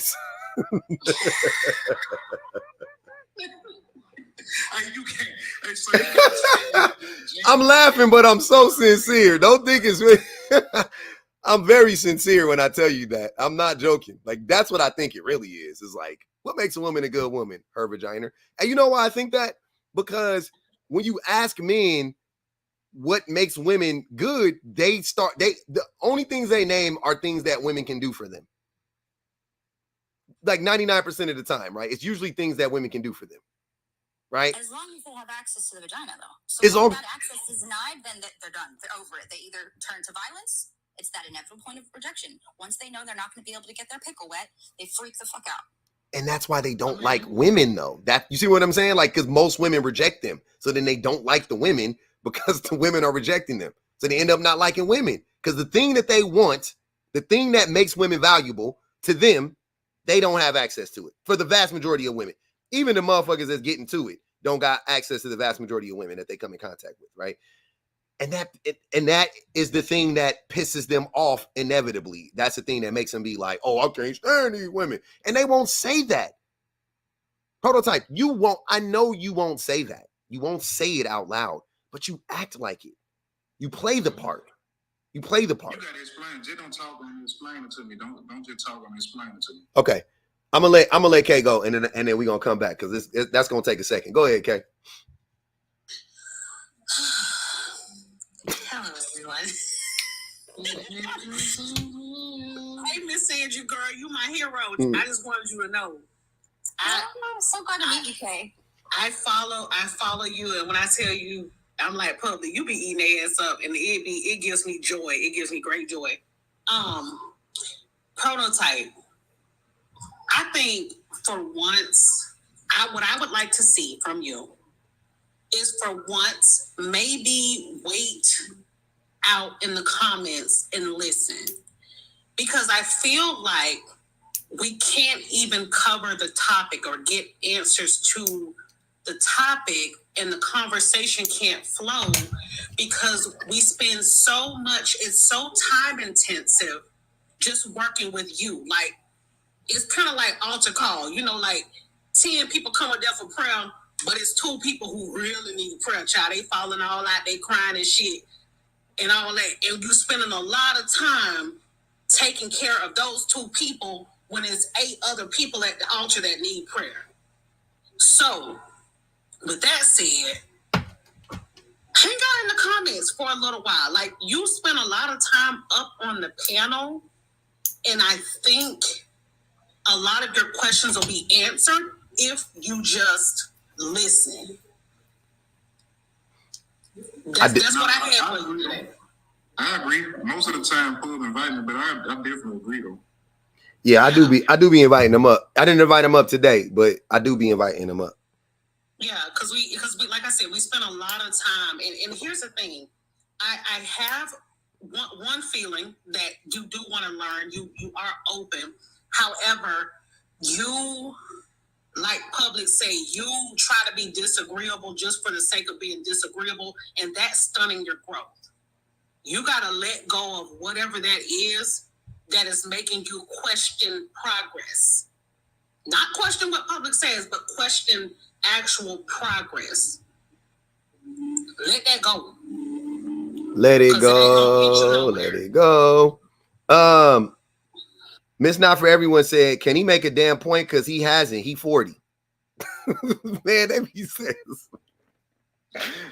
saying some crazy shit in these motherfucking cash apps and super chats. And hold on, and I just wanted to add, because you made this comment about the people who don't vote with you be going to your page and shit. I'm gonna tell you, I've been there twice, and the only reason I've been there twice is because public said that you was all right looking, and I'm still trying to find it. So hey man, come on, man. I'm just saying. Can it be a day without bringing my little He was looking to the right. Was he looking to the right? No. But public said all right. He was looking to the right. See? But sometimes the egregious stuff that you say about women and to women sometimes on this panel or just in general, I'm like, GB, based on attraction, you shouldn't be doing all that. Like, you gotta kind of humble yourself, because it's not giving all what, like, you have a certain demographic of women that'll go for you. Definitely. But like, you shooting for Shan, you ain't never gonna get Shan. You ain't even gonna drink Shan bathwater. Oh God. I ain't never said nothing to Shan. Where y'all get that from? Nigga, you be man. All right. I ain't gonna lie, Shan probably be a girl I probably been coached in high school, but not now. Not now. Okay, we gonna let that one rock. We don't even want to do that to Shan. That's too much. That's too much attention. That's too much attention. Hold on, let me read the super chat. Sagittarius Brown said, needing an IEP for public live is wild, prototype. When I be reading them, I be trying not to laugh. That's why I rush through the end, because it should be so funny by the end, man. Oh my God, man. Damn. I love it here. I can't even hold y'all. This is my comfort account. This is the funniest shit. I can't. This shit is crazy. What up, JP? Hello, can you hear me okay? Yes. I was about to read your Cash App too. That's funny. Go ahead. Well, I kind of want to come up to speak directly to what I said on my Cash App, because I was laughing because both of them kind of say the same thing, and other guys who come up on the panel say it too. But it's like, when they say stuff or they come up and they have a certain opinion on different subjects, and so based on that, we can start to tell in general you know, what kind of people they are, what kind of opinion they'll have about another subject, things like that. Mhm. And Prototype tries to say it all the time, like, just because he didn't say something specifically, that you can't put that on him. But that's what discernment looks like. That's what vetting looks like. That I can take the information I know about you and synthesize it against the other experiences and other information I have about similar people, and I can conclude that you're probably fit in these categories. That's what vetting actually looks like. And so that's how you know that these guys are not better at vetting than women are, because they come over here and then they feel attacked, or like you try to trick them, or like Six was saying, like, y'all gonna twist it around, y'all gonna, and it's like, no, we're clocking you. We can put two and two together, and we can get the accurate, you know, conclusion, and that's what vetting should look like. So if you feel that to do that is something unfair or, you know, erroneous, then you're not going to be a good vetter of other people and other men. Mm-hmm. Do you understand what she was saying, Prototype? You get that? Like, you agree with that? I heard her, but I think she didn't lean to what I said in a literal term, because all I'm saying is vetting is for you. Vetting is your it's basically just a boundary. So I don't see no wrong in what I said. I'm saying it's the way that when we can tell what kind of man that you are, and then you get frustrated as if we are making an assumption about you, but it's not an assumption. It's a educated guess based on the things that you say and do. No, we don't know you personally, but you've come up here enough that we can tell what kind of position you might take. And just based on, even when you play devil's advocate, the choice to do so, things like that, gives us a good clue about who you are as a person. And so that's more what I'm speaking to. Can I ask you a question? So if I come up here and never said nothing that kind of was questionable and everything was just spot on with what y'all aligned with, would you still be able to clock me then? Yeah. Okay, like you said, it sounds like you said it as a joke, but can you tell me how? Through the same process that I just described. It would be the cues that you're giving subconsciously, unconsciously, through the terminology that you use, through the positions that you take in the arguments, all of the above. But if I'm aligning with everything you said, how would you be able to clock it if nothing? You have to have the vocabulary and the verbiage to align with what we're saying. Because sometimes you say things, and no harm, Prototype. Honestly, I wanna see you be great. You don't even. It's hard for you to articulate what you're actually trying to say. So again, when you're in a conversation with people who use certain terminology and certain verbiage, yes, you may align with it in your heart, but the mask will fall off because we know you don't know what we're talking about. And I think you're proving Public's point. I think you're proving Public's point because, okay, sure, if you come up here and in the inside you think something different, but you say to us what we want to hear and you lie, that's our whole point why you cannot vet people. Because people will do that. People will come and lie. And on the inside, they think something different and they'll, you know, perform and pretend as if they're doing what you want them to do so that you can like them. Mm-hmm. And that's why vetting is a farce. That's why it's pointless to do it in the first place. I mean, it's just, you do it anyway because just as people, you have to be safe. Yeah. But you can never be 100% sure, you know, of what a person's intentions are until you go through experiences with them. I think what people are saying to clarify, when people say vetting doesn't work, we're saying that the majority of the time it doesn't work. I think just to put it plainly, I think the majority of the time it doesn't work. But to JP's point, yeah, you're naturally vetting all the time. All the time. You know what I mean? Like, of course you're listening to what people are saying and so on and so, of course, right? Duh. But how much does it actually work? How often does it actually work? And my answer to that would be not that often. I don't think it's that often that it works. You know what I'm saying? Especially if we're talking about intimate relationships between men and women, it almost never works from women to men. Like, women trying to vet men almost never works because men are so deceptive. Men can vet women to a certain extent because women are much more honest. Like I could vet my wife. I vetted my wife because she was honest with me.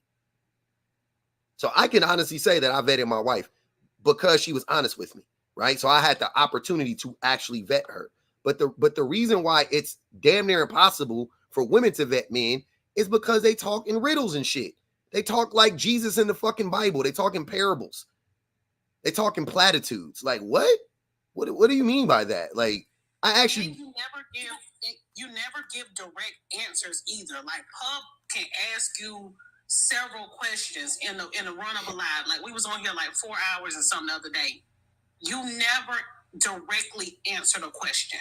Like you had to go around the world and to get to the, and we never got there.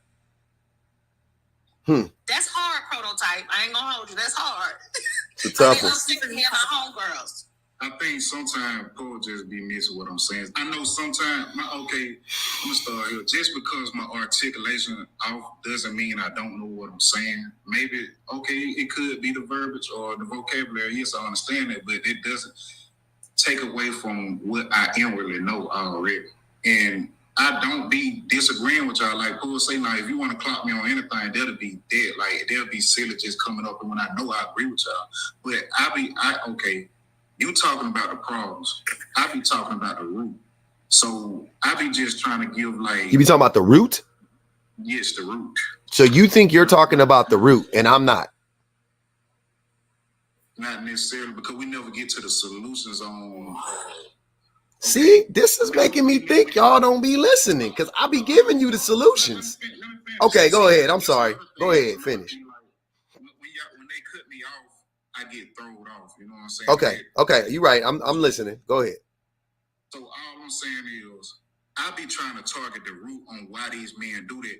Just because they acted in said act of violence or what blase.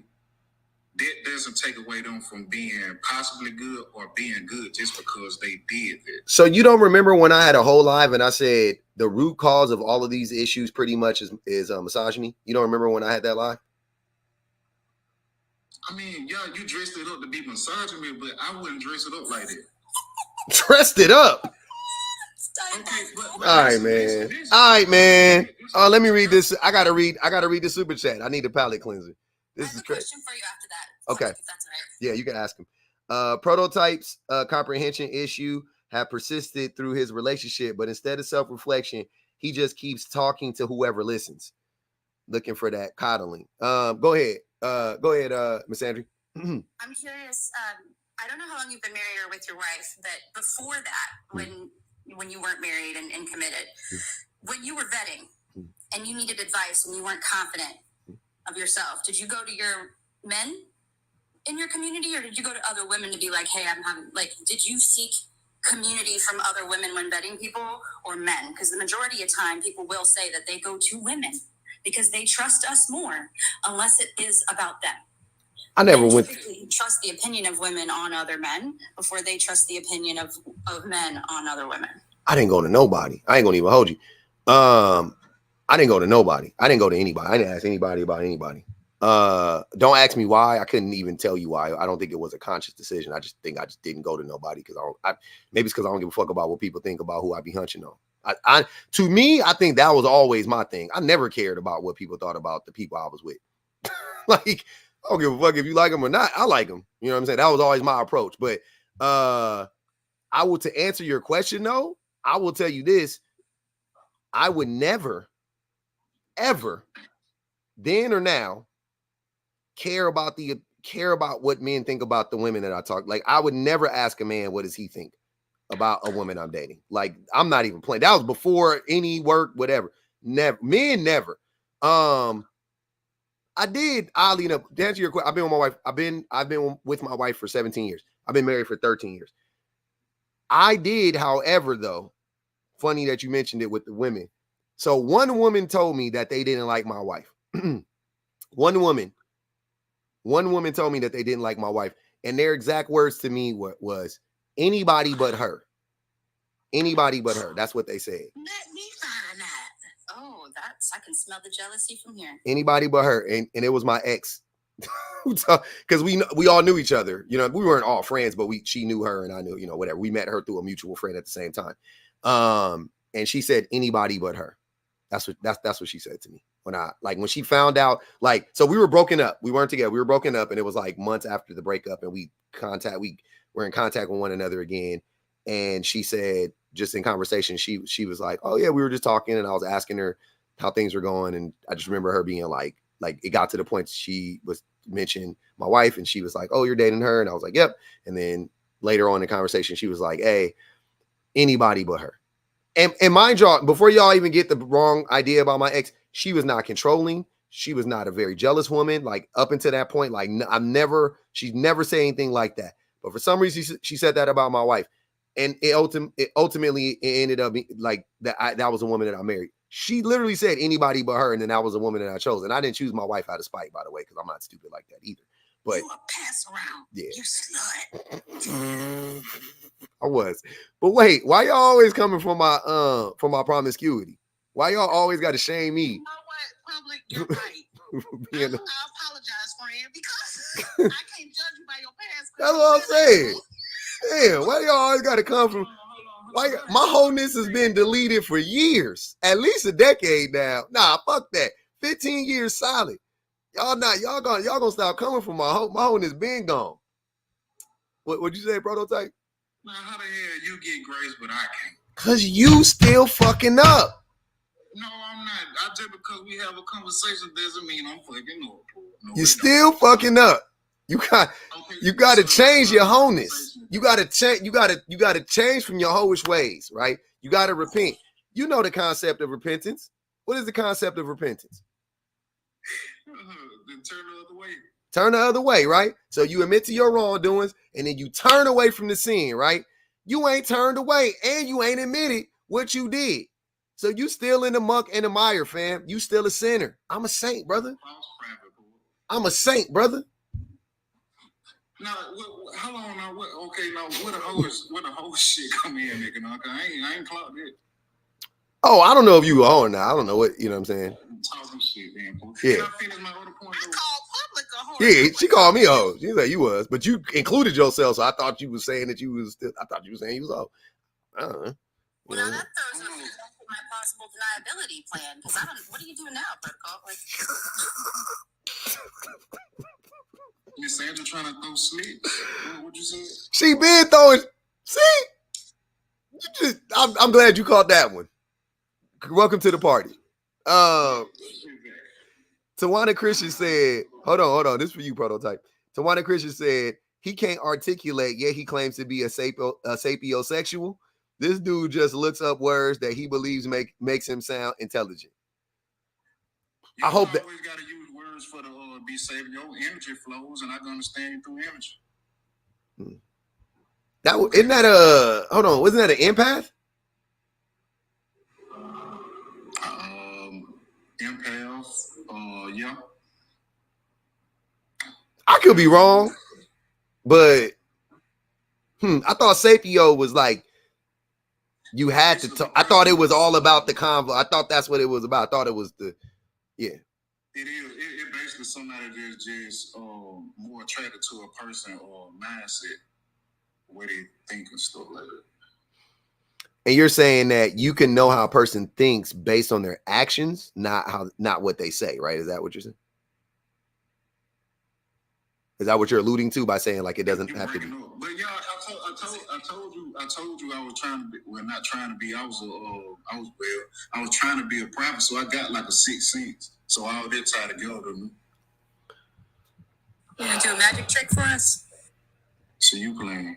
Going on. Wait. Okay. Hey man, my back been hurt for a little while. Can you heal me? Oh no. Hey man, somebody drop that later, man. Nah, bro. She ain't nobody paid a penny to drop that woman. She up here.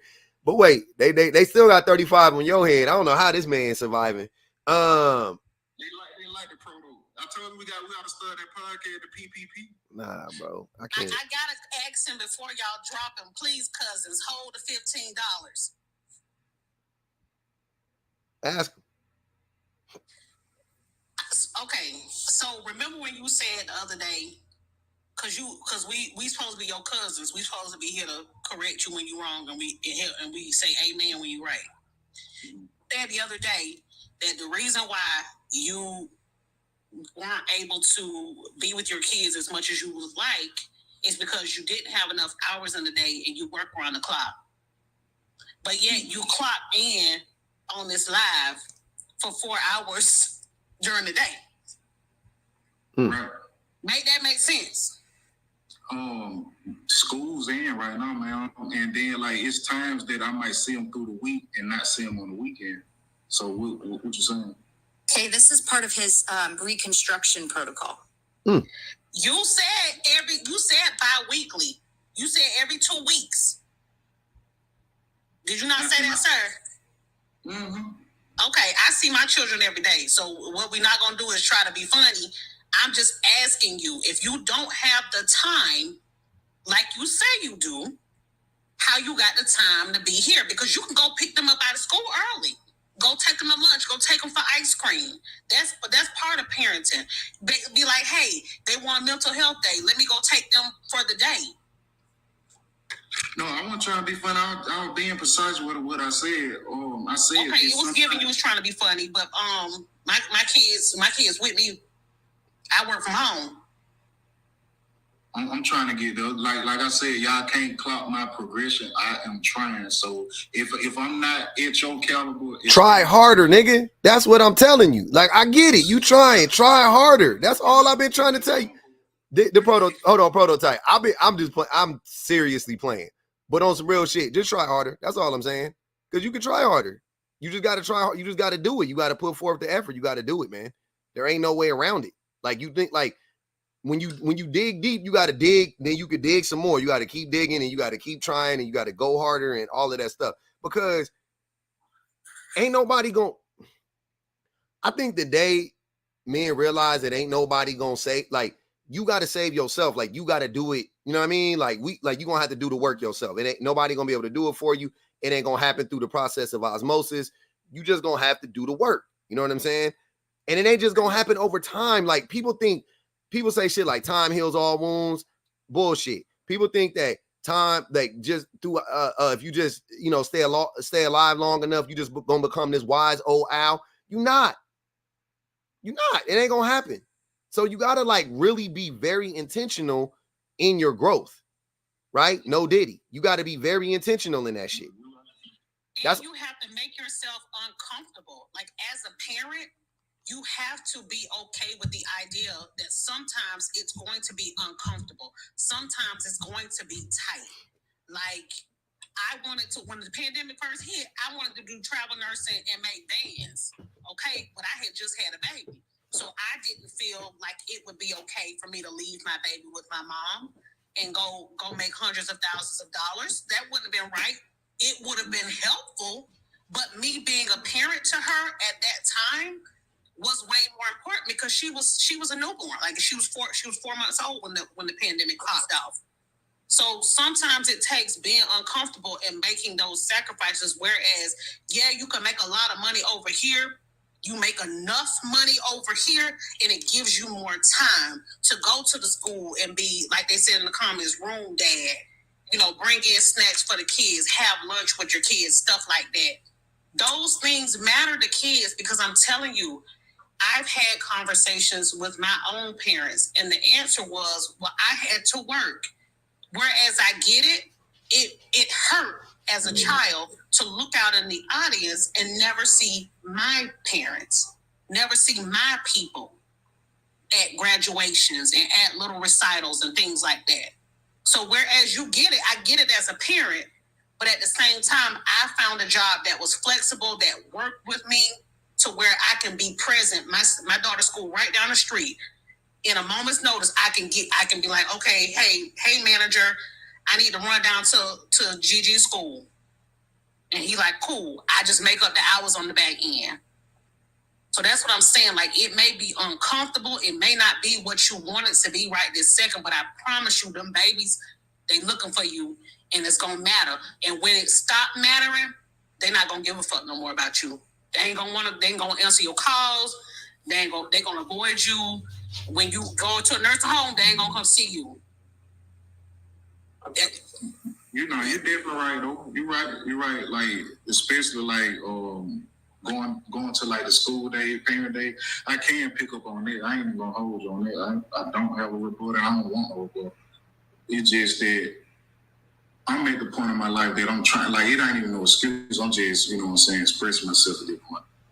It's just that I'm learning to try to find things that actually fit me that can include them. You know what I'm saying? Like I said, I don't know if I knew I'd be doing it. You know what I'm saying? If that makes sense. So I try to give myself a little grace because if I hold myself them instead of you trying to figure out what things you can pull them into, ask them what types of things they like to do and work around that. That's what I'm saying. It needs to be about them at the center. And not what you mean by that, okay? Explain it to me. Hey, I'm really bothered that he's in here asking other parents for advice on his children that are, how old now? Like, you see what I'm saying? This is why conversations can't go nowhere because of. But if you're deterred by our defensiveness and our lack of trust and confidence in the words coming out of your mouth, then are you really doing the work? That'd be like me saying, like, as a white woman, I don't like talking about the racist history that I've perpetuated and that I've been complacent in until I started my unpacking journey. Do you know how many times I've caught myself stepping in shit and having to be held accountable? And it happens every day still. I'm still learning. But if I ran for the hills every time I had to be held accountable and was uncomfortable, no work would be done. And at this point, like, I feel like you have failed your children. So if you want to internalize that and adopt that mentality, poor kids. But I would hope that it motivates you to prove me and others that think like me wrong. We don't want to be right, Protocol. We don't want to be right. Prototype. But usually we are. Oh, Prototype, sorry. I know you didn't mean it intentionally. That's why I corrected. Allegedly. But I'm saying, like, if you're a white woman, do you know the problems of black people? Not Protocol. I mean that in the most respectful way, but I'm just transparent. I educate myself, but I could never know what the lived experience is as a person of color. I was just asking because, like I said, I don't try to make. God damn, pull sit back. Come on, bro. I'm not trying to make no excuse, bro. I'm just saying, like, if a person knows, they'll do.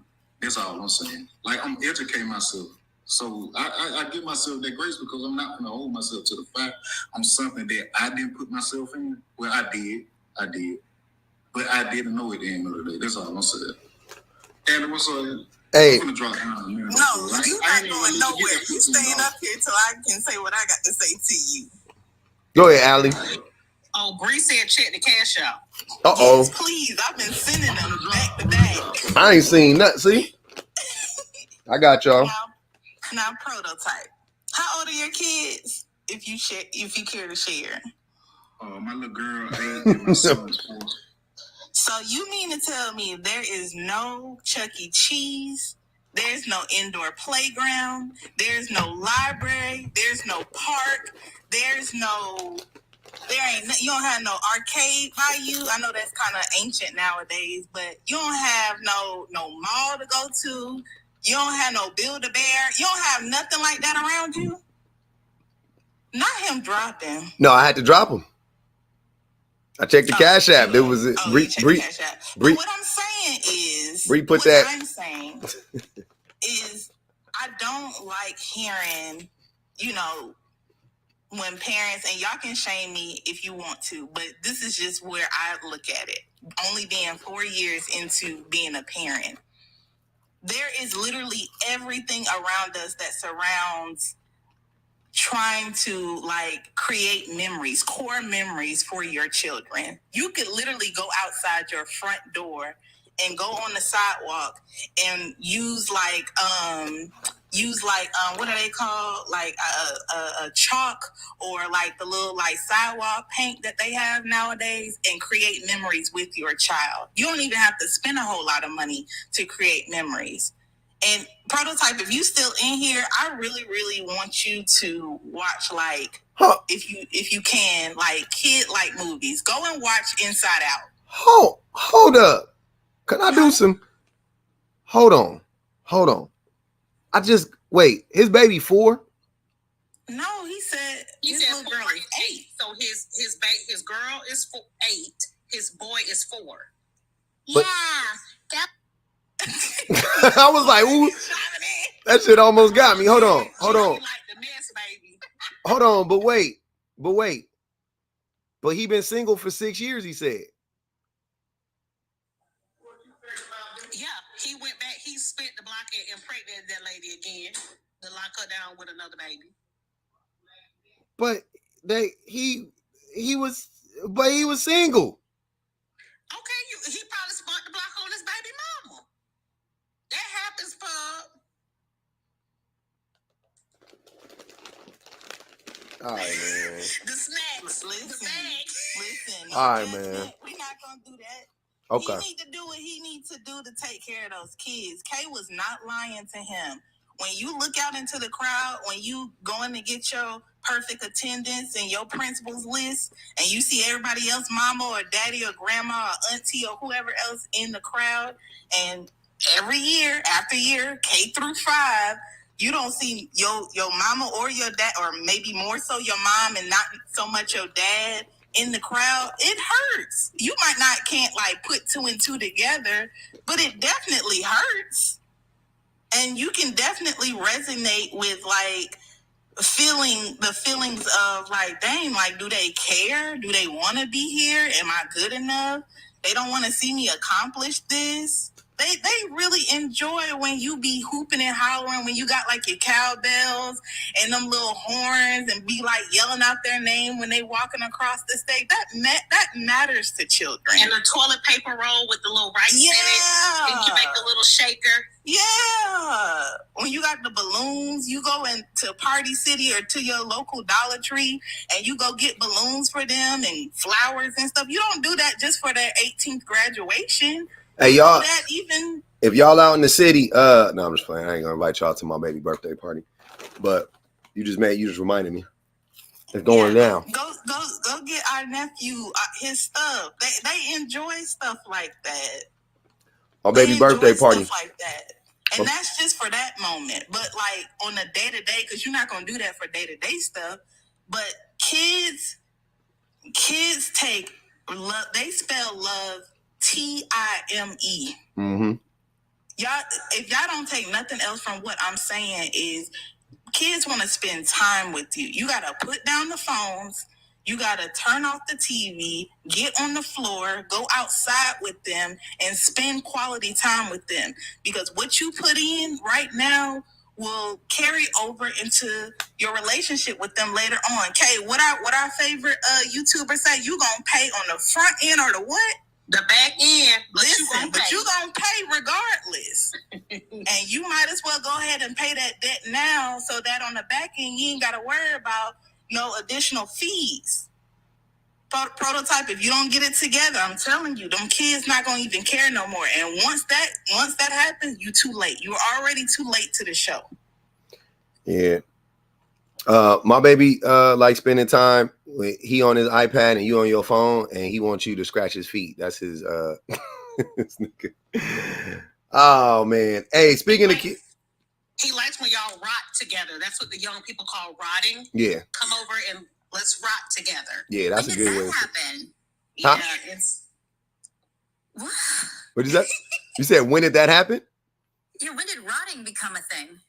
I think it's always been a thing, but they just call it something now, which is I like the word, because we used to do that all the time. We just come together and watch TV, and that's rotting. Your brain is the same shit. But yeah, we just sitting together and I'm on my phone, he on his iPad, he'll have his feet on you. That's how my wife, hey man, my wife and my son, that's all they do. She be sitting there, she be doing her work on her, she coming home, she get on her thing, she doing her work, and that little boy be right there, feet right up, propped up on her, and then if I'm there, same shit. He put his feet up on you because he got eczema. He wants you to scratch his feet gently. You got to scratch like the top of, skin be kind of sensitive, so you got to do it nicely. He go ham when he do it, so he let us do it. Scratch his feet while he on his little iPad and shit like that, or he be watching TV. That's what he like to do. He like talk to you when you in the car. I don't play no music. I just talk to him the whole time. Like that's, you just they just be liking you to talk to him and spend time with him. Shit ain't rocket science. You know what I mean? But speaking of kids though, I gotta go get mine, man. I gotta go get mine. I'm about to make it happen. 2:00 sharp. My baby don't play that shit.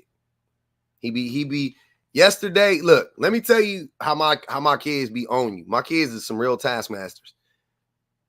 This fool, I normally pick them up at 2. I'll be there like a little bit before 2 because they open up the gate, let you in, whatever. So I'll be there a little bit before 2. He get out like 2:05. I'm always waiting like 10, 15 minutes. He get out about 2:05, 2:10, and then I gotta go sign him out. We gotta go sign him out from this little place or whatever, and then we did. So yesterday he told me, or the night before he told me, don't pick me up right on time. He don't know times though, so he just named a random time, and it wasn't. I was like, you want me to pick you up then? That's not. I was like, for what? He's like, I just want to play with my friends after school. He could go to the after school program even though I pick him up. And he was like, I want to go play with my friends after school. I said, all right, bet. Then I was like, I'll pick you up after your brother gets home at whatever time, like 2:30 or something. And he was like, nah. He was like, no. He was like, come at 2:20. Come at 2:20. Mind you, he get out at 2:05, 2:10. So he wanted me to wait for 2:10. I said, all right, cool, whatever. I'll pick you up 2:20. But I ended up just making an executive decision and was like, no, I'm going to wait for my baby to get home. And then I'm going to pick him up, which is going to be like at 2:40. Because I was going to take him to In-N-Out. Because I knew I had to take my older son In-N-Out. So I didn't want to pick him up and then come home and then get my son. So I was like, I'll just wait for him to come home and go pick him up. Long story short, I ended up getting him at like 2:30. I think I got there at like 2:30, 2:35. He didn't say nothing off the rip. Got him in the car. He didn't say nothing when I got him in the car.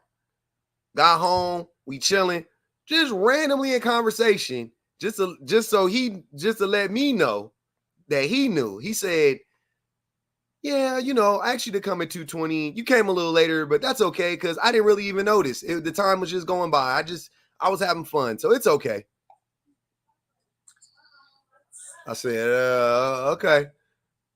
But he ain't worse than Juliana, who can't tell time, don't even know. Like, we look at the clock, she has a concept, but she don't know what time means. I got to her school at 2:31, so I was the last person because they get there like 2:20 kind of late. She said, oh my gosh, mommy, you're late. You're so late. I was like, girl, wait. You just don't listen to him. But y'all, I think what that says more is how you can't be just saying, kids be paying attention. That's what I'm saying. You can't just say something. That's what my wife, she big on that shit. Like, do what you say. Like, you know what I'm saying? Like, don't be out here saying you're going to pick them up and then you don't pick them up. Don't be out there saying you're going to go get ice cream after school and you don't go get ice cream. Like, if you say we going to get ice cream after school, y'all go get ice cream after school. If you say I'm going to buy you some shoes, go buy his ass some shoes. Like, don't say. That's why she get mad because I'm that nigga. Because I'll do the shit I'm saying. But that's why she get mad because I just be on some like, yeah, we can go. Yeah. You want it? Oh, Dad, can we? Yeah, for sure. Oh, Dad, I really wanted this. Yeah, for sure. Right? I'm that dad. I'm like, yeah, whatever. I always got McDonald's money. That shit don't. I got endless amounts of McDonald's money. Like, we can go wherever you want, right? But I'll be having to stop. Niggas got a little fat in the summertime, so I've been, watching the junk food. But outside of that, I don't care. You can go, yeah, whatever you want. You want snacks? Yeah, let's go get snacks. You want to go shopping? Let's go to the grocery store. Let's go get food, whatever. It's nothing. But I'm telling you, my wife be more on that. Like, you can't just be getting them every fucking thing when they ask for it. And I'm like, okay, I do got a bad habit of that because I give my kids whatever.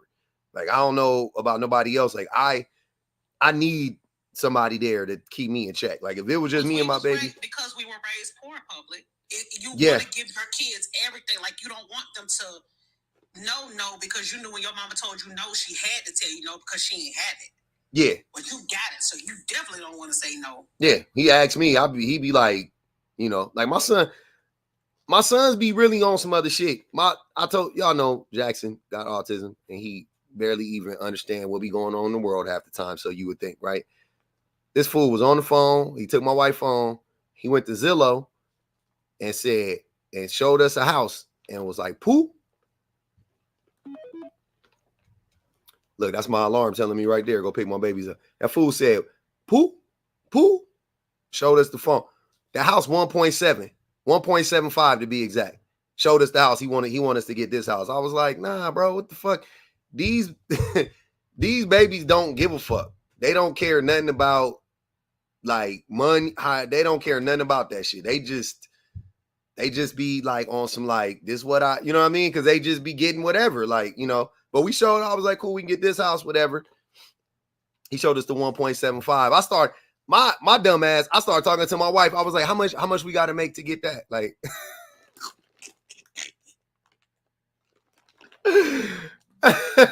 is that out of our budget or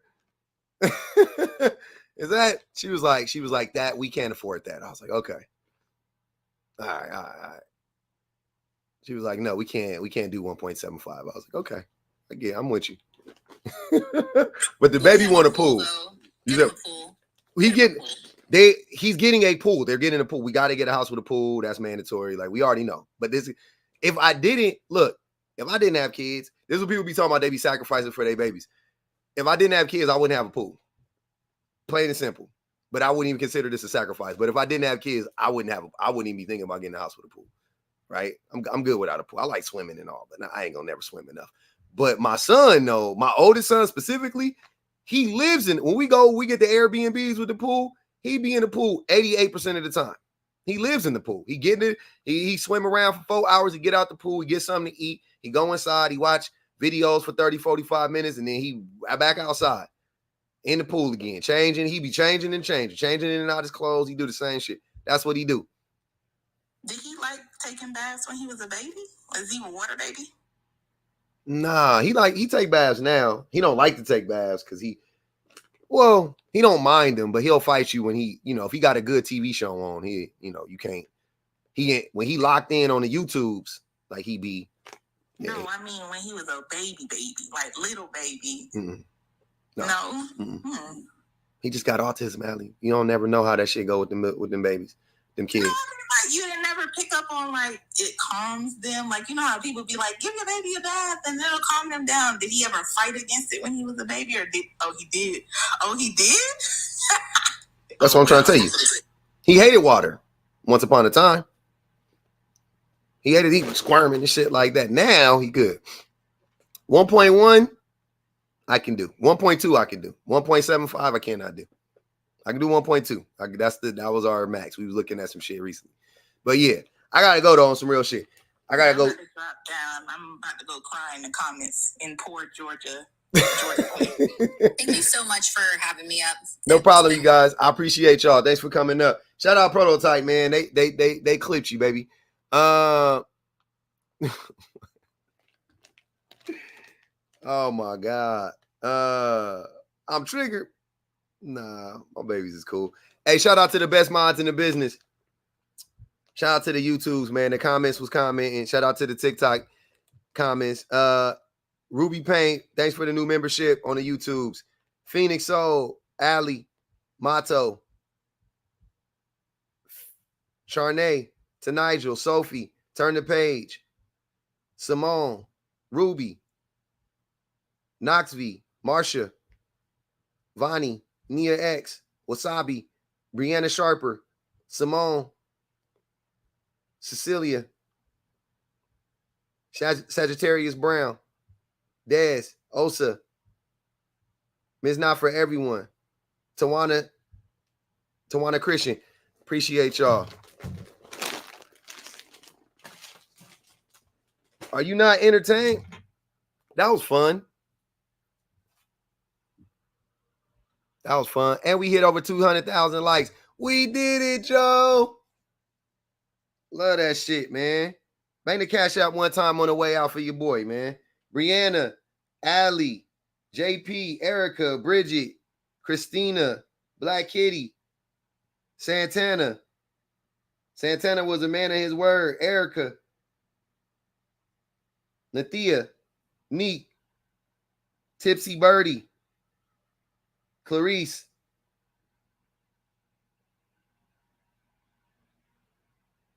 Danielle, appreciate y'all. Sorry, I couldn't see him today. I don't know what the hell was going on, man. I gotta fix. I think it turned the shit off on my Cash App for some reason. I don't know what it was, but I'm gonna do that, man. Appreciate everybody. Thanks for all the old subs and the new subs. I appreciate y'all. Thanks for everybody that banged the Cash App, everybody that gifted, liked, shared, subscribed, all that good stuff, man. Panel, I appreciate y'all, everybody that came up. Shout out to the Facebook, man. We gonna get it. We gonna get it going on the Facebook. We there. We gotta grow the page. I gotta post some more. You know what I'm saying? I'm gonna post some stuff.